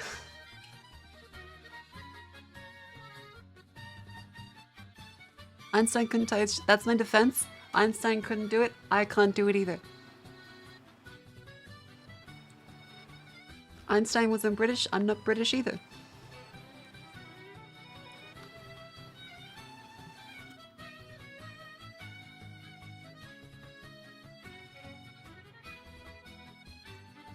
Bet you has Crocs on the pics.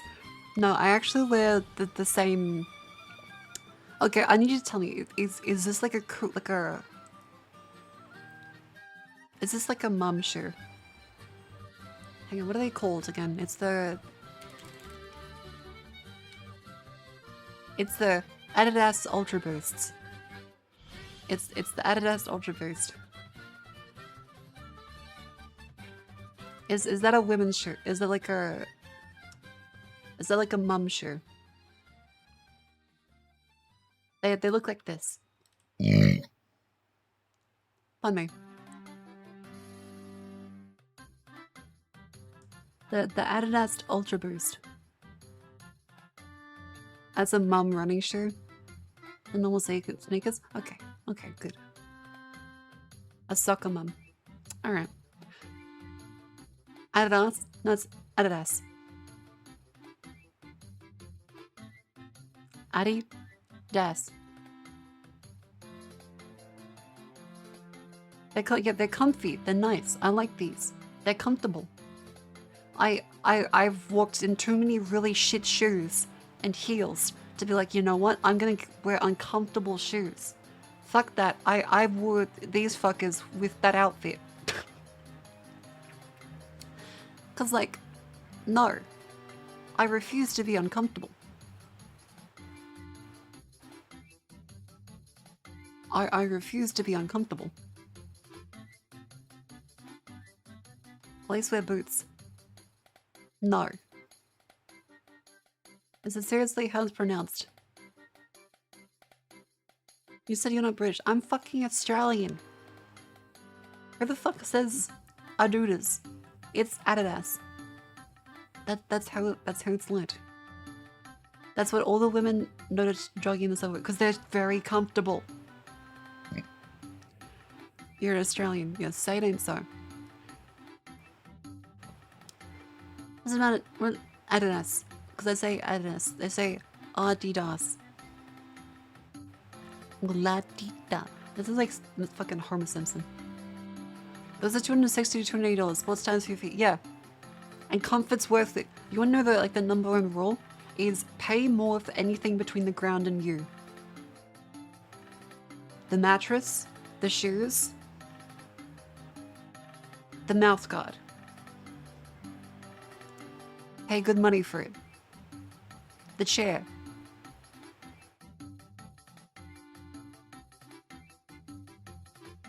Also, ideally the car, but like there's also like a upper limit on that. If you have to get like a car loan for it, you fucked up. People have too many car loans, they should stop.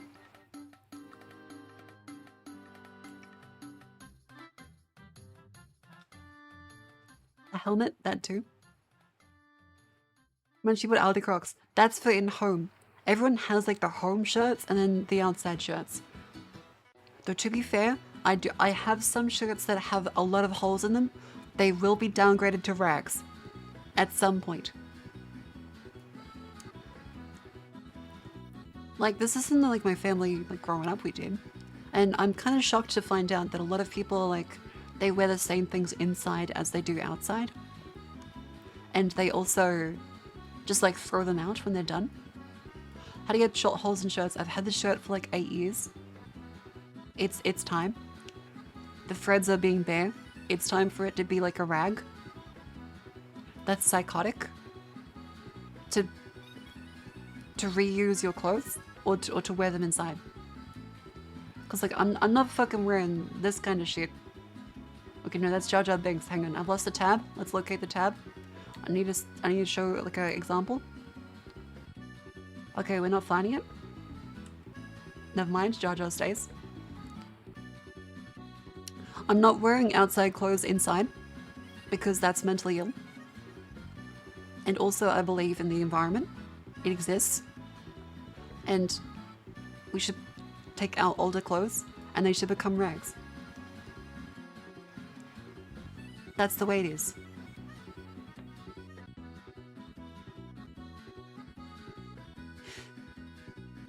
Misa Adidas. Outside clothes are uncomfy. Very true. Very true. Like, this stuff. Where's the fuck? This one. This fucking outfit was like the most uncomfortable shit because it kept going up. I don't wear mini skirts very often when it comes to like this kind of cut. So, I forgot how much they ride up a little bit, and it's at the point where it was. Yeah, it was not good. What else we fucking got? We got the... Hang on, I just want to see if they're gonna break his finger again. That was very funny. Find out. Alright, so let's give this another shot. We're Hang closing on, the that was very funny. Cybertruck. I'm gonna put my finger just wanna see flat this right again. here and see Like, what just happens. listen to Ready? it. Ready? Ready? Ah! Ah! Ow! Ow! Ow! Ow! Ow! Ow! Ow! Ow! Ow! Ow! Oh! Oh! Ow! Okay. Oh my God. Ow! Okay, I can't even move my finger right now.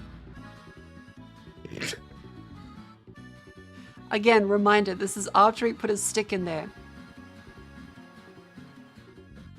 Truck this time. I'm not going to hover. If it first, I'm going to test it out. He put a with stick. This stick. He this did is put a exactly what fucking I'm going stick. to do with my finger. I'm going to put it right there. And when it finds that it has a thing there, it decides to increase the pressure and close it harder. That's how the Cybertruck is programmed. It's incredible. Hopefully, my finger doesn't break like that. But yeah, like he didn't test it with like the pinky. He didn't put the pinky in there. He went for like the full, like the index finger. Get a chicken bone. Get a carrot. It's ludicrous. The pinky would snap right off. Okay, fair.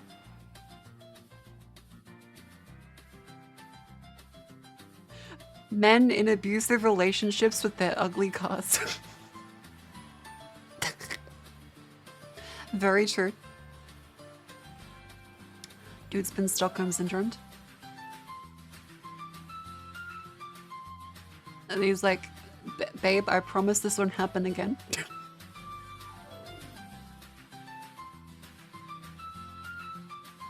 Yeah, baritone both's very impressive. Thank you. I make sure to impress. I'm reminded I can take the same amount of pressure as biting a carrot to bite off a finger. Yeah, this is why you should just put a carrot in there instead. And every like fella like does like, well, all I could find was the stick. and my finger, so I'm gonna put my finger in there. It just exposes them as not eating vegetables. That they should just have a carrot in hand.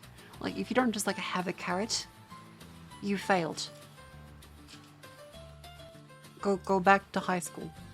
Come out again. Or like maybe go to a grocery store. That's also a good option. Go to the fucking supermarket. Do you have a carrot? I do. I do. I have a carrot. Use a potato? That's very thick though. Like that would be like a baby's head. The dude on a date that brought a toy version of the Cybertruck while showing up in the Cybertruck. Please link me that. I think I may die if I see it, but I really want to see it. Please link that. Dear God.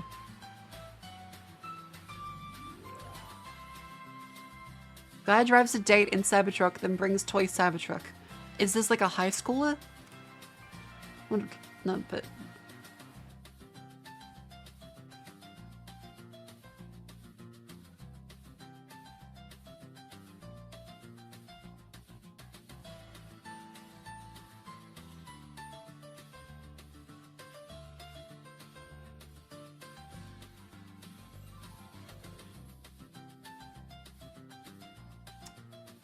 Look, autism speaks, and here it's a little loud.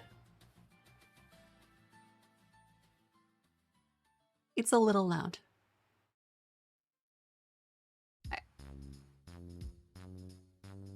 I mean, they'll look at the date though. It's like that's impressive. That's impressive.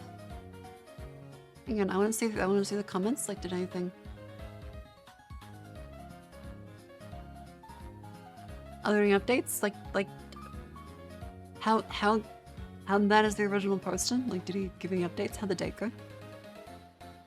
I want to know, did Cybertruck Boy get more? Or? Yeah, it's basically Homer's car.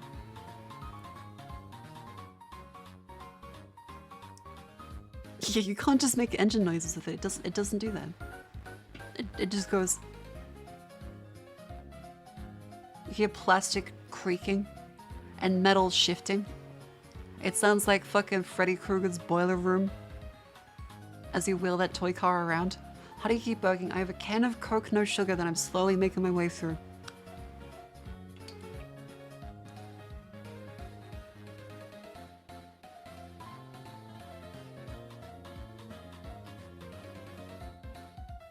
Alright, I'm done, I promise. The can.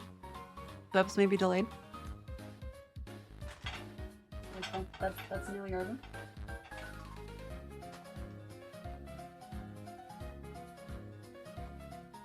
This is like, give it a little bit, just a little bit. Who likes Umber? Hang on. I need to Google what the fuck that is. Umber. This is an orange liquid.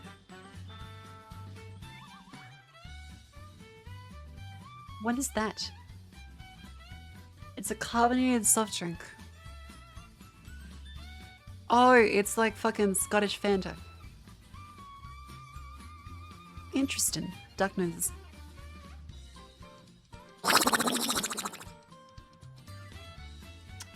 So is it just like Scottish Fanta then? That sounds kind of nice. That's the crime juice? What do you mean the crime juice? Hey, what is Own Brew? What does it taste like?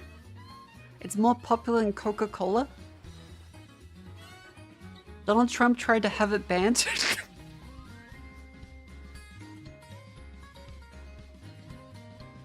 Why? Hang on, it's fizzy, red, orange, and sweet and tangy. It's okay, wait, so no, it's not orange flavored. It's not orange flavored. It includes quinine and caffeine. It's got quinine. This will cure you of malaria. The Scottish people in fucking Africa, in their like little tidy whities, they drink their own brew to fend off the mosquitoes.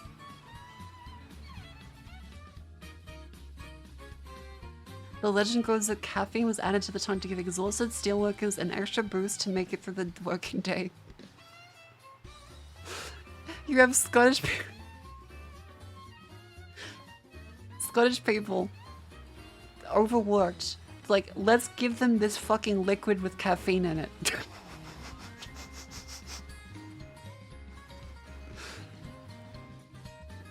So it was to do with iron workers. The first energy drink. Holy shit. Wait, it's like it does contain iron. Huh. Wait, so it literally is iron brew. It has iron. That's really sick, actually. Hang on. That's awesome. The maid from Ger's room was, of course, a joke. It's far enough to taste like metal, though it does get a slight acidity. People disagree on what it tastes like. They say either melon, tutti frutti, cream soda, lemon, ginger, bubblegum, sherbet, orange, rhubarb, or any number of foods. Marshmallows or salty bananas. What the fuck? It tastes like the color orange.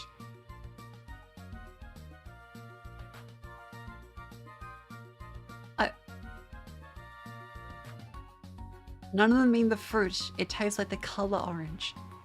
Tastes like better root beer. That sounds good. That sounds good. Oh, the fucking grimace. I'm so upset I couldn't do a meme with that.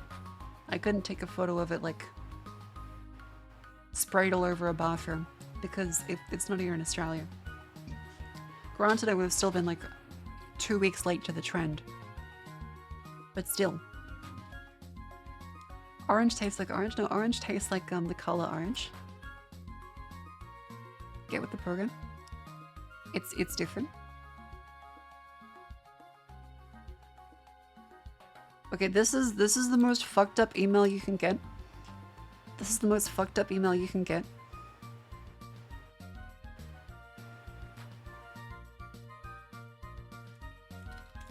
I don't like LinkedIn on a good day, but this vaguely threatening email.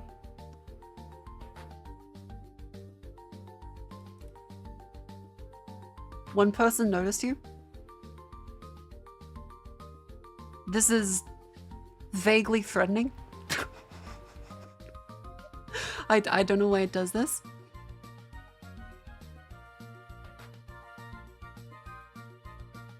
Yeah, this just it makes me think like, oh fuck, I'm about to die. Again, this is not my real account, don't worry, this is my real account. This is my fake Marco account I used to browse LinkedIn. Speaking of which, I kind of want to see like what's there and what's deranged today. There's probably a fair amount of deranged things today. The pure hearts of children. Okay, okay. This is gonna be concerning.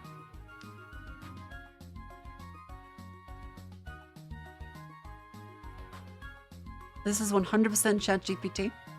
I refuse to believe the man that is growing businesses using proven strategy and systems. This reads like ChatGPT. It's not good to dark. It says Peloton check. It's weird. It's always after dark. What do you mean? I don't start during the day. It's always after dark. Like, what do you expect? Any delves? Delve? No. It's free of that at least. And they're just the person the fucking... But it's so cold and I don't know where. This is the laziest fucking bullshit. You take this sad song and you put it over just like fucking kids doing something. Your boss is like breathing over your shoulder. I'm like, well fuck, I gotta give him like the clap icon.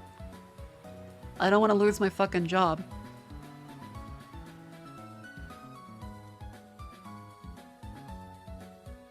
If you're getting 0 and near 0 interviews, some of these 3 things, they're in NBA, they're inhuman. Like just like an MBT is the main battle tank. NBA is main battle asshole. He's at the front lines of being a cunt. So these 3 things. Resume. None of your resumes is so you have mistakes. No shit. The goal is to make you look like a good applicant, not an impressive person. Focus on relevant skills over how awesome you are. Yeah? Don't pay anyone to review your resume. Get friends.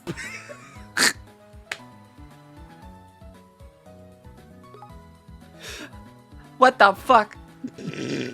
I've been found. I've been found. This is the person who noticed me. This is the person who noticed me. It's over. It's over. What the fuck?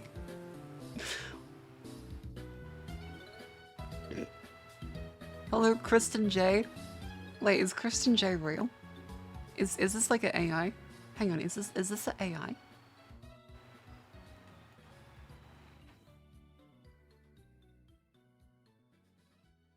Oh my god, Kristen J is not a real person. It's an AI, it doesn't go to her profile.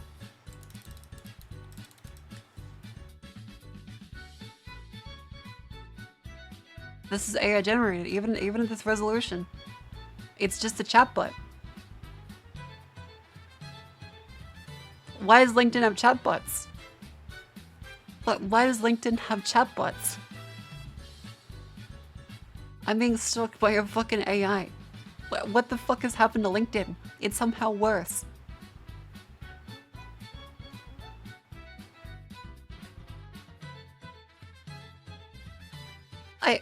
It's the AI personality directs you to pay for premium?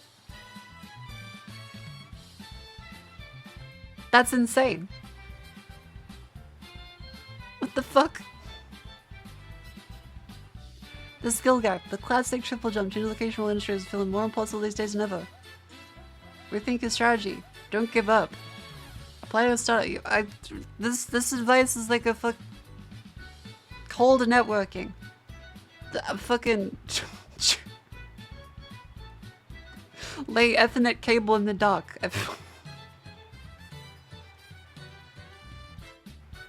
Find people before you want to be ultra curious. This works best with non-HR.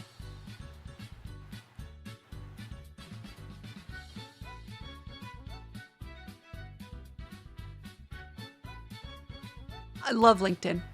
I love LinkedIn. Dr. Miriam Butter, an ER doctor helping you unlock peak performance. What the fuck? Wait, so an emergency room doctor that helps me unlock peak performance and then telling me about career interviews. Is this man real? Hang on. Hang on.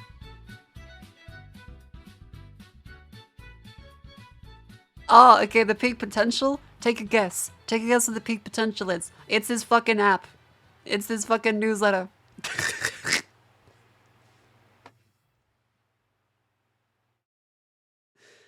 That's what these always are. They always are just that. Evening, welcome in. Is this man real? Is this man real?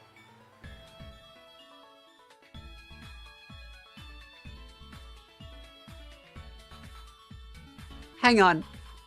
Hang on.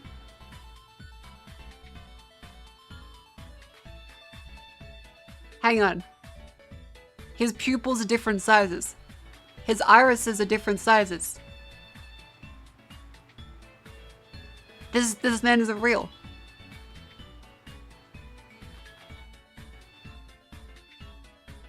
He's not real. This is AI generated. This is a fake man with a fake app. He's not a real doctor. He's not a real man.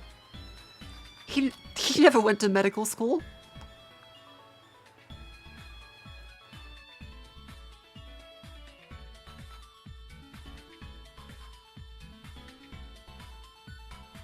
What is his mustache? What is his mustache?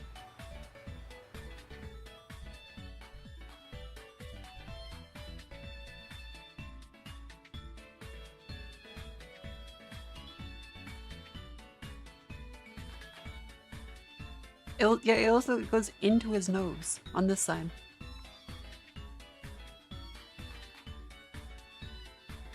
Also, this is like going up.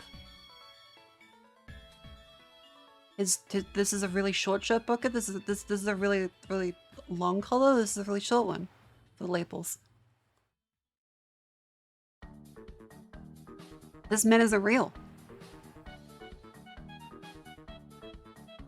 How long has this account existed? Call me Dr. Bad. The worst part is I can't tell if this is AI generated or if someone wrote this because it reads like every post on LinkedIn.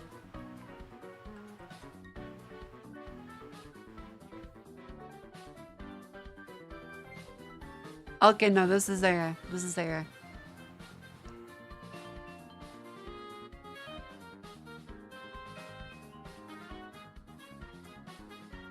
This is AI. This man's not real. He's calling himself Dr. Bad. He's got a bigger pupil here. The gloss is different size. His mustache goes into his nose. His color and label is completely fucking different. This man's not real.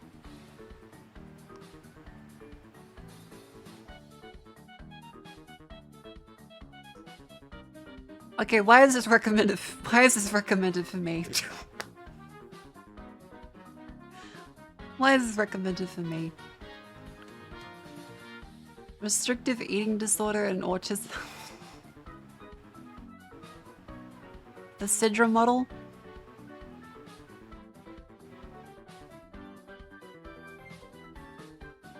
Futuristic trait signs? Why is this on LinkedIn? Why is this on LinkedIn? This is ChatGPT. This is ChatGPT. This just looks like ChatGPT. For some reason, ChatGPT really loves emojis. With like any social media post, it just adds emojis.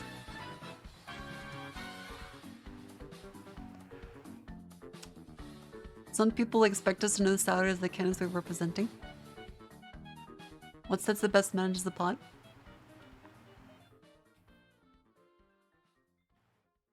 Structure concern. Where is this taken from? Where is this taken from? What is PC? It's the first for Canada?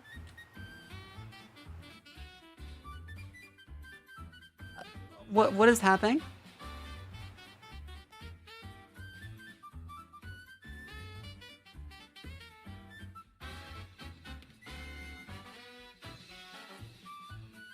This is just AI.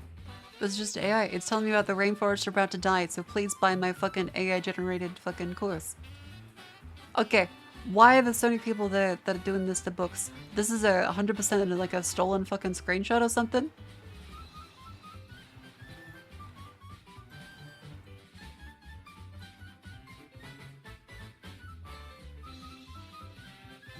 She looks like an AI-generated video.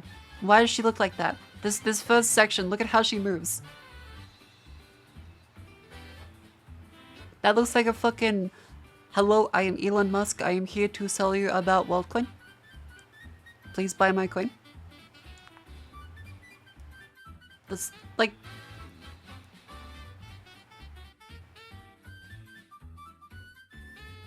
Someone's desk on Wednesday and say, This might be real, but she moves like a... Sometime on Friday, they should have heard about the rumors. Yes. She moves like AI. She moves like AI, it's terrifying. What time's good for you too? See it too.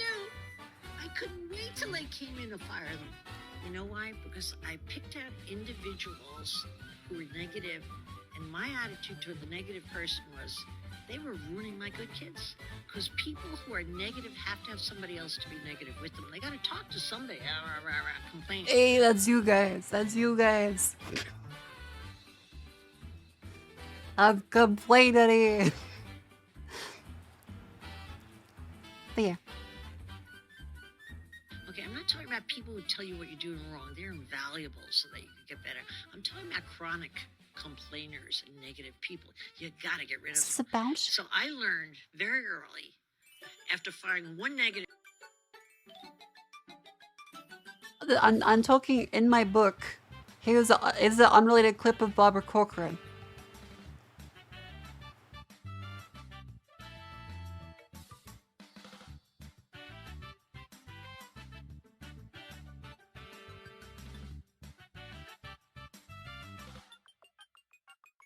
I'm selling a book. Here's a clip of this famous woman. Explains how she loves firing people on a Friday. She doesn't tell them why she's firing them. What the fuck? I mean, I agree with this. I agree with this.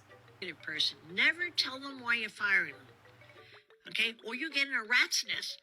Why am I negative? Why am I go, no, you just don't fit the company. But why? I don't know. You just don't fit the company.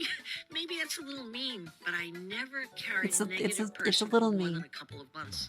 Sometimes they're undercover at first, but eventually they come out like, hey, do you have any time on Friday?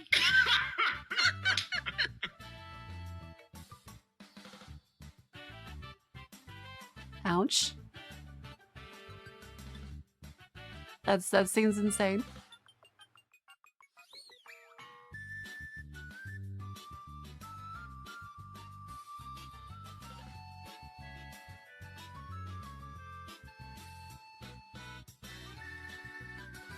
I'm just confused. How do we go from that to the lovely Terry Penner at OH&S? I mean, good on him. This is the, you know, there needs to be more Terrys. There's got to be more Terrys. We got to add more Terrys on LinkedIn. That's a good post. I now know the correct method of fitting wire rope gifts.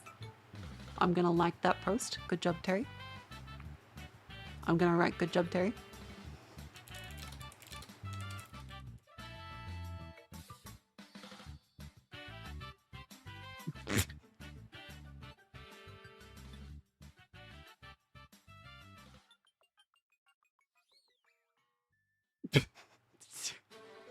Never settle a dead horse. Never settle a dead horse.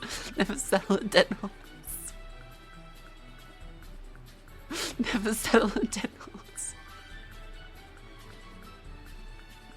It's like that fucking NPC meme, like the so-called free thinkers when never settle a dead horse.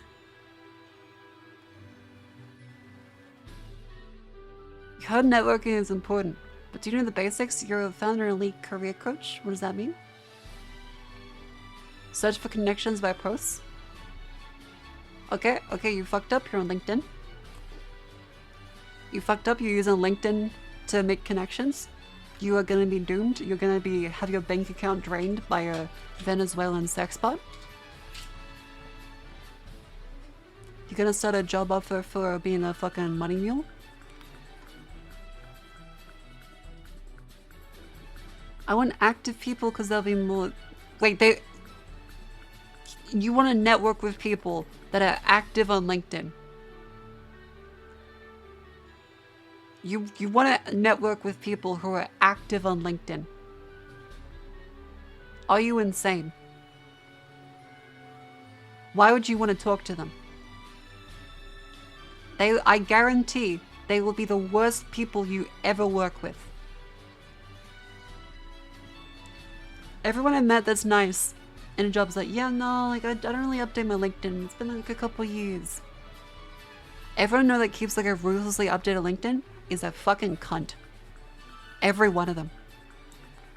Everyone of them that actively like posts on LinkedIn is a cunt. I've never met a single person that's like, yeah, I actively post on LinkedIn. That like has a life.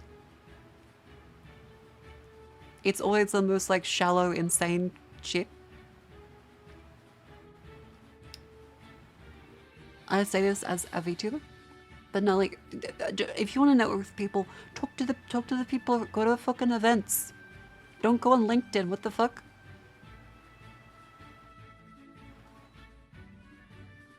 Yeah, like if you're active on LinkedIn, you are either crazy or you are desperate for a job. Yeah, it's the American Psycho maxing. Imagine fucking American Psycho in 2024. Just imagine how much they all just sit on LinkedIn all day and come up with like the perfect post made of like stolen Facebook memes. Use the filters button. Can I say that this career coach is onto something? When you're trying to search for people, you should use filters. You should use filters. Okay, so you look at people that post on LinkedIn and you use filters, and then you have the people. Great job. Great job. Write that down. Write that down. Okay. I feel like that's enough like mental illness. That's enough. Yeah, to find the people, just find the people. Like 3 days in the last job, the manager sat down with me and forced me to make a profile and add him. Yeah, that guy, that's like a... You fucked up. And you know, like the minute you sat down and he asked you to make a LinkedIn, like you know, like, oh, I will have to quit this job. I will either quit or I will be fired because I didn't like his post. There's a runaway situation before he makes you start liking the ones about immigration. And how he really hates it when employees want wages that are fair. And how he wishes he could just like have a share house of 50 people from low-income countries, and they would never be angry at him for not paying them fairly, as they would be too scared to leave.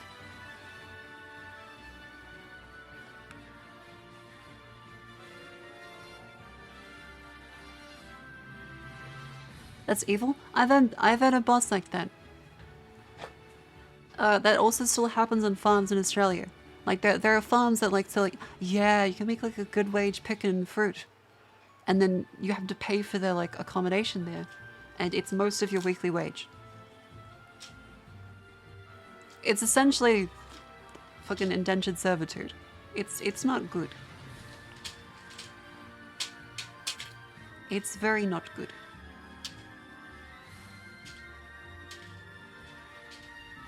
Yeah, it's a bit of a you load 16 tons and what do you get kind of situation. You've sold your soul to the company store.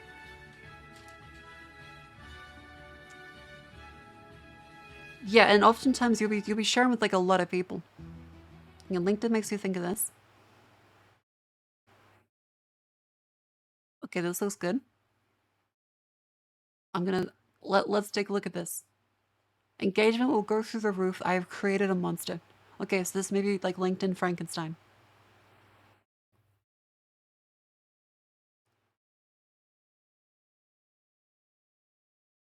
Oh my god.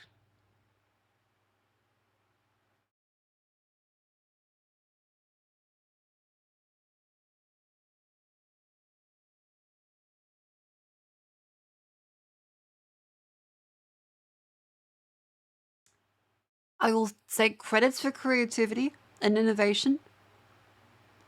But dear Lord, that explains a lot. That explains a lot. If someone can just like make this themselves. Yeah. That's happening. Marco, I love you, but these streams are gonna tell me to let it. Yeah, that's how I feel. Congratulations. I love technology. I hate technology. Welcome to Horrors Beyond My Comprehension. Would you like 3 tips? Oh my god. Like, this makes a lot of sense. That makes a lot of sense. Is it really engaging anymore when people start engaging at the end of it? That's also the thing that the people that do AI shit like this don't understand. Like, not this guy, this person's doing it as a joke. But the people that want to make like a business out of this, they don't get that at a certain point, if everything that is interacting with each other is AI, the AI doesn't buy things. The AI doesn't have like value for data. So it's valueless. There is no engagement there. It doesn't exist. It's bots. It's like that fucking social media platform which had 96% bots. No one wants to be there. Wasn't tapped in. Okay, so someone made a button where they can just do this. They can just press the button. It generates a comment. Post. This explains a lot about LinkedIn.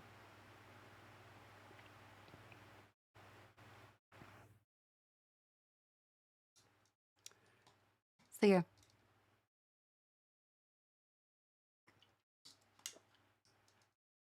Olivia doesn't look at things at all. He just scrolls right on by. Cyberpunk tells the black hole are incredibly dangerous AI. In reality, just chatbots and image generators and incestuous horror. Yeah.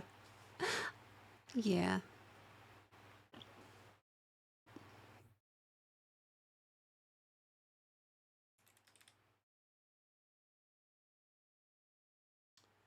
Oh boy. What was I gonna do? I was gonna play something, wasn't I? I keep saying that, but it's been 4.5 hours. So I kind of forgot an hour ago. And the hour before that. When I meant to start the game. But like, we can still play.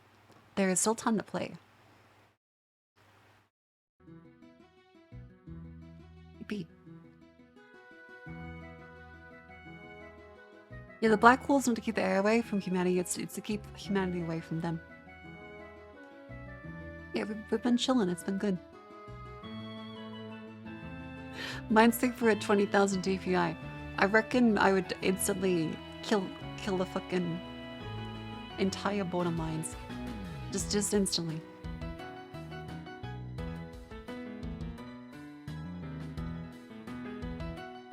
Place yourself with AI, then you don't need to worry, true.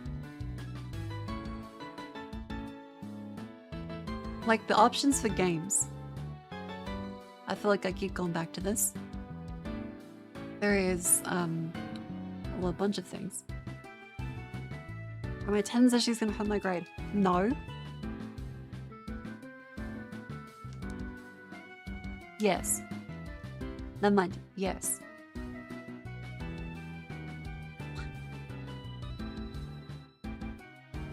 Sometimes did 5 or 6. I mean, we could. What are the link and buying? It's a feedback loop with air posters and start making bots that cater to taste of GPT. Imagine a bot that like figures out the taste of Twitter. And the tastes of Twitter are their nudes and bio. So it creates the sexiest links.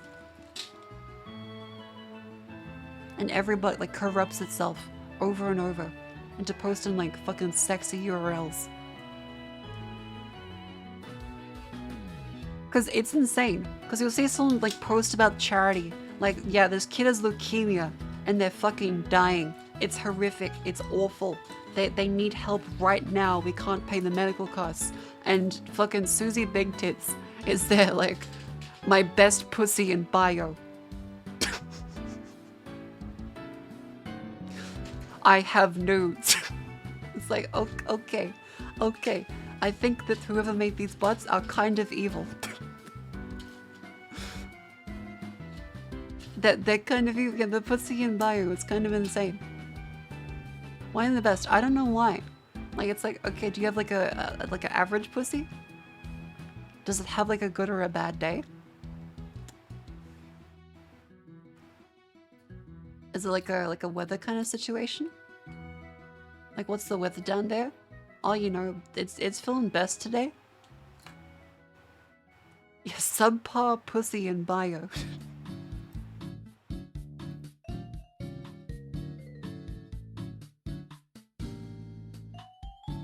Is pussy certified? I mean, maybe. But yeah, like if I go to like any tweet, there is a ridiculous amount of pussy. But not actually pussy. Okay, well sometimes there is pussy, but otherwise it's just silly. Like no matter what it is. I was looking at something like we've announced that the new update to our software, and there was like 10 comments that was nudes. DM me for nudes. My delve in bio, yeah. It's insane.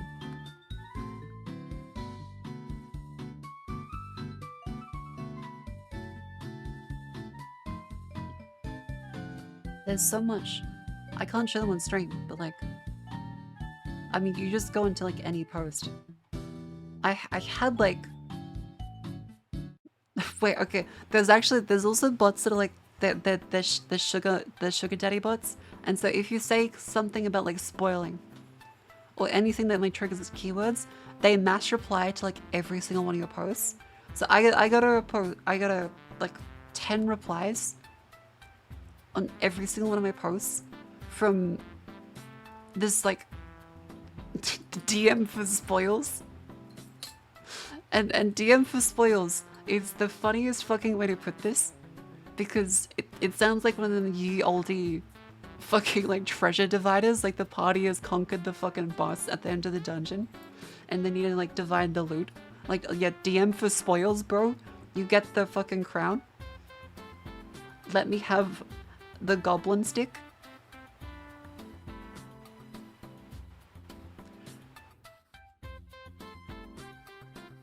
Yeah, DM for spoils, let me have the gauntlet. Yeah, DM for booty, and it's just a pirate.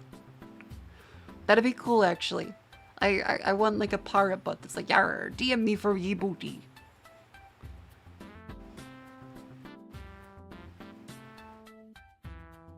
Hang on. I wanna say. I wanna say.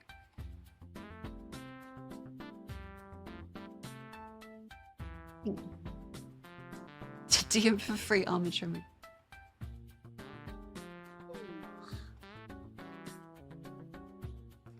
Gardening tips and bio.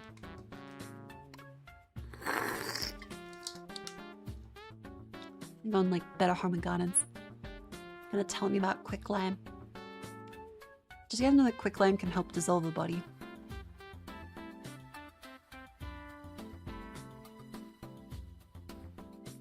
That's a pro gardening tip.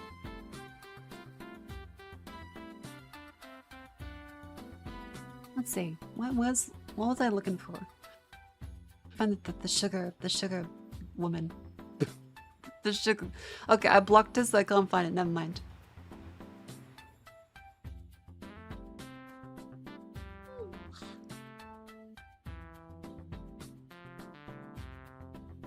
Beautiful. Anyways.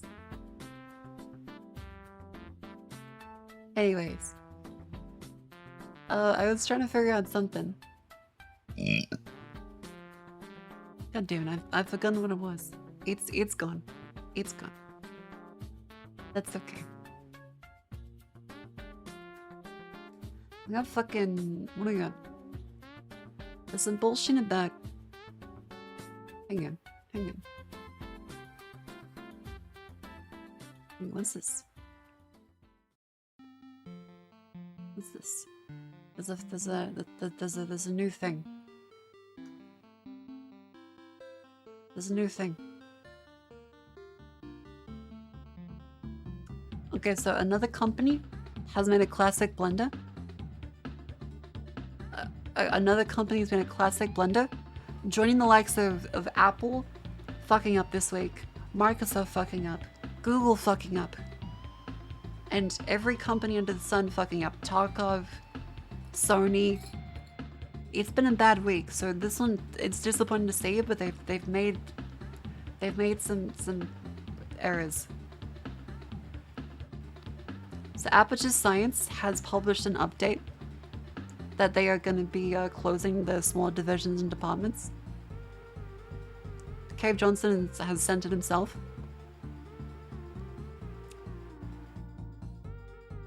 It's rough, and it just goes to show that no one is safe in the tech industry. It's a tragedy. Yeah, hopefully Black Mesa is still doing good. I hear they're testing for like resonance right now. Yeah, non-aperture as well. It's come down to the wire, but we might be at the end of the bubble. It's like 2001. See you, Kiwi. Have a good sleep. Yeah, the combustible lemons didn't pay off. If they shoot more of the bullet per bullet, then maybe it'd work. But yeah, also this image is there. I like to say that this is my own chat. This is my own chat.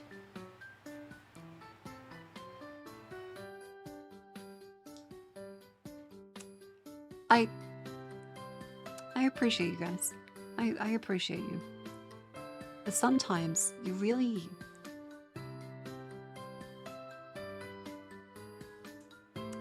really just do this?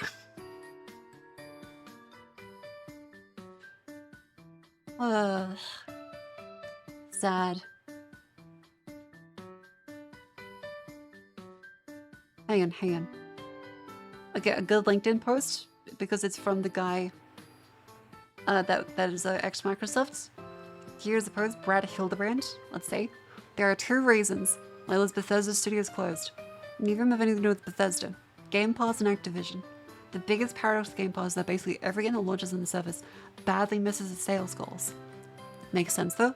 Why pay full price to buy gaming and play it for free? That's kind of what I've always expected to happen, but they still did it, so I didn't understand. This is somewhat accounted for by attributing portions of revenue to top-performing Game Pass games every month, but there are factors working against games, and the fact that most games don't stay at the top of the chart more than a month or 2, and that Game Pass growth has stagnated. Ooh. So games like Hi-Fi Rush, which is incredible, mind you, get a very small bump in revenue. I mean, the hot Game Pass game for a month, then it falls off a cliff and never moves on to the next thing. Redfall had it even worse since the launch of the Rough. It never had a chance. The system was fine for a while when it was growing like gangbusters, but now it's slowed way down and the amount of revenue isn't keeping up with budgets. All that wouldn't have mattered even 3 or 4 years ago, because back then Xbox was basically a rounding error in their books. The division made some money, but more importantly, it didn't cost that much, and other parts of the business easily covered that gap. Then, Xbox went on a buying spree. They spent a lot of money on Bethesda, but orders of magnitude more in Activision. Now the eye of Sauron has turned, and Xbox is expected to start making that $70 billion back, or at least cut expenses to the bone while they try. There it is. There it is. That brings us back to Game Pass. So far the big bets on driving new subscriptions haven't spurred near enough growth, and there's not much on the horizon that's likely to restart the momentum.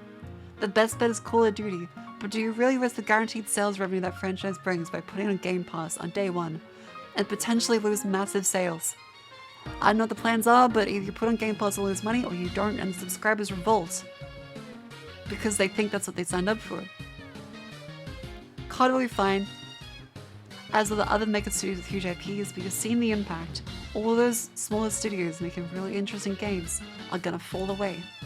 Simply because as good as games like Hi-Fi Rush are, they're never going to make enough money to make up that $70 billion hole that Xbox now has to dig itself out of.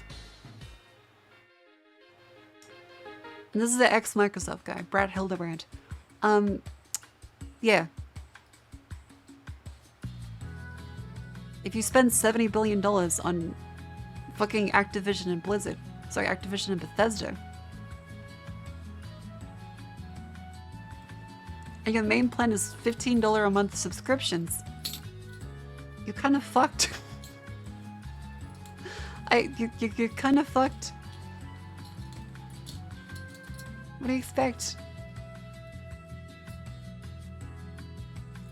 Yeah, like I've also canceled my Game Pass because of one of the numerous things Microsoft has done so much that I've kind of forgotten it, which is a good signal to just cancel it anyway.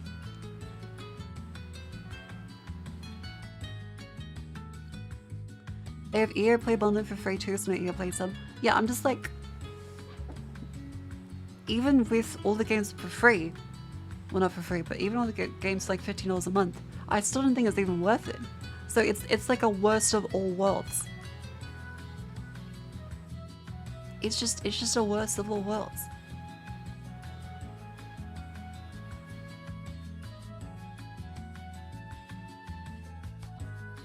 So yeah, very awesome. I always listen to business plans for games that are very effective in-game stores and Game Pass and make the money less than the full sale back that way. Yeah. Sadly, that does not seem to be the prevailing opinion at Microsoft. The amount for 466 million Game Pass subs to make the money back. Yeah. Yeah, that ain't happening. Why do you even buy Activision Blizzard? That's a good question. It's a very good question. If they just didn't fucking pay Bobby Kotick that like golden parachute, they would have been golden. The studios could have lived.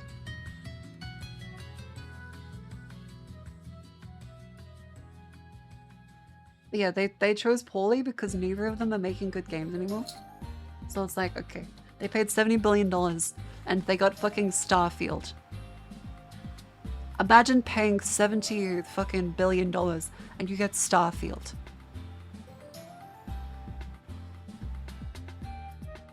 Dude, Bill Gates is there to like with the fucking shoe. He's taking off his shoe, he's ready to start like fucking beating the shit out of every executive that signed this. He's gonna come out of retirement. He's gonna jump over every chair they send his way like he's fucking Mario. Ba-da-ding-ding, ba-da-ding-ding. If you're that stupid to spend that much money in a game, well, sure. But still, I feel it's hard to sell a subscription for video games because unless you're burning through games like there's no tomorrow, it's not worth the value. Most people don't want to keep paying a subscription play the same 4 or 6 games. Also agreed. Like that's, I would assume that's where Microsoft expects to make the most money. Because if someone's playing like 100 games, that's 100 games, they would have probably at least bought some of them. Whereas if a person is like only playing the couple, like Microsoft makes money. But then the people that do that, they're like, well, I would rather just buy the game instead of paying a month. Because they know what they want at that point. So either way, Game Pass seems like a shit model. Right? I still have no idea how Game Pass is like actually sustainable.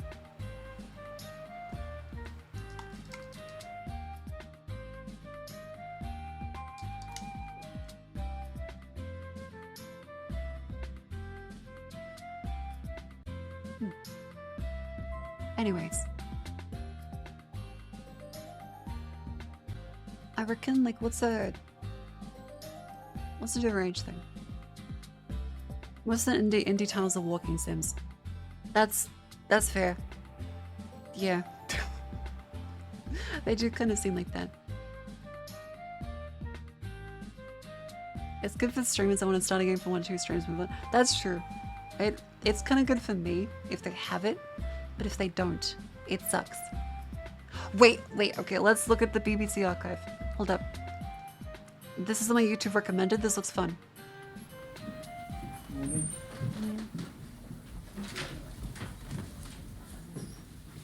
This looks good. Chris Carter works for a large borough council. He's their operations manager in the computer department.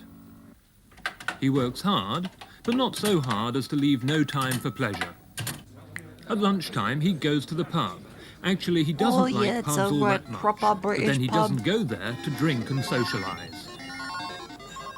As long as there's a computer game in sight, Chris Carter is happy. I gotta say, he dresses very sharply. sharply. Don't have a lot for me. I'm not interested in filling myself He full seems of like a solid fellow. If I found a machine, I'll stay with it until I mastered it, usually.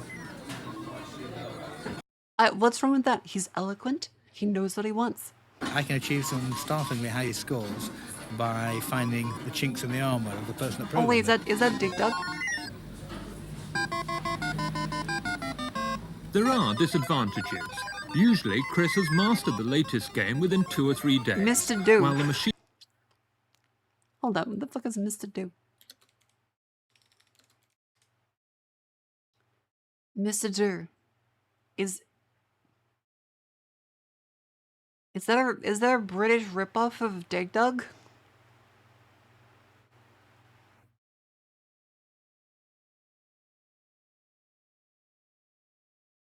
This is the most British thing possible.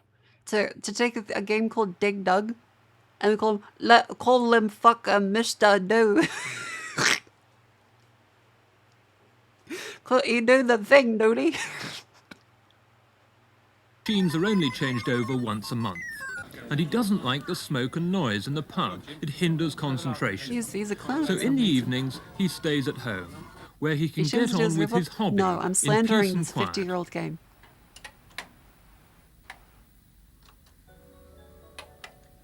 Chris Carter has spent thousands of pounds on microcomputers, the kind you can just about fit Okay, into remember, they were called microcomputers because they didn't take up an entire room. the spare bedroom. He puts in 20 to 40 hours a week at the keyboard, day and night, often right through the night. The revolution that brought the It does look like a Commodore. computer into the home didn't change his social life, it destroyed it. Commodore So 64 great was is slightly Chris's after this, like not 1983, it was slightly after. Oh, it's the PET, gotcha. Yeah, Commodore, there it is. Enthusiasm that he's even got his 3-year-old daughter Joanna learning some of the basic skills. No. She'll be even better at computing when she's learnt the alphabet. But what Chris is grappling with... What's this program?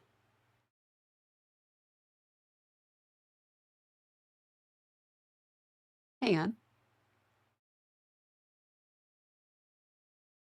Read expert system. What's the dead in time printer control? Okay, so this is some kind of business. He's got an expert system. He's got the fucking expert system. Okay, this is kind of like a precursor to AI. It's a bunch of if statements. So experts would come in, they supply the logic, and then you translate that into the program correct decisions. I think, if it's that kind of expert system. ...with at the moment is the kind of program There's date stuff, yeah. I can't read some of these ones. that He's could not writing Lisp with transfer state. Lisp was like a twinkle in the eye. See, forget it. huge areas of professional It existed, expertise but into still. the computer, Has no predecessor. so that he could have the knowledge of the doctor, the lawyer... Okay. This is kind of fucked. This program I just realized is 25,000 lines long, and it looks like this. or the architect at his fingertips. I've been doing one on house selection or house design. It's all go-to statements. And the method of doing this is putting in the parameters which will tell you what sort of house will be best in what sort of area, on what sort of soil. Well, how long did it take you to work that system those out? printer controls was like some diagnostic stuff. Well, there's 2 components to it. Writing the program will probably take most of my free time for about 3 months, and then assimilating all the knowledge to put into the program, and it'll be far from complete. And Samwise Gamgee from is that Todd Howard? The fuck?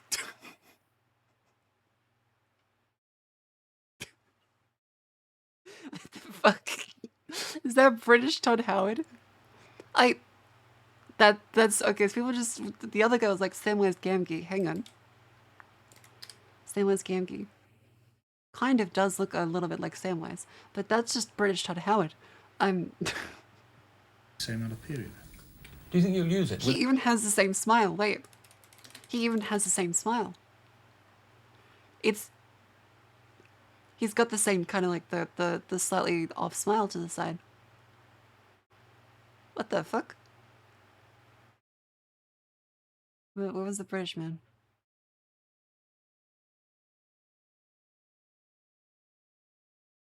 Yeah. Where?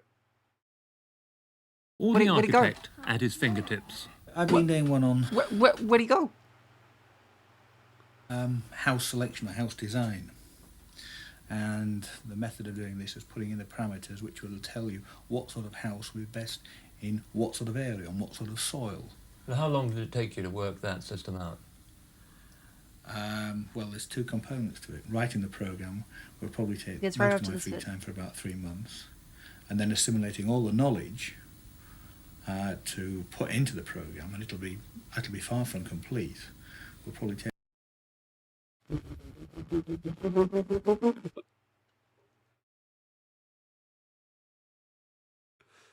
That's fucking weird. That's kind of weird. This is kind of weird, right? Do you think you'll use it? That's just Todd Howard. That's Will it just be of Todd any Howard. practical value at all? You're joking. I'll have a house by then. I'm looking for one at the moment. I doubt very much that it will be of real use to me. So why do you do it? It's a problem. It's there. Why do people climb mountains? I mean, some people Thanks. might think that you've really become obsessed with it, addicted. It's a possibility. It's a possibility. It's not a major addiction. It's not one that costs me a lot of money in real terms. It costs me a lot of time, but it's time when my wife's asleep normally. I mean, there are some weeks when he'll... Hang on, let me cook.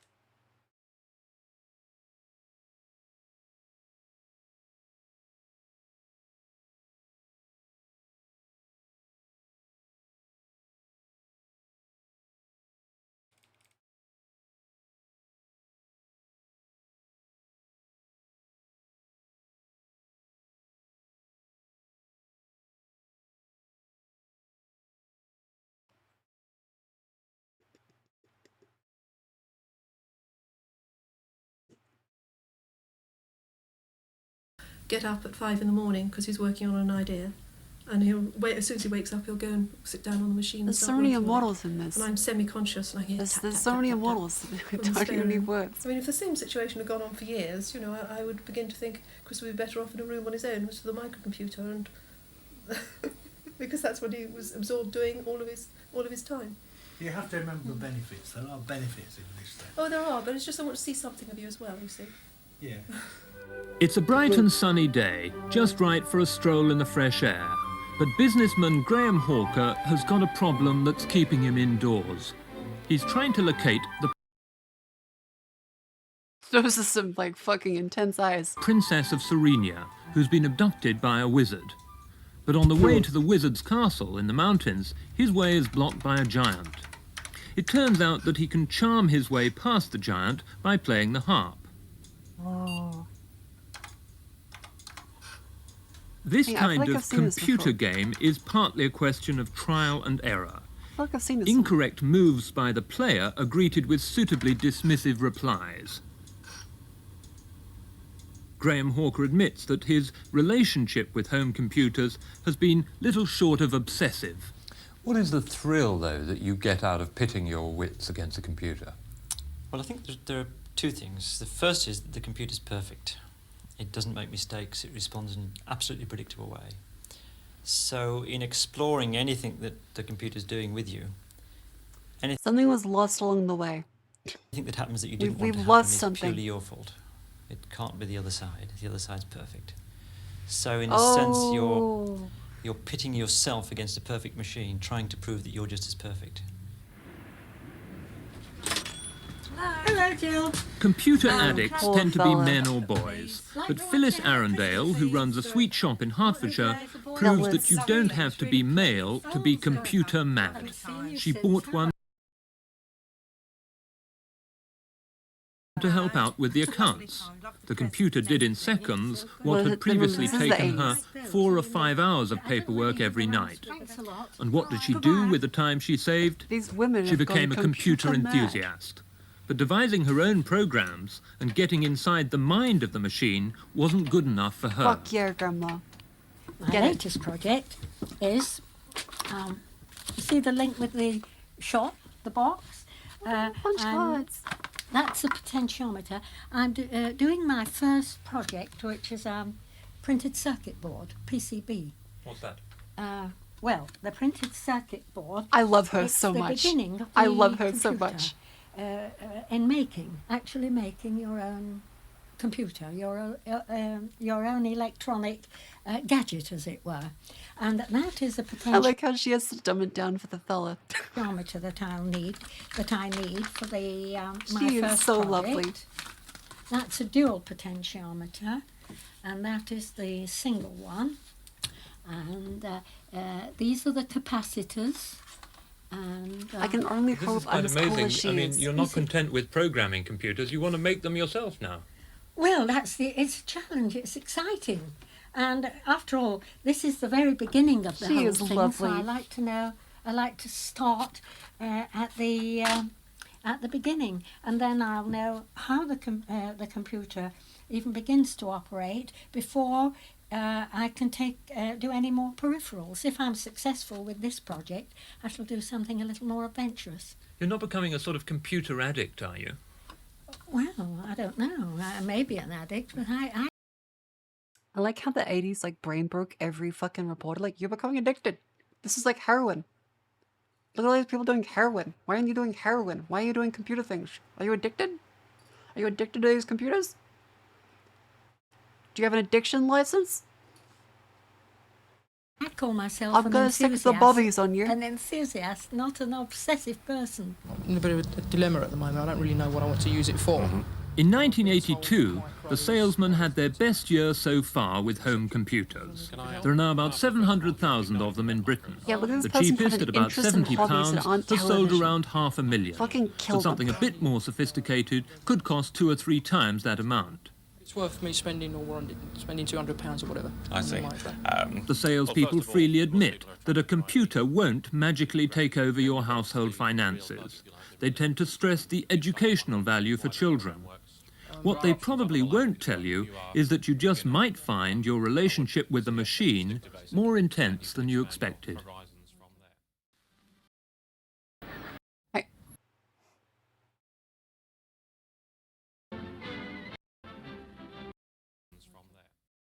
The educational value for children.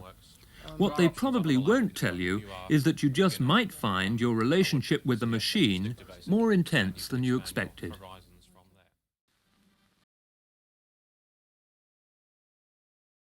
What? What? What does that mean? What are you doing with the computer? What the fuck? What the fuck?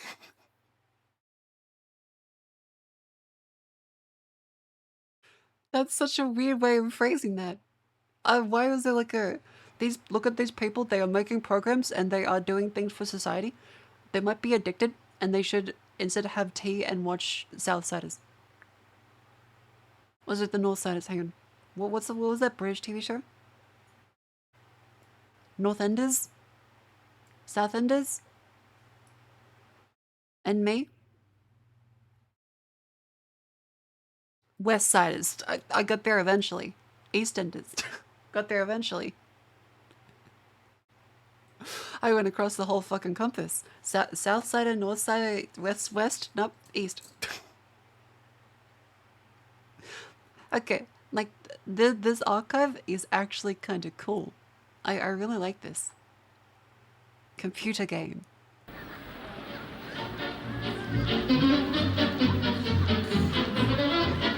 This circus on speed.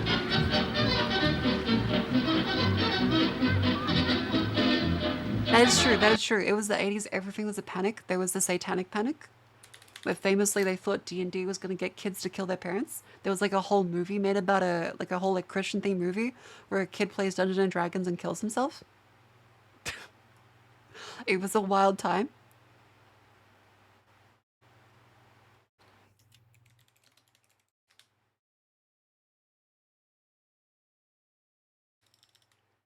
An 80s movie, Dungeons and Dragons, suicide, mazes and monsters. So eventually, hang on. So the course of playing the game,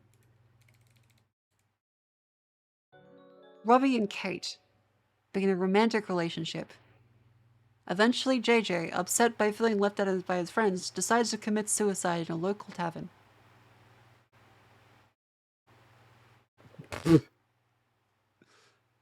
In the process of playing, he changes his mind, decides the cavern would better suit a new Maze of Monsters campaign. He kills off his character.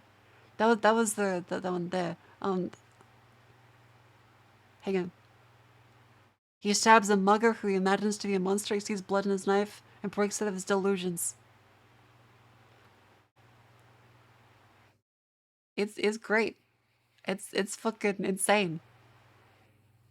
I'm pretty sure there's another one like that as well.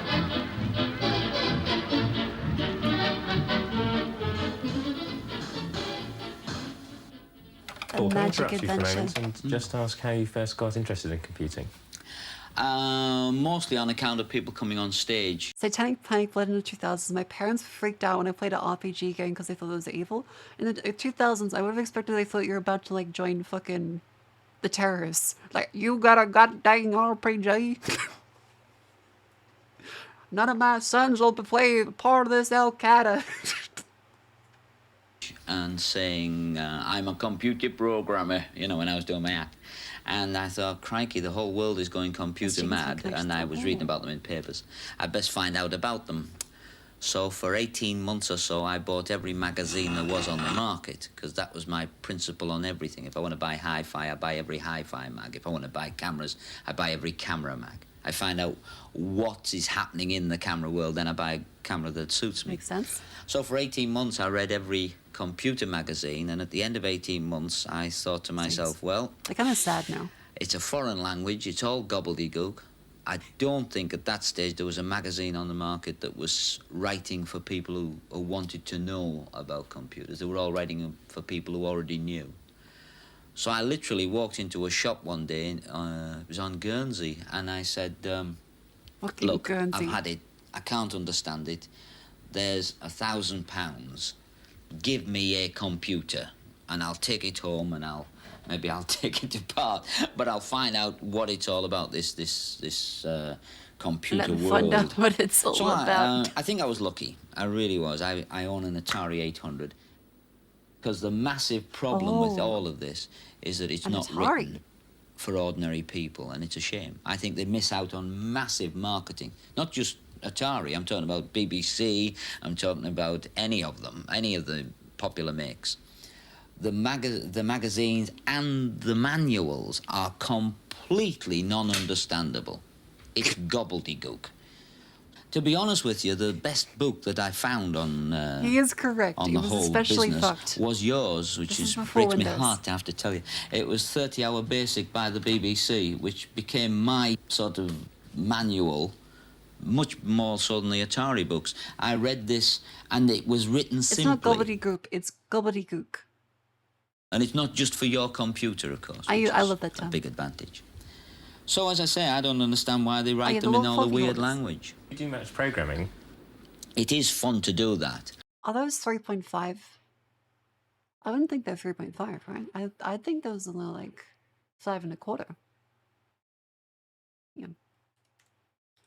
Atari 800 floppy disk. Those might be 5 1/4. How big are they? How big are they? 90 kilobytes of storage on a what form factor? What form factor? What was the form factor? Hang on.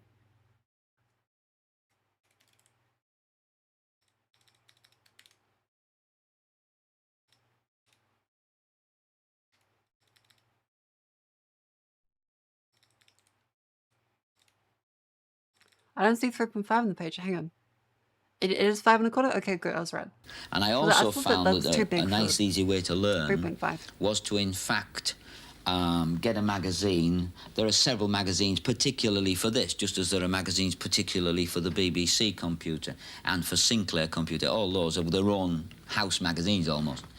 And what I found was the best way was to type the first line of the how insane program. the capabilities are. Because 90 kilobytes is 90,000 bytes. That's pretty good. You consider one character is 1 byte. And then type run, which makes the machine work. If you haven't got a computer, it makes it work, and see what happened on the screen. Because the other thing that people don't realise is you can't break them. I mean, people are scared of them. They think, oh, what happens if I short it out or something? And you can't.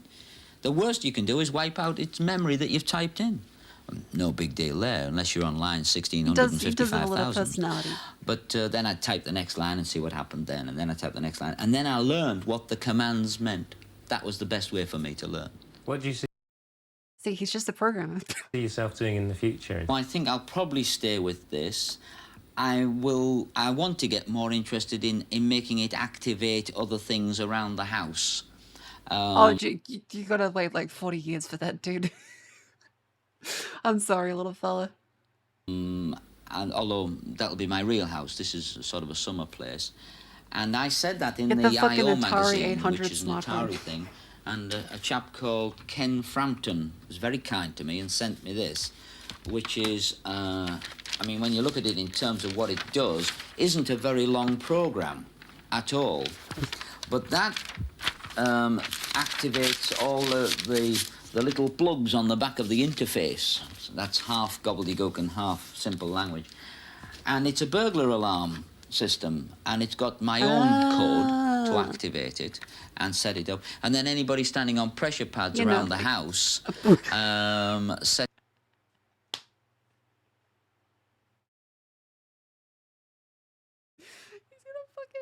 He's got a fucking micro set.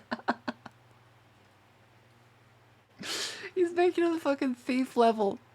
There's gonna be like a fucking zombie that comes out of the fucking wall.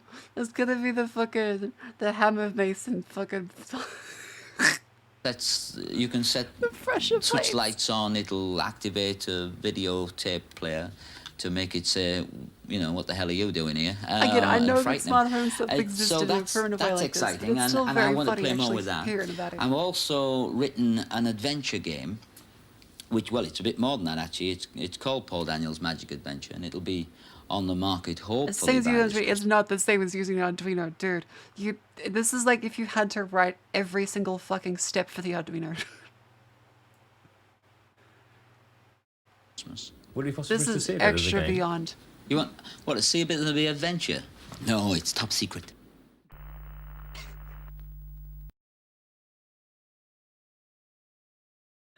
Oh, I love this. Also, David Bowie looks like Otacon.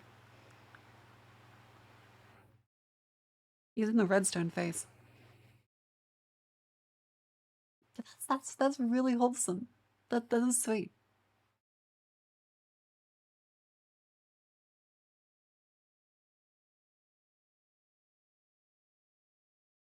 Man, I want to see the joy of email. Hey, I actually fell in love by electronic mail. You might think it's not possible to know someone intimately she enough looks like Princess Leia in this. to love them over electronic mail, but by the time I actually met Michael in person, I knew so much about him. I knew him so well by our communications electronically that I didn't care what he looked like. Hello and welcome to Micro Live. This week we're devoting the whole programme to a look at one of the major growth areas for the use of the personal micro, electronic mail. Electronic mail, or email for short, involves linking the computer, and it could be almost any micro, to the telephone system via a modem. Now, all a modem does is to take the zeros and ones of the computer's circuits and to convert them into high and low tones, which can pass along the phone line. There are basically two ways of doing that. There are acoustic couplers, where you plug the phone itself into these cups here, and there are the more reliable direct coupled modems, which plug straight into the phone socket. Those can be as cheap as about £25. Well, why do people... Okay, again, this is probably going to be very Britain specific because Australia and the US would have had very different ones. So I think we're out of an element here. People use electronic mail. Some recent research by IBM showed that as many as 70% of business phone calls fail to achieve their goal for one reason or another. And the...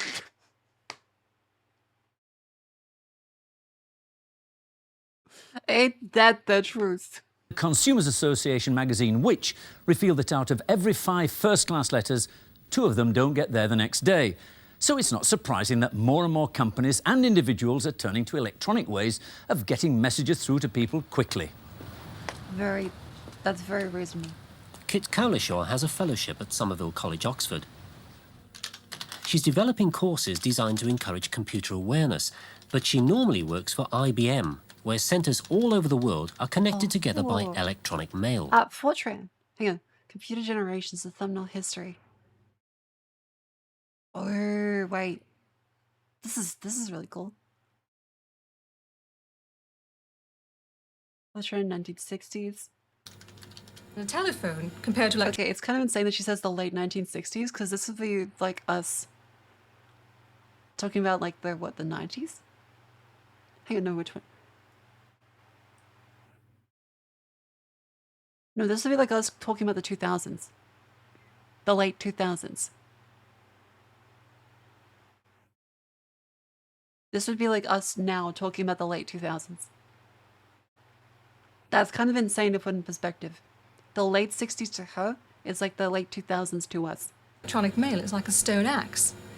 I've got to hear busy signals. I've got to hear the phone ringing and no one being there. I've got to look at my watch before I pick up the telephone to see if someone might be asleep in Australia or Japan. I've got to know what time of day it is over there, whether they're sitting at their desk, whether they're at lunch. I haven't got any of those worries with electronic mail. I can just send my message and know that eventually they'll get it when they're reading their mail. Since the personal micro boom started about 5 years ago, the number of electronic mail users has doubled every year. Some commentators have even said that in business it could rival the use of the telephone by 1995. According to The Guardian, the French have over 1 million terminals giving access to email, and the service is expected to have as many as 10 million users by 1990. And in this country, The Observer puts the British market at £1.5 billion, again by 1990. Hammersmith was the first local authority in the country to use a new form of communications. Apart from its built-in telephone, the one per desk, or OPD, looks like any desktop computer with built-in programs ranging from word processing to spreadsheets. Built by ICL and incorporating some of the circuitry originally developed for the Sinclair QL, the one per desk is designed to be a sort of electronic jack-of-all-trades. But its real purpose is to communicate. With a built-in telephone and modem, it acts as an intelligent terminal. And in Hammersmith, it's used to send messages to any of 100 OPDs installed in the borough. The machine acts as the one per desk.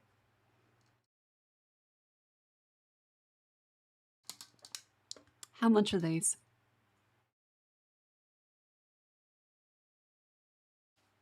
Telecom Australia. That's right. Okay, so that used to be Telstra, right? So that's what Telstra used to be, right? Am I misremembering history? Like Telstra used to be, yeah, Telecom Australia.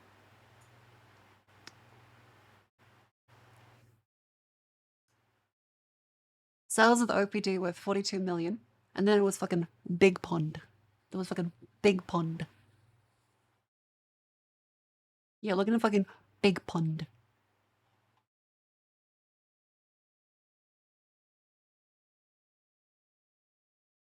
Or the 6808, the Motorola CPU.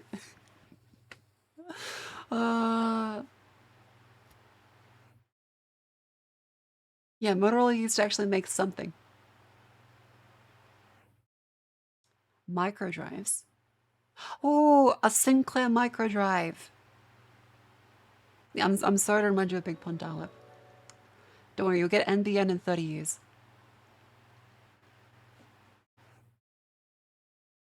The ZX Spectrum. Hello, welcome in. Speech synthesizers. Automatic answering of incoming calls. Wait, in 1986, that's huge on computer. Whoa. £1,195. Hang on, let's adjust that for inflation. British inflation.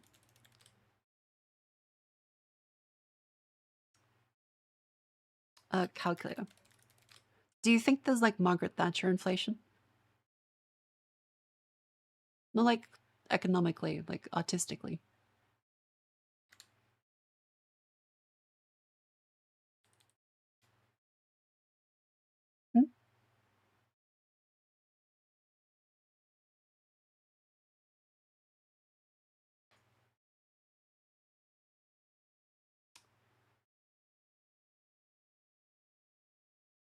Okay, people are very upset about that. Duck News. Oh, that would cost apparently £3,500. It'd be about £3,500 today. That's very expensive, but still for the time, that's about good. Oh, the fucking touchdown. as an electronic memo pad. You just compose your message, add the name and telephone number of the person it's for, and the machine does the rest. It automatically dials up the number, and even if the person's out, the message is sent to their OPD and stored. 5,025. To be read later. The machines dial each other directly using the ordinary telephone system. There's no central computer. If you want to send the same message to more than one person, the machine will dial them in turn. But they can only read your message from their own desks. Well, that's one solution, but as you've seen, if you were sent a message on that system, you'd have to go to your own desk to read it. But an OPD, like other terminals, can be used in another way, because most electronic mail services make use of a central computer, which can be dialed up by you from anywhere. The system works like this. Someone dials up, enters his private mailbox on the computer, and from that mailbox sends a message to your mailbox. Now, all that happens within the computer system. The message then sits there until you dial up, enter your own mailbox, and see if there are any messages waiting. When you've read the message, you can reply to it or forward it to somebody else. Incredible. And more than that, the central computer can act as a gateway to other computers, providing services like telex and access to information databanks all over the world. No, it's like some kind of post of it, isn't it?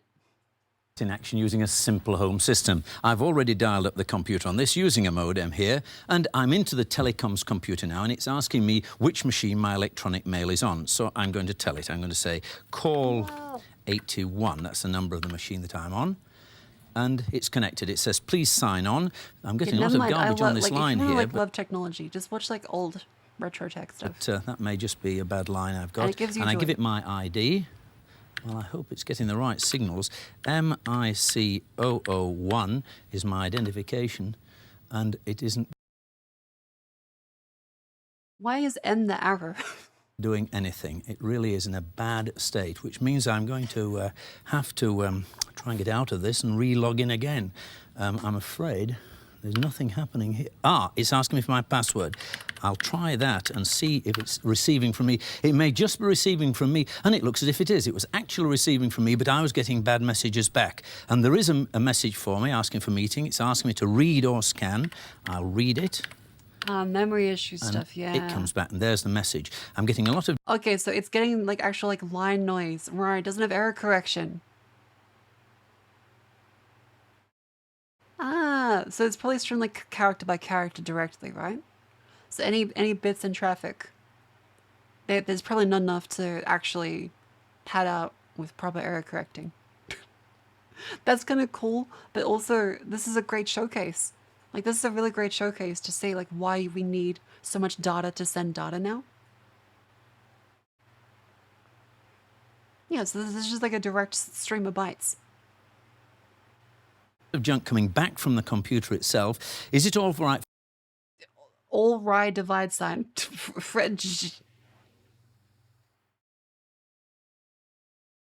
Yes, and like most, yeah, so there's gonna be like little bits of corruption. That's so cool though. That's so cool though. For you and Fred to meet me in the office at 10 o'clock. David, well, the action Y.5. Action, you can see a lot of noise on the line there, but it seems to be receiving from me, so I'll carry on. And the action is I want to reply. So I'll send a reply, and it's asking for the text. And I say, OK, for me, Mac. And to send that off, I just hit .s. And that should have immediately been sent. And I'm taking that gibberish is actually saying it has been sent. This is a brilliant demonstration of British Telecom Gold and the quality of the lines we get. Action required. Well, I'm going to forward that to Fred because he might just be receiving... Why is the type text wrong? Wait, is it like... Is it on like the server itself? Do they process what to show on the screen for like even just locally typing on the server? A little bit better than I am. It can tell me what it says. Fred, and that's forwarded to Fred, and comments. Well, I'm going to say... Echo is also over Y. Okay, yeah, so it's a terminal. It's actually connecting to the mail server. Yep. I have a bad... British person sees the summons and starts having PTSD. Line, but this is okay for me. Now, you've only got my word for it. They're actually typed that. My typing just cannot possibly be as bad as that. Anyway, to send it, I just hit .s, and hopefully away it's gone. Well, people ask if we're live. I don't know. Well, let's imagine I'm somewhere else in the country, and I want to see if Mac has sent me anything. They did it live. They did it live. This time, I'm using an Atari with some software that does all the fiddly bits for me. And here are some of the systems that I can log on to. There they are. It's gold I want, so I've selected that one, and I will ask the machine to dial up. Press a button on the mouse, and it tells me, yes, it is dialing. Well, it's doing that automatically, and while it's doing it, I can reveal that Mac was using that email system all the wrong way. Now, it wasn't his fault, all that junk, but you see, he was reading his mail and sending a reply while he was online. And that costs him. On this system, it costs 11 pence a minute at peak times, and 3.5 pence on top of, that's off-peak, on top of the call. Now, that noise we've got there means that something's happening here. The machine is about to download everything straight into the memory. Then I can... Oh, fuck.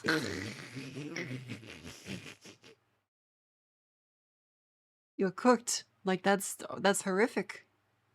My replies offline. That is, not connected to the system at all. Well, Ruinous. He was remoted in. He was jacked in. He was dialed in live. That's why it was so fucked up. He was typing in and getting, oh my god. Message, I think, coming up. Yes, it says something from Mac, so we certainly got it through. Now, I can prepare my replies and send them back without having to sit there typing with that bill ticking up.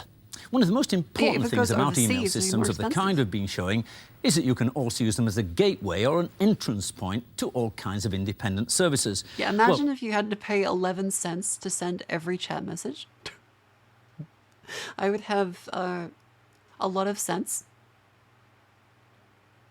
This one I'm using is called World Reporter, and it's a database containing complete text of various international newspapers and journals. The Washington Post, the Financial Times, the Economist, New Scientist, and so on. Well, what I'm going to try to do, hopefully, is to look into the Guardian. And I type in GDN, at least it's shown that, so that's something. And yeah, text also used to cost money. There we go, I'm into the Guardian. And what I'm going to do is to ask it to get some information for me and to get any article in about 2.5 years of the Guardian which have information on micro.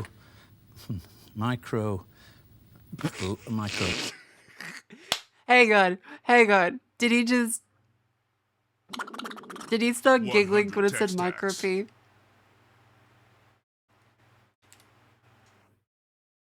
Thank you, Pirate. Thank you.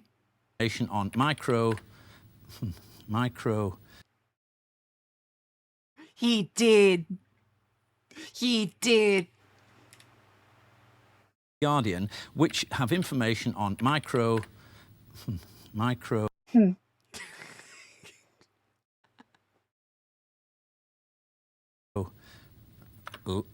live and screens.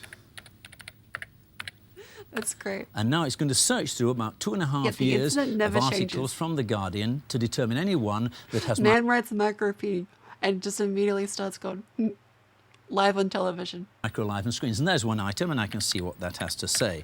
Micro P and email. And that will bring out the article itself. And there it is, an article, City Firms Miss Computer Spies by Peter Lars, their technology editor. And there is Micro Live, that's just appeared there, and there is Screen. So it's selected that article, and in fact it's a programme we did a few weeks ago on electronic spying.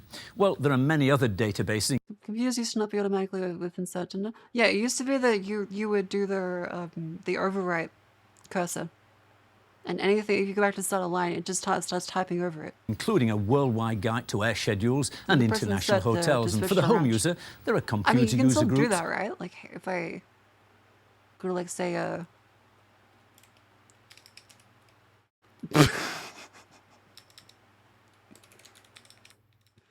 blub. Let's say blub. And if I say insert, oh, it doesn't do it anymore? Huh. And none. Thank you for just Austin the Cactus. And a free service for schools. There's even a translation service where you enter the document in any European language. This is sent to a real human translator, and you get it back in the language of your choice. Some of these services are free, but access to some of the more valuable business databases go up to £2.50 a minute, so take care. I typed Poe in my history.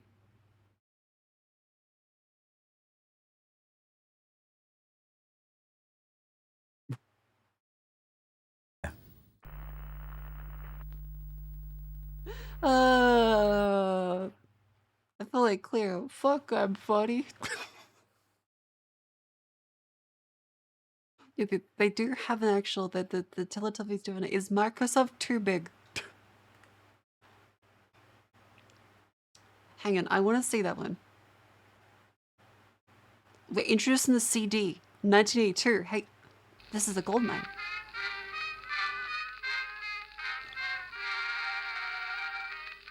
They got the fucking Edison phonograph.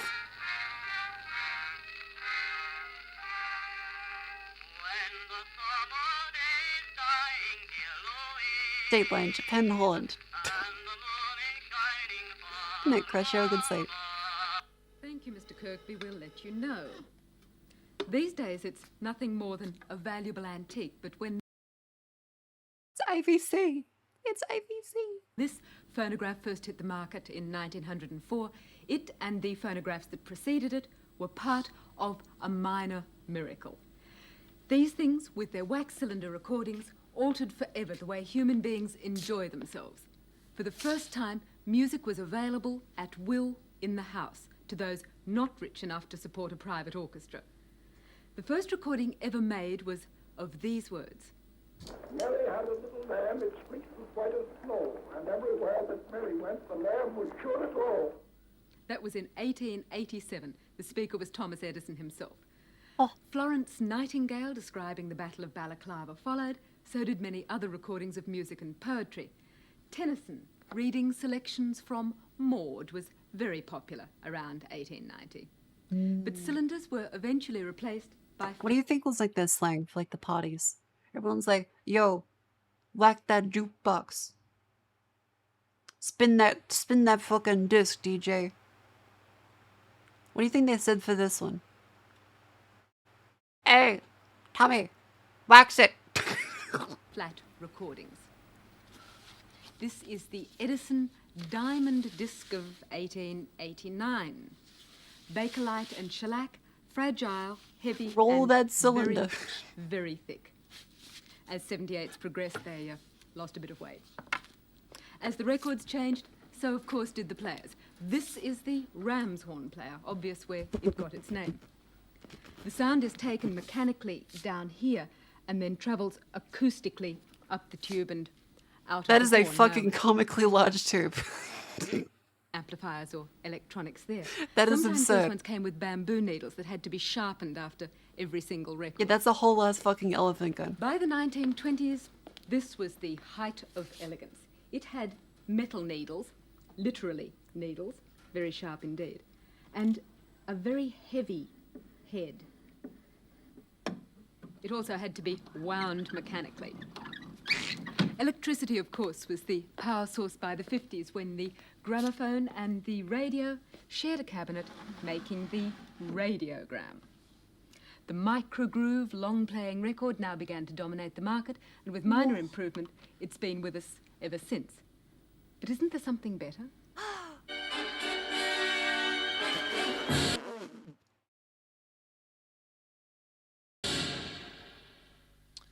And what you've just been listening to is the ultimate in recorded sound.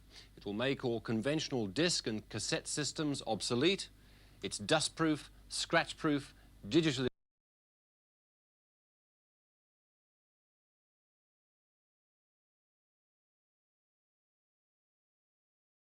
Does prove.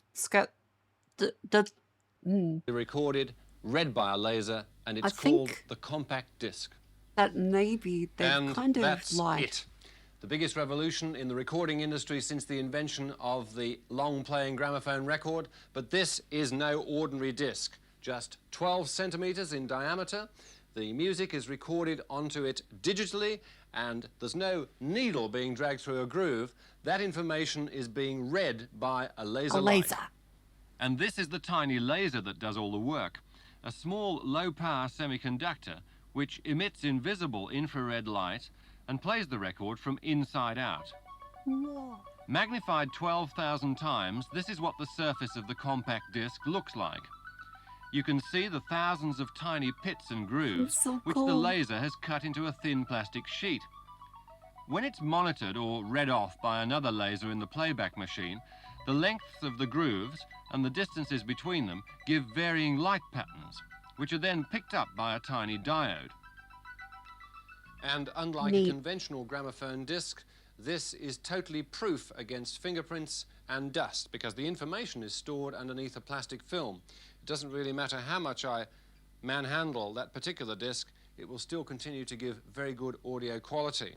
This is a one-sided disc. On the other side, I mean, is simply technically, the label of the record, and the record player which plays it is also surprisingly small and compact. $100 in That 80s information money. is read Ooh. by a laser from the underside. That's cooked. You simply place the disc in there like a conventional record player, and off you go.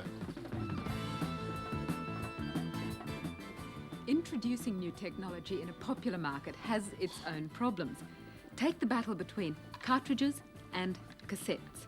It confused the consumer mightily, and it took around a decade for cassettes to establish a clear lead. The big manufacturers have learnt from that experience. With the laser audio disc, two of the biggest, Philips Just you and wait till fucking Sony, HD have DVD. united to produce compatible hardware. Half a world away from Holland. Okay, did anyone have HD DVDs? I don't think I ever saw a single person that bought one.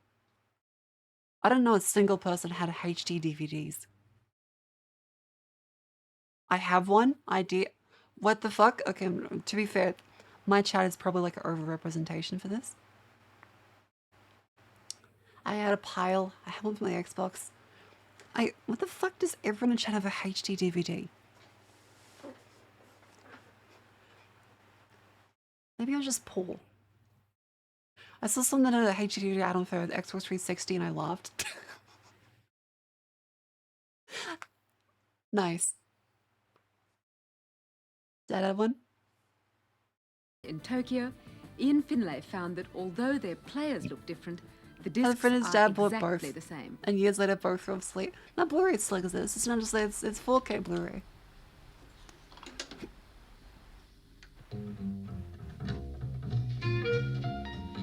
That's so cool. I mean, it's just the CD, but still. Seeing it presented like this is very fun. Let's put it into pause for a moment. The thing is that it's very difficult to try and get across the sound to you now like this when you're listening on conventional TV set, and also we're recording on a conventional tape recorder, so we can't actually get across to you in sound terms what this thing can do. But basically, it revolves around 5 things. The background noise. There's practically no background noise at all, no hiss or anything like that. There's no wow or flutter. Distortion is only 0.05%, which is very, very good, as any hi-fi buff will know. Frequency response is roughly similar to existing hi-fi sets, between 20 and 20,000 hertz. The main thing to say about the frequency response, though, is that it's absolutely flat. No pits or heights in it at all. And finally, the most important thing is the dynamic range is remarkable, 90 dB, which hi-fi buffs will agree is very remarkable. Is that The player decibels? itself is a huge advance over conventional Does he mean decibels? I'm not like a hi-fi person. Yes? record players because it gives you the same sort of control you have on a With a tape fucking recorder. Fast forward and fast reverse scanning, pause and stop buttons, and the ability to instantly select any track you want. It's also got a little programmable memory so that instead of playing the tracks in their right order, 1, 2, 3, 4, 5, and so on, you can select your own sequence in advance so that they play in any order you want. That's pretty and fucking all the while, cool. the monitor tells you which track you're on and how many minutes and seconds it's been playing. That's pretty fucking cool, actually. In addition, the whole Mine didn't fucking have that in like the 2000s. I had this shit. What the fuck? This is better than my fucking CD player 20 years after this. The fuck?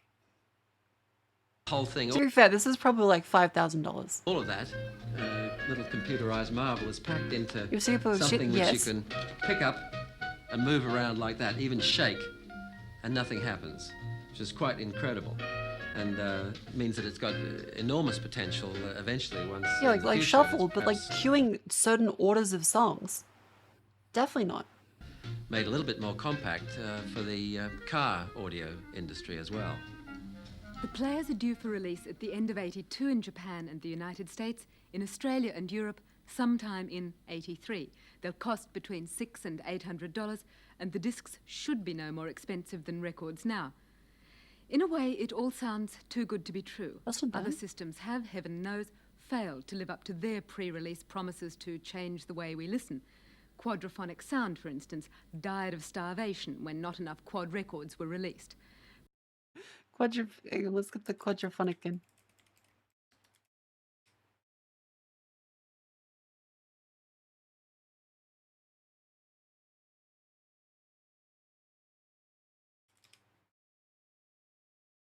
Yeah, so you see that buy a quadraphonic record. You gotta buy the speaker setup But for with compact fucking discs, 4 we're directions. assured there will be a rolling river of material. 7 major record companies have already Incredible. signed up to produce. That's a them. fucked disc. That disc is cooked. System. With hardware and software both lined up, compact discs may well rule the roost, at least until Also, I someone gotta say, I love the pattern here. Like it's given like Tony Montana in the top, but then it's given Betty White underneath. I fucking love this like 80s outfit. This is incredible. She's gotta like sell the yayo at 3, but after this she needs to go knitting. perfects a method of putting Beethoven's It's ninth on a good. silicon chip. Don't laugh. That I'm is the assured most. I didn't even notice it. This is the most fucking bizarre fucking color. that day, in fact, is not too far off. That's incredible. She's got the fucking power shoulders. She has a power. She has a fucking Dracula collar.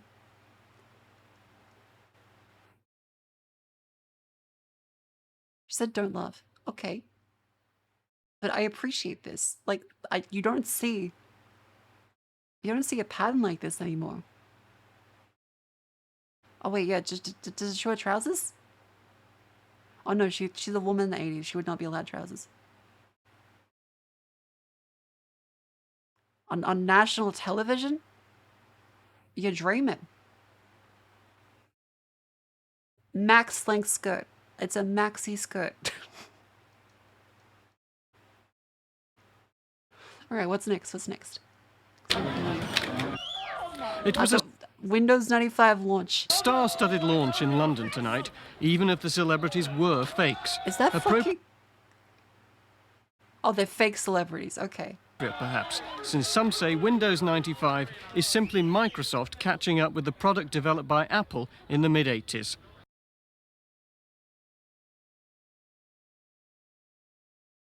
What happened to Microsoft marketing? Why is their marketing so shit now? They got a hot Marilyn Monroe lookalike?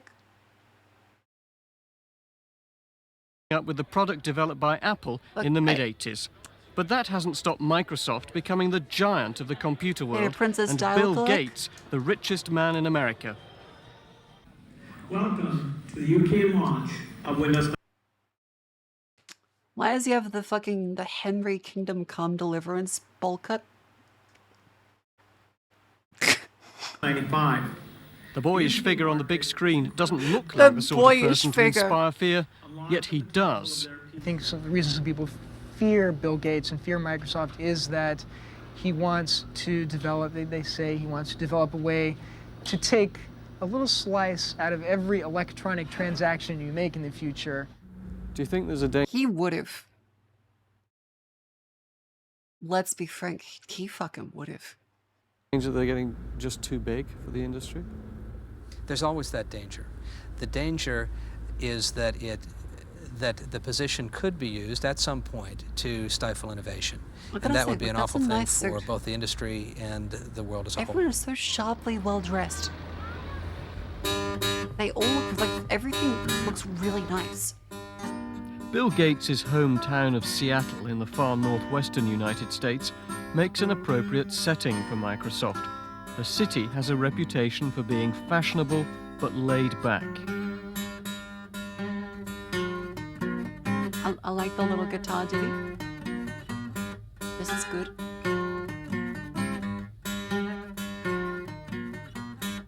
It's an image Microsoft works hard, some might say too hard, to emulate. The company likes its employees to practice informality. And the giant headquarters buildings are known as the campus.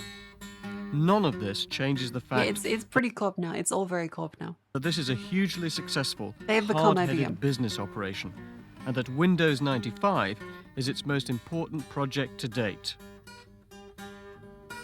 I think the launch of Windows 95 is going to be a very powerful event within the information industry, in the sense that we are bringing a very substantial enhancement in technology to the PC operating system. The So launch I've of seen Windows downtown plus, 95 like, is the most 60. expensive in the history of the computer industry, That's worse than like and a it's fucking also Royal one of the most Australian town. controversial. The charge against Microsoft is that the company is fundamentally changing the rules of the Okay, game. that's it.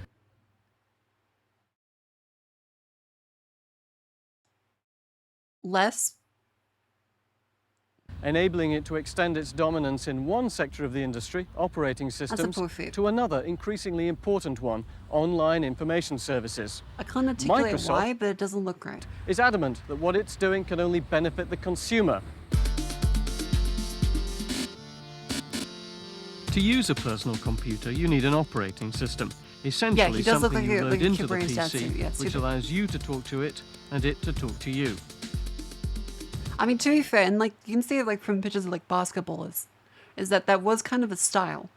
Is that the suits, like, okay, so if you take a look at like the NBA 2000s suits, they do look goofy. They look very fucking goofy. Oh my god, actually it looks worse than I remembered. Okay, so here's a comparison.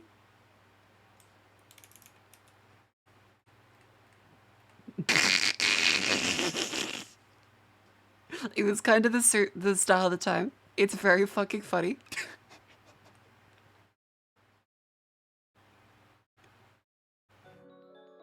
It's kind of the style. Here's a comparison between then and like more now. Some of them are a little tight, but otherwise I think this looks way better. I think they look like smart young men, and in this, they look like the boss baby. They look like the Kingpin in the fucking Spider-Verse.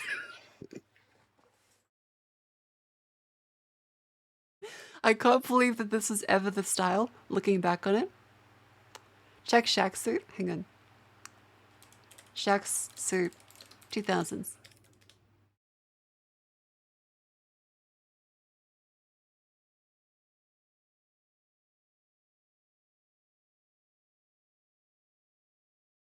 God fucking damn. That's a long man. That's a long fucking boy.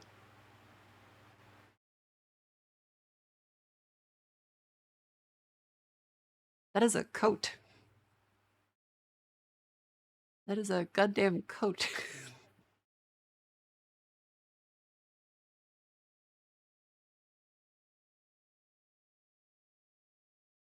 Like, look at this. Look at this. He looks like he's fucking... He looks like he's Mr. X. He's got the mixed Mr. X trench coat.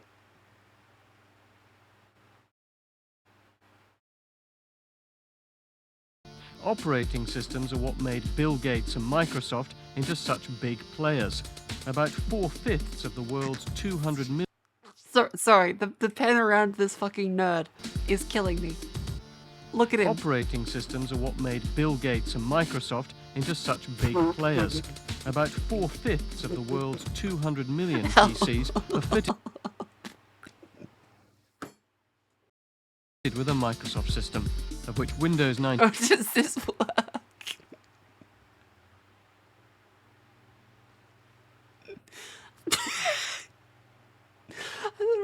I thought it was gonna have him feel like doing some like hacker shit. It spins around him and it's just like, help! I need to see that again. to talk to you. Operating systems are what made Bill Gates and Microsoft into such big players. About 4/5 of the world's 200 million PCs are fitted with a Microsoft system, of which Windows 95 is the latest version.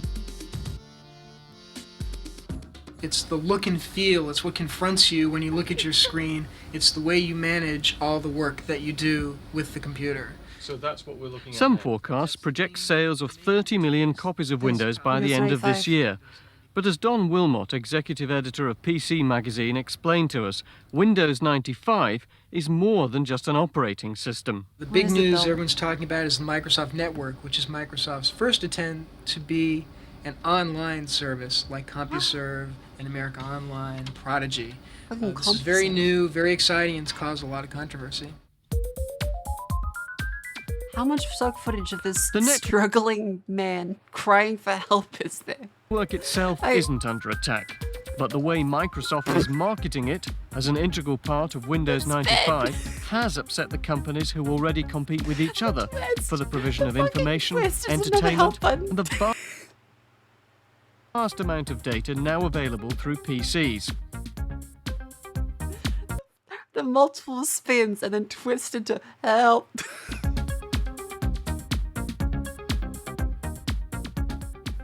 As one of the top 3 online services, Prodigy is one of those most concerned about Microsoft's tactics. The Prodigy newsroom at the company's headquarters in White Plains, New York, is just one of the many services available to the company's more than 1 million subscribers. Prodigy are furious that for the owners of Windows 95, the Microsoft network will be easier to access than theirs or the other online services. It's just like a cult website. Is a level playing field. That cult fucking chat with Michael Jackson tomorrow. All we want this is like a fucking cult website. Is a level playing field. We have made that statement to Microsoft. We have made that statement to Justice. That is a mustache. We do not worry about Microsoft Network as a competing service because we think that we stack up very well against that network. What we are concerned about is the way that that is offered to the consumer and the way that Windows 95 systematically excludes the other competitors from playing on a level playing field. Pressure from Microsoft's competitors, allied with the Justice Department's own concerns, sparked off an investigation into possible breaches of America's tough antitrust laws designed to ensure... was like a fucking dragon. He was fearsome. Fair competition. Only today, the US Attorney General, Janet Reno, confirmed that the investigation is continuing. You confuse the discussion when people talk in terms which don't make any sense to antitrust lawyers. When people talk about you need to have a level playing field, or this or that is an unfair advantage. All of that rhetoric is meaningless in the legal process until it is mapped to whether conduct complained about constitutes a violation of an antitrust something Jet showed me. And we have never heard any theory that makes any sense to us as the basis for an investigation, let alone the bringing of a civil lawsuit against this company. But some legal opinion still believes Microsoft is exploiting its commercial advantage to the detriment of its competitors. What? No, they would never do that. They would never do that. One idea, we call it essential facilities, says that if you control something that is essential for everybody else to compete, then you have to make it available on reasonable and non-discriminatory terms for everybody. Indeed, the origins of the idea are in the English law of ferryman. The ferryman was...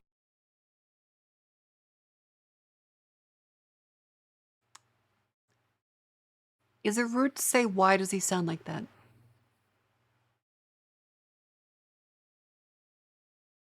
Right? Is it, why does he sound like that? Was a classic monopolist, and he had to take everyone back and forth across the river. The row over the Microsoft network is only the latest in a series of run-ins Microsoft has had with the Justice Department. He's trying not to smile. The authorities, like many in the industry, seem concerned by Microsoft's apparent desire to control every market they're in. That desire led to Microsoft's attempt to take over this company, Intuit, situated in the heartland of the computer industry, Palo Alto in California, and itself no stranger to large market share.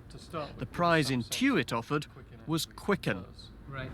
What Quicken does is it helps you to organize all of your finances, your bank accounts, credit cards, It's definitely investments, loans, any kind of financial activity that you have. Quicken can organize it for you. And it The does sophistication of Intuit's technology, as demonstrated by Yolanda, the talking tutor, and They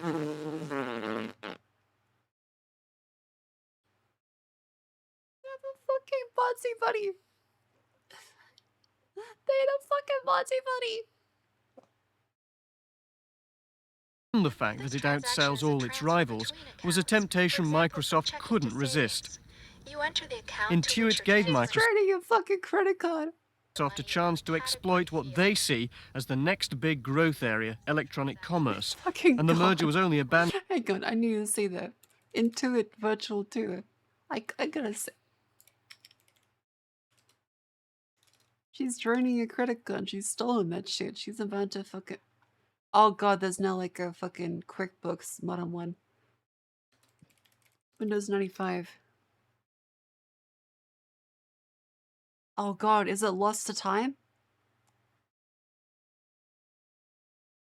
Is it lost to... Like, all I can see is like modern QuickBooks.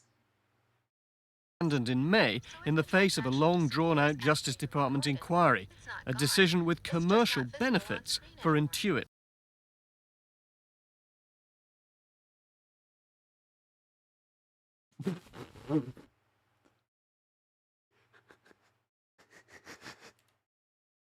Justice Department inquiry, She stole my a decision fucking with gas bill. commercial benefits for She stole my fucking gas bill.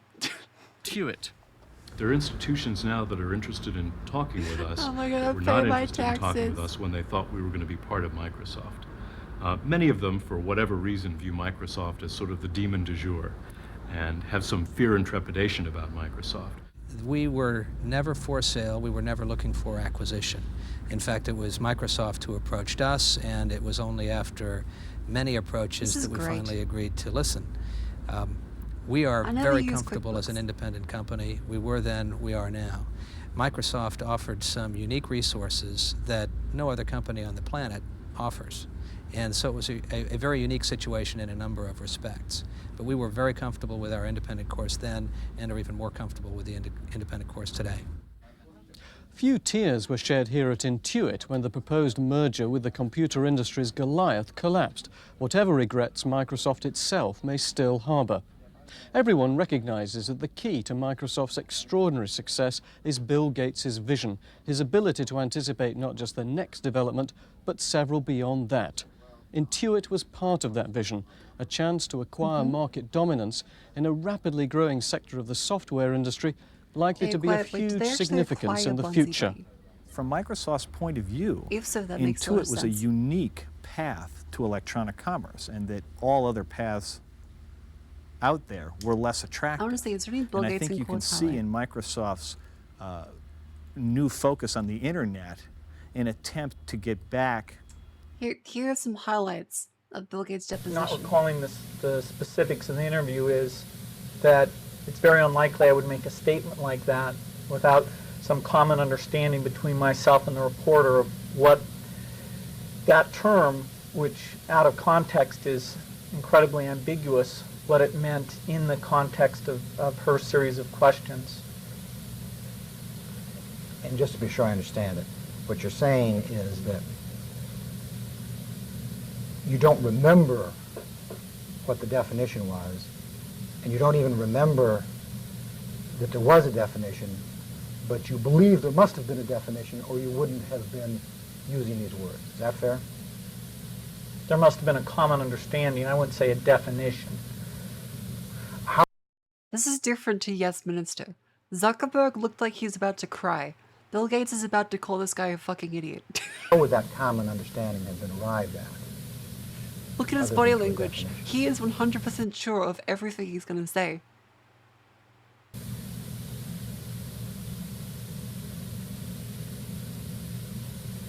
This is why people are scared of Bill Gates. This is why. Oh, somebody can give examples. I'm just saying there doesn't have to be a Yeah, formal this is the definition for fucking two dragon's people to have a breath. context in a conversation of what a word means. That is, neither one has to say, I define the word as follows. So maybe I interpreted the word definition too strictly. Okay. So if you define definition for this conversation in a loose way, then I'll understand what you mean. He's fucked the fucking the deposition giver. Whatever the fucking title is, he's asking him to define definitions. He's fucked. He's managed to trick the fucking interview giver to say define definitions. That is what you need in order to understand the question, is to have me define what is meant by definition. At least loosely. Well, what I mean by definition is what you meant by definition when you said that you wouldn't have answered this question unless you'd had a definition. Common understanding. I use the word common understanding, and I'll stick with that. But I don't think quotations like that had any direct effect. You put in the word direct effect, and I know that you're a very precise person from the statement you've already made today. So I'm about to ask you what you mean. The fucking balls to laugh in a deposition like that. By the use of the word direct there that you put in the answer that wasn't in the question. What do you mean? Yeah, this is why everyone was scared of Bill Gates. And that may have answered my question, sir. But because I know that you're a person that uses words very precisely, I need to. Like, I admire him. Like, he was a genuine piece of shit. This is before all of the Bill and Melinda Gates Foundation. This is before they're trying to redeem himself with charity and releasing mosquitoes upon the rich people, which by the way are based. But this is before that. He was a massive piece of shit. Well, he's at least trying now, but still. He was a massive, massive, gigantic piece of shit. Between the question and the answer. He built the computer My industry. question was whether you believed undoubtedly that this but he's a gigantic piece of shit that almost killed it too. Affected Netscape's business prospects. You said you didn't know of any effect, and I just wanted to be That's sure. the shit he's feeling intellectually superior to people. He is. Let's call it spade of spade here. Bill Gates is terrifyingly intelligent. He got out of this. Any other company and any other CEO would be skull-fucked by the US court. He's going up against the United States. This is the United States versus Microsoft. This isn't like a regular lawsuit with someone unhappy with the product. This is the whole fucking United States. So yeah, I think he is intelligent. He is, like, smug. He does think he's the most intelligent guy in the room. He fucking won. Your answer was meant it's to scary. apply the full breadth of my question. The full breadth of your question? Yes, sir. And if that's confusing to you, as I say, I will put the question as many times as I need to be sure that I get it clear to you. By like this, I mean the quotation in the Financial Times article. I don't know what it means to be like that.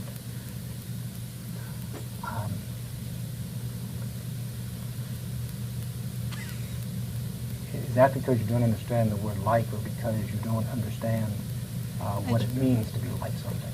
Yeah, the interviewer is kind of dropping the ball, but still. When you refer to... Again, there's multiple interviews. There's multiple ones.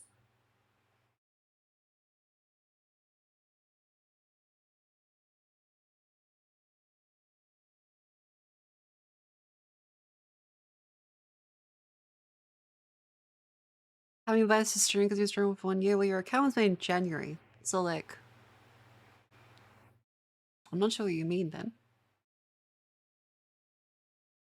And I assume that's bait.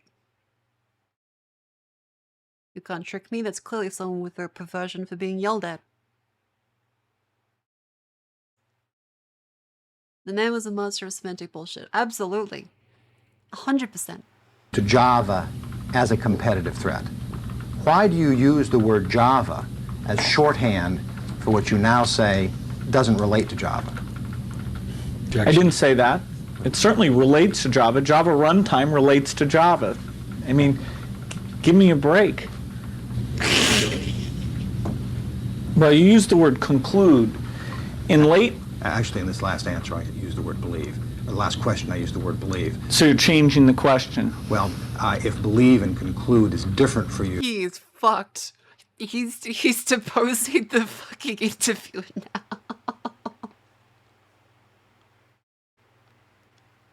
I'll ask it both ways. Yeah, it's very different. In late night. Okay, then let me ask the question so the record is clear what you're. You don't want to let me answer the last one? Or if that's what you're going to answer, let's read the question back so that we're sure. And would you Again, he's a massive reincorporate the question so that the record is clear? But he beat the fucking that government. what follows is intended It's to like be a that- that's response worth to this some particular respect. question. And just maybe horror. But still. Not quite sure. It was competitive. Is something that's competitive always a competitive threat? I'm not sure. Mr. Gates, I think the record will show, and if necessary, we can go back to it, that you used the term Java runtime threat. Do you recall doing that? Yes. Okay. Now, that's not the same as competitive threat. Our whole activity here, everything we do really comes under what I just described. everything Microsoft does comes under what you've just described. Is that your testimony, sir? Mm-hmm. Well, sir, does trying to undermine Sun come within the Sun Microsystems Java. activity that you've just described? I don't know what you mean by that. You don't? No. I'm not sure. Well, the subject of this is FW post agreement, correct, sir? Yeah, that's what makes me think this was probably post-agreement. Did that indicate...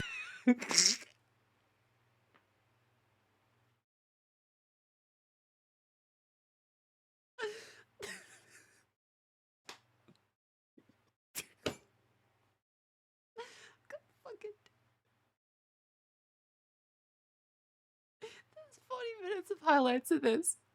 to you that that was an important part of what you were getting in terms of the deal? No such deal was ever struck, so I'm not sure what you're saying. Was that an important part of the deal that you were trying to get, sir? We never got as far as trying to get that deal, unfortunately. You never got as far as trying to get that deal? Is that what No. you're saying? No, well... Who was at this executive staff meeting? Probably members of the executive staff. Increase.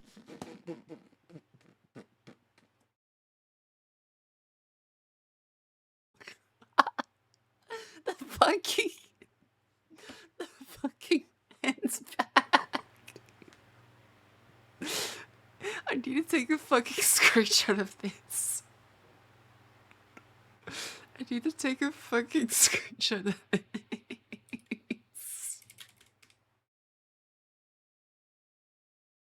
Increasing IE share on Mac will help increase the number of This is Windows that you incredible. license? Yeah, I went through the chain of logic that explains that to you. I don't know if you misunderstood some part of it. All I'm trying to do is get your answers on the record, because if I begin to tell you what I think about your answers, we'll be here all day. Does increasing IE's share on It's just Mac running around the fucking table. make it more likely that content providers will want to use IE? I don't know what you mean by content providers using know? IE. You don't know what Content providers providers use servers. They don't use clients. Do you know what content providers are? Yes. Give me an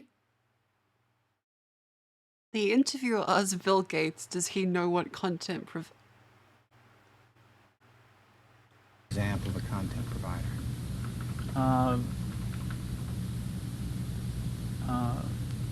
Disney?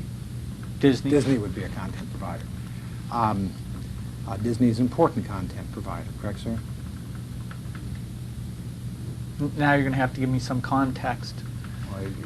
Without me giving you some context, you can't answer the question as to whether Disney is an important content provider. Is that your testimony under oath? Important in what sense? Important in the everyday, common usage sense of what important means. Mr. Bush, I think probably the word content providers was not used, but the word content was used by the witness. I mean, to be fair, important is like a leading kind of...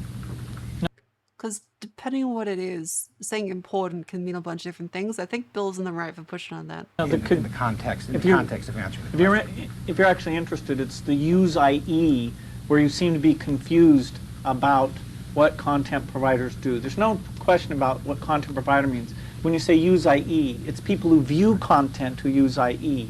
Right. And in order for somebody to view content through IE, that content has to be put someplace to begin with, right? On a server. Yes. Do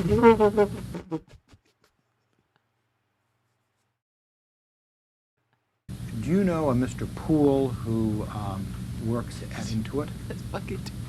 No. You do not? No. I think you're confused. You may be right. But all I need to do is get your testimony down, and then people can judge for themselves. So it is your testimony that you do not know anyone. Well, here is Mark Zuckerberg. And it was my mistake, and I'm sorry. I started Facebook, I run it, and I'm responsible for what happens here. Cambridge Analytica wasn't using our services in 2015 as far as we can tell. So this is clearly one of the questions that I asked our team as soon as I learned about this is why did we wait last month to ban them? It's because as of the time that we learned about their activity in 2015, they weren't an advertiser, they weren't running pages, so we actually had nothing to ban. There's a very common misperception about Facebook that we sell data to Bill advertisers. Gates is so virgin. And we do not sell. Bill Gates isn't just like a CEO, like a business major. Bill Gates helped build the fucking business. It's like all the interviewer asking technical questions that he doesn't understand is silly. Data to advertisers. Well, we don't sell data you clearly to anyone. rent it. What we allow is for advertisers to tell us who they want to reach, and then we do the placement. This is an ongoing arms race. As long as there are people sitting in Russia whose job it is to try to interfere with elections around the world, this is going to be an ongoing conflict. What I can commit is that we're going to invest significantly because this is a top priority to make sure that people aren't spreading misinformation or trying to interfere in elections on Facebook. It's not though, like they haven't said that. Mr. Zuckerberg, would you be comfortable sharing with us the name of the hotel you stayed in last night?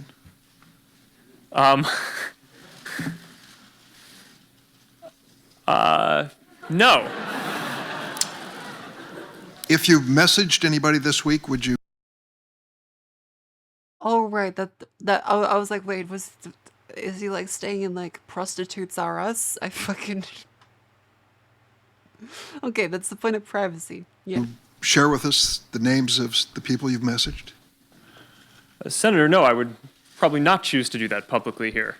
I think that may be what this is all about. Your right to privacy, the limits of your right to privacy, and how much you give away in modern America in the name of, quote, connecting people around the world. Is it an alternative to Facebook in the private sector? Yes, Senator. The average American uses 8 different apps to communicate with their friends and stay in touch with people, ranging from texting apps to email. Which is the same service you provide? Well, we provide a number of different services. Is Twitter the same as what you do? It overlaps with a portion of what we do. You don't think you have a monopoly? Okay, no, Facebook isn't a monopoly. Facebook is fucking dying. It certainly doesn't feel like They that are to only me. kept alive by constantly buying other companies. Which That was are you? stupid. Are you a tech company or are you the world's largest publisher? Do we feel responsibility for the content on our platform? The answer to that, I think, is clearly yes. But I don't think that that's incompatible with fundamentally at our core being a technology company where the main thing that we do is have engineers and build products. Have you ever collected the content of phone calls or messages through any Facebook application or service? Senator, I don't believe we've ever collected the content of phone calls.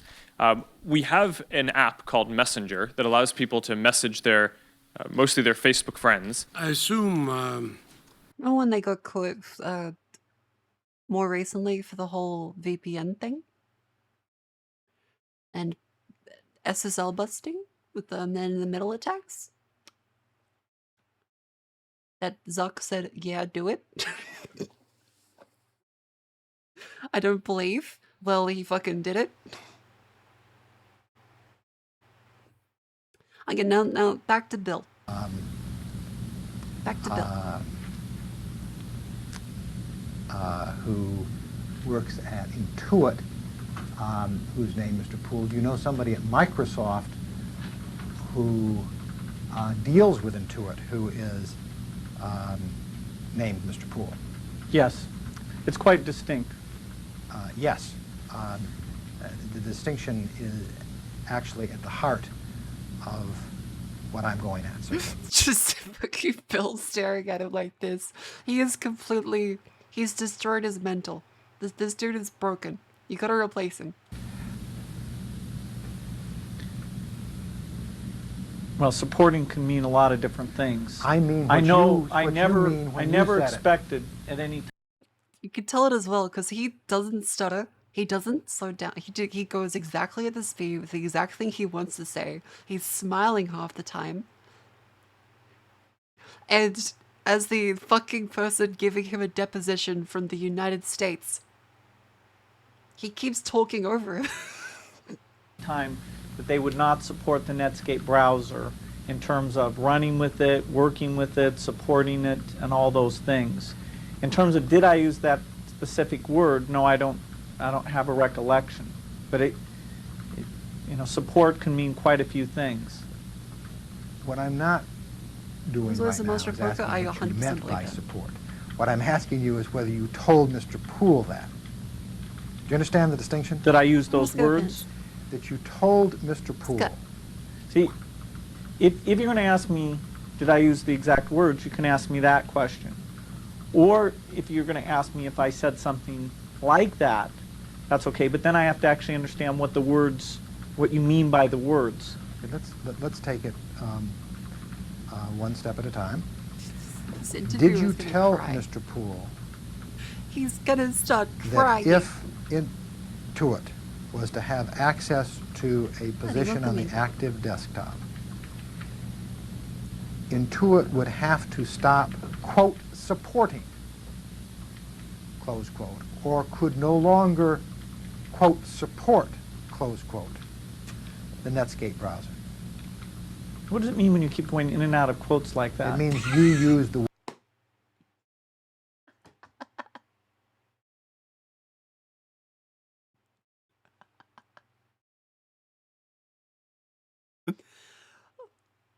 Oh my god. word supporting, or you use the word support. And your APIs were not pure Java APIs. No, right? some were and some weren't. Yes, so some were and some weren't. But the APIs that you wanted people to use were APIs that were not pure Java APIs. Correct, sir? No, we were glad to have people use both. Were you indifferent as to whether they used your pure Java APIs or your proprietary APIs? You've introduced the word proprietary, and that completely changes the question. So help me out. What do you want to know? Is the term proprietary API a term that you're familiar with, sir? I don't know what you mean by it. Is it a term you're familiar with in your business? I really don't know what you mean. You mean an API that you have a patent on?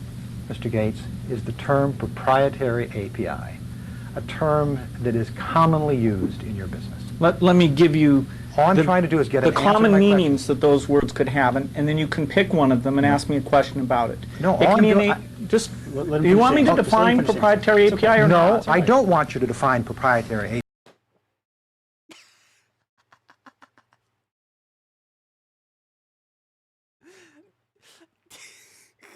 I didn't ask you to define proprietary API. I asked you a simple question as to whether the term proprietary API was commonly used in your business. Now, I'm prepared to sit here as long as you want to answer questions that I haven't asked. But I have a certain number of questions that I'm going to ask at the end of these other answers.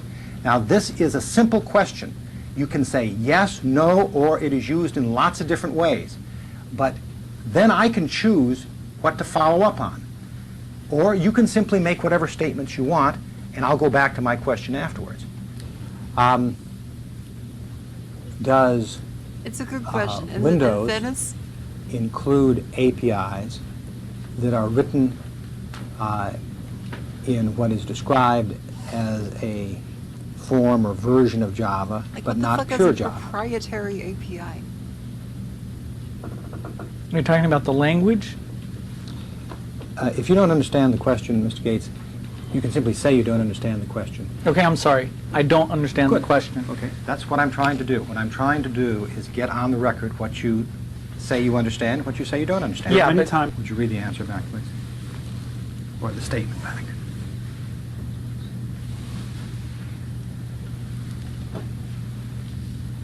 Are you talking about the language? No, I'm not talking about the language, if by the language you mean all the things that you said about the Java language when we were talking about Java yesterday.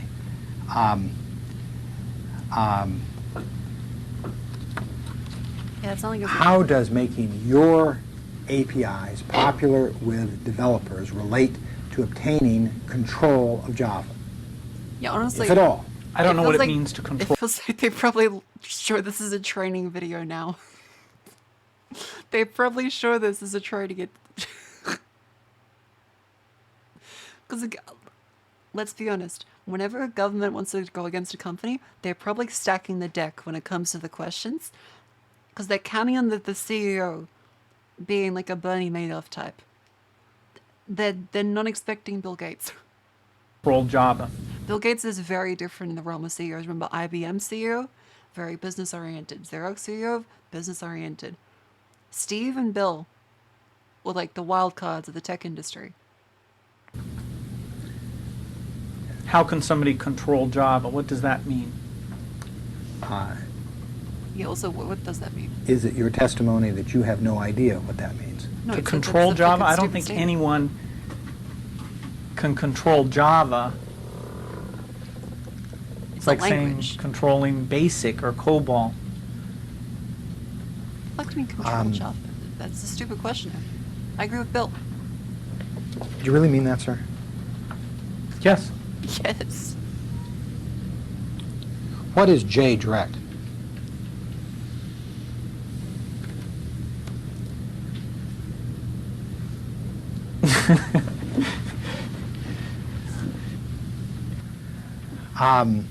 Did you have any discussions about the development of JDirect at the I was time it was not being involved developed? in the design of JDirect. Not asking you whether you were involved in the design of JDirect. I'm asking you whether you were aware at the time that JDirect was being developed that it was being developed.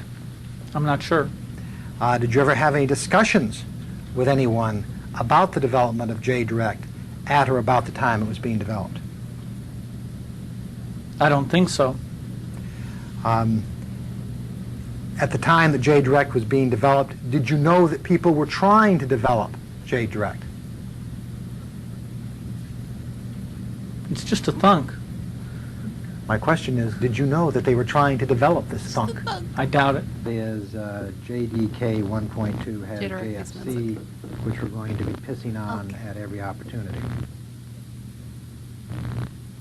I don't know if he's referring to pissing on JFC or pissing on JDK 1.2.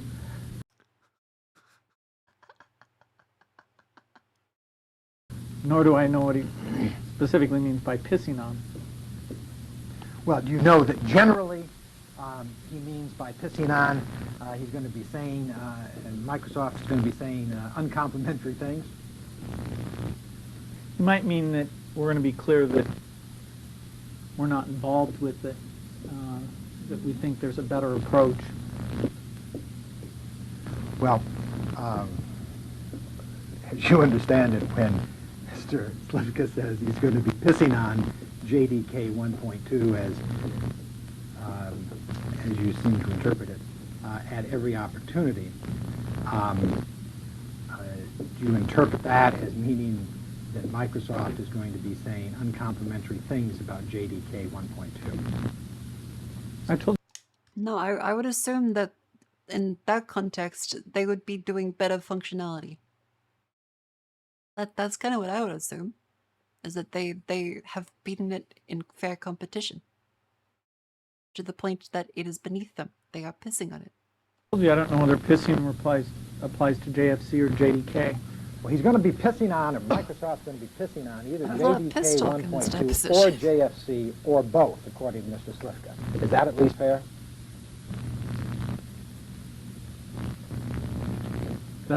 It appears to be what the sentence says. Yeah. And as the chief executive officer of Microsoft, when you get these kind of emails... Was David Blaze fired? David Blaze deposition. Was he fired after Bill Gates?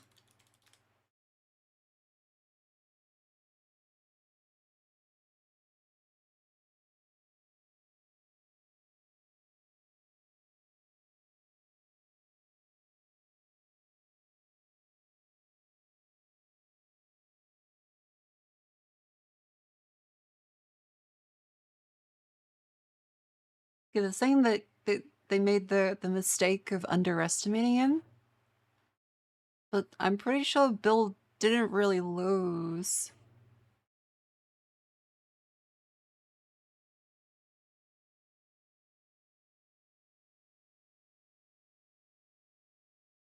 They call him the man who ate Microsoft. And yeah, the interviewer's every question is a very leading question.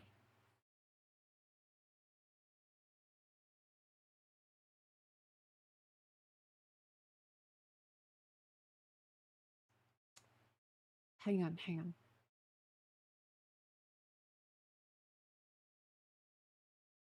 Did they ever... Where's the fucking...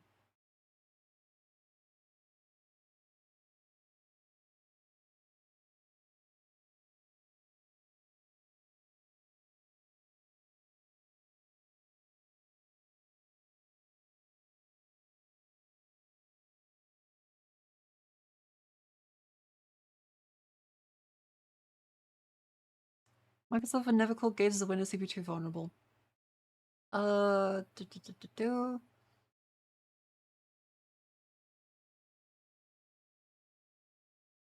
He was,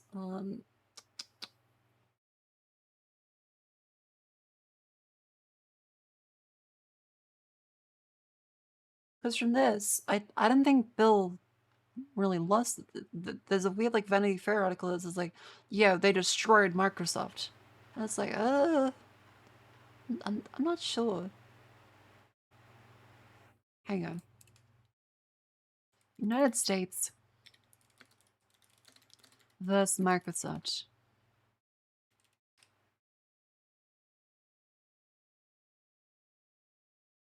I could swear they didn't fucking... He was a defense lawyer for Harvey Weinstein. David Blaze was a defense lawyer for Harvey Weinstein?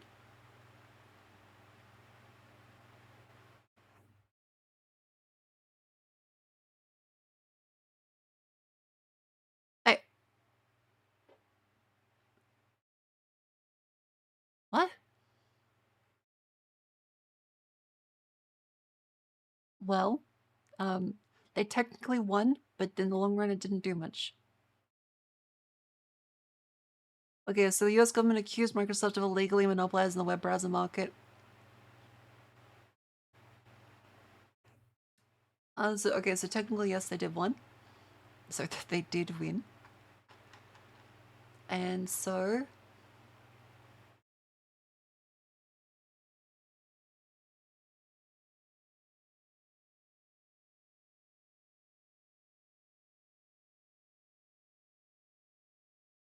hang on. Settlement. Okay. So they came into it wanting to break up Microsoft, and they didn't break up Microsoft.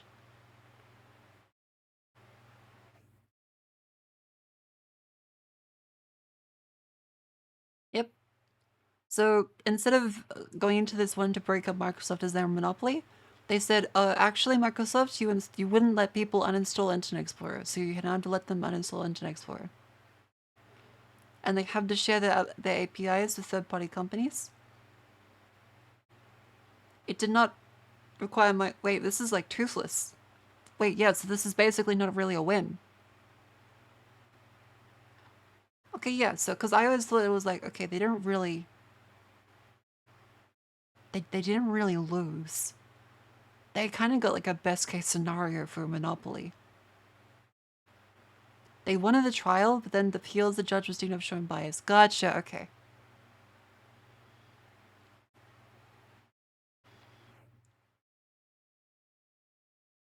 Yeah, okay.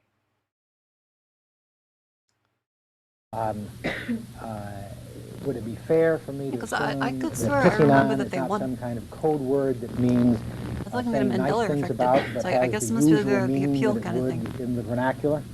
I don't know what you mean, this kind of email. The kind of email that is sent to you by executives in the course of your business, Mr. Gates. So all emails I get? Ben Slift is not an executive. All the emails you get from people telling you that they're going to piss on competitive products. That's what I'm talking about. I don't remember mail like that. It looks like I got one, but believe me, it's not a term that's commonly used. Okay, but you have no reason to think that he means it in any way other than the normal meaning of that term, do you, sir? 100, they I were think it's a very term close with to being multiple cut into meanings. In pieces this like case, I bell think it peppers. means what you They won suggested because it they means. remained intact. Yeah, like, again, this is meant to destroy them. This is meant because, like, hey, Microsoft is doing shady shit and be split apart. Not being split apart is a massive fucking win. That's like a gigantic win. I thought it did too, and They still reaped all the benefits of all the illegal shit and such shit they did before. So it's not like that. It's a loss to say like, hey, do slightly less of that. That's a slap on the wrist. Going through the actual language. Mr. Gates, isn't it the case that you told Mr. Moritz that browser share was a very, very important goal? And that's why he believed it. I guess now we're delving into the inner workings of Paul Moritz's mind and how he comes to conclusions. Well, let me try to ask you a question that won't require you to delve in anybody else's mind. Have you communicated to people other than Mr. Moritz within Microsoft that browser share was a very, very important goal?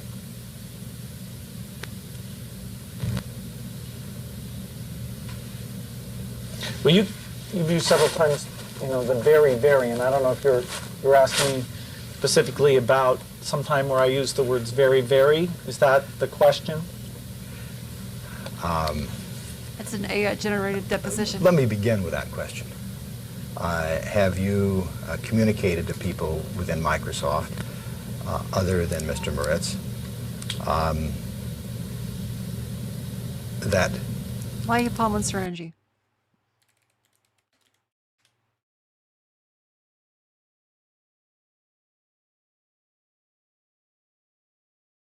Simple as. Browser share was a very, very important goal, using those words. I don't remember using those words. Have you communicated the substance of that to people within Microsoft? Help me understand. If you communicate to people that something is important, is the substance of that identical to communicating to them it's very, very important. Would it be, in your view, Mr. Gates, if you were using those terms, would important be the same as very, very important? Not identical. What would be the difference? He's such a cunt.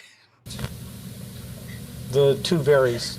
Such a cunt. And what significance in terms of substance would those two varies have? A speaker's tendency towards hyperbole. Now, other than your tendency, if you have one, to hyperbole. I'm not getting your question. Okay. Are you trying to ask what I was thinking when I wrote this sentence? Let me begin with that. What were you thinking when you wrote this sentence? I don't remember specifically writing the sentence.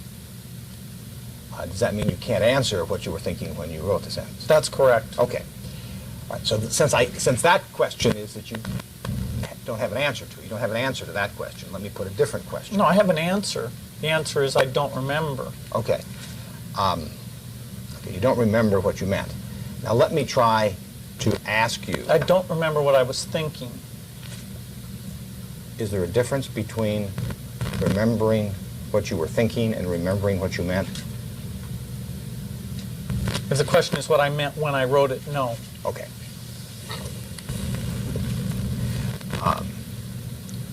Were there specific competitive products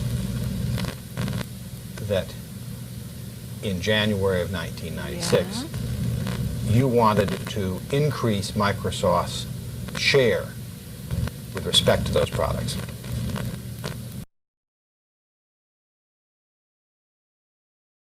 That's what every company wants to do?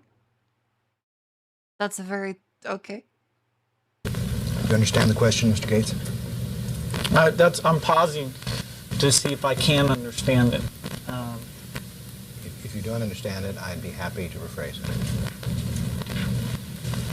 it. Go ahead and rephrase it. I probably could have understood it. Thought about it, but go ahead. Mr. Gates, you want people to buy your product.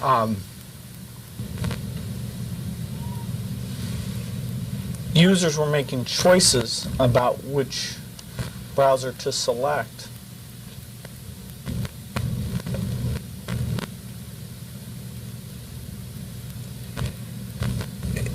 Is the term competition a term that you're familiar with, Mr. Gates?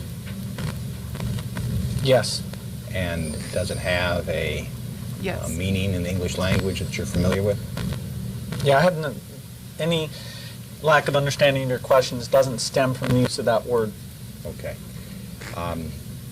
And you understand what is meant by non-Microsoft browsers, do you not, sir? No. You don't? Is that what you're telling me? You don't understand what that means? Bill. You'll have to be more specific with...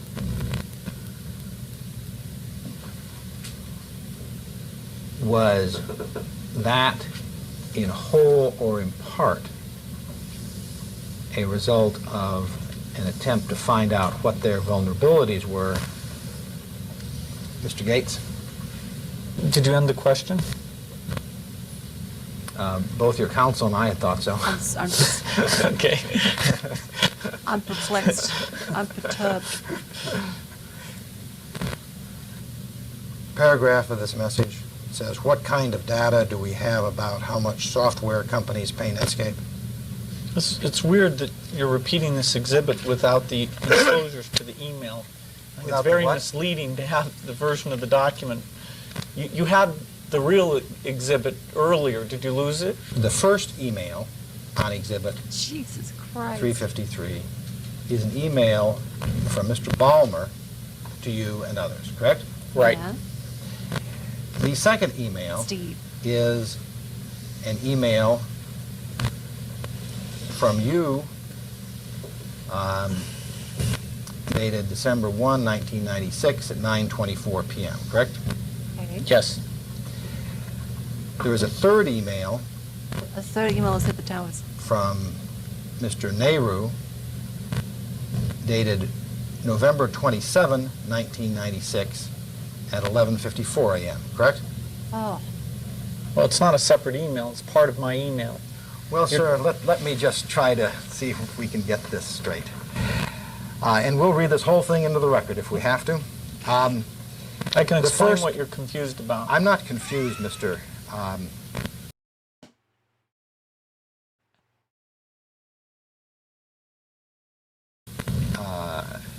Gates.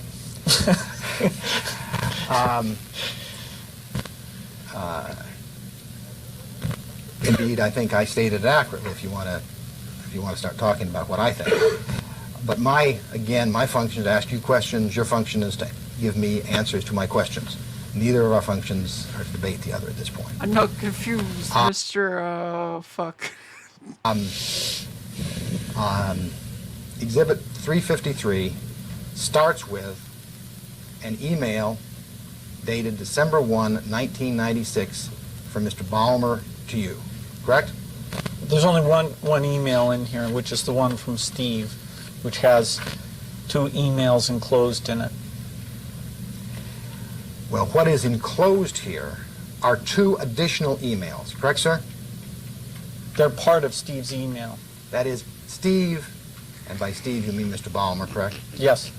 Is sending around with his email 2 earlier emails, correct? Texas deposition? Hang on.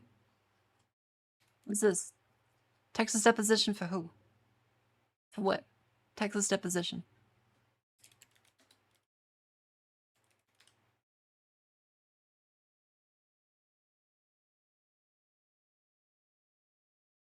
Is it this? Next, we go back into the court cam archives, where tempers ran hot at one very tense deposition. Let's see.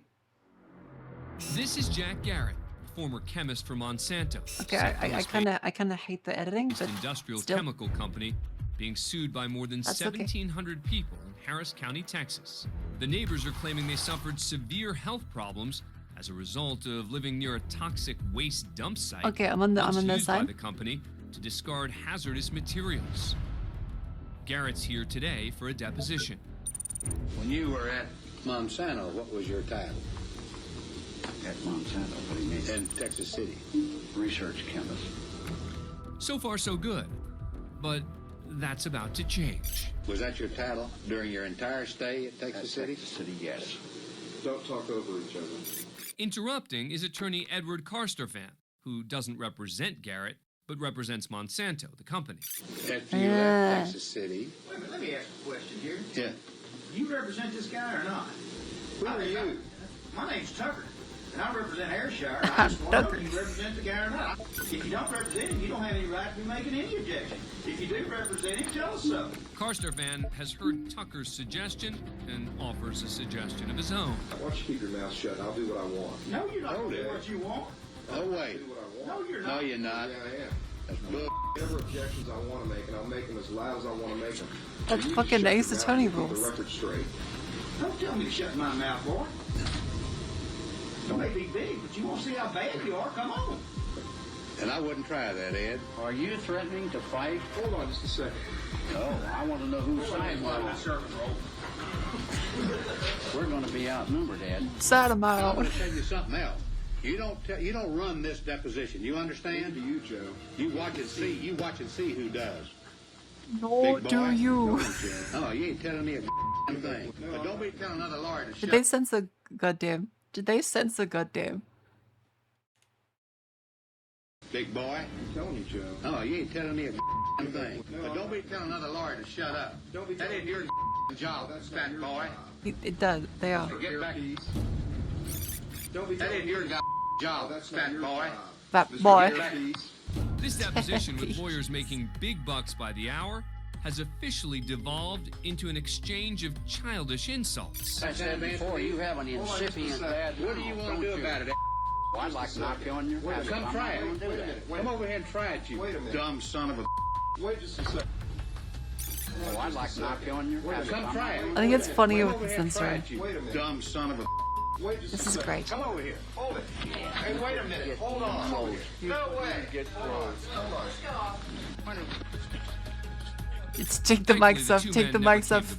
Fuck his mother. But after the insults stopped flying, it was Jamal who ultimately landed the knockout punch. Monsanto Company settled the lawsuit and agreed to pay out $39 million to the plaintiffs. Thanks for being a fan of Court. All right, that was incredible. Thank you very much for letting me know about the Texas deposition. It is 1:47 a.m. I have to go to bed.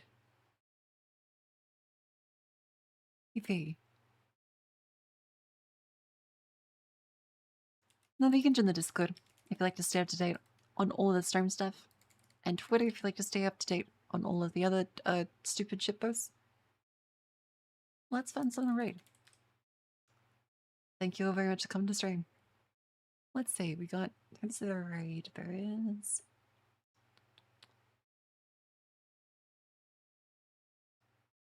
Oh, no, Kalim's live. Ooh, she's playing Sekiro. Nice. What should our raid message be? Hope you enjoyed the stream. This is very fun. I'll make sure I'll see you guys tomorrow night. We will play a game. The game will be played tomorrow. It will be played. Things will happen. Things will happen. Yeah, it's fun, yeah. Yeah, Kappa. Hang on. What's that raid message? What's like a relevant funny? What's a relevant funny?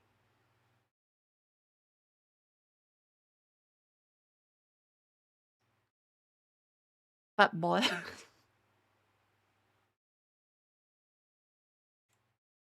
Sure. Sure. Thank you all for coming. I'll see you tomorrow. This is good.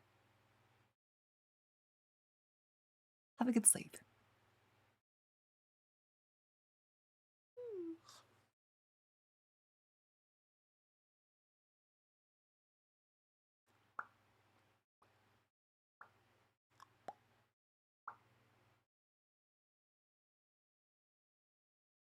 And that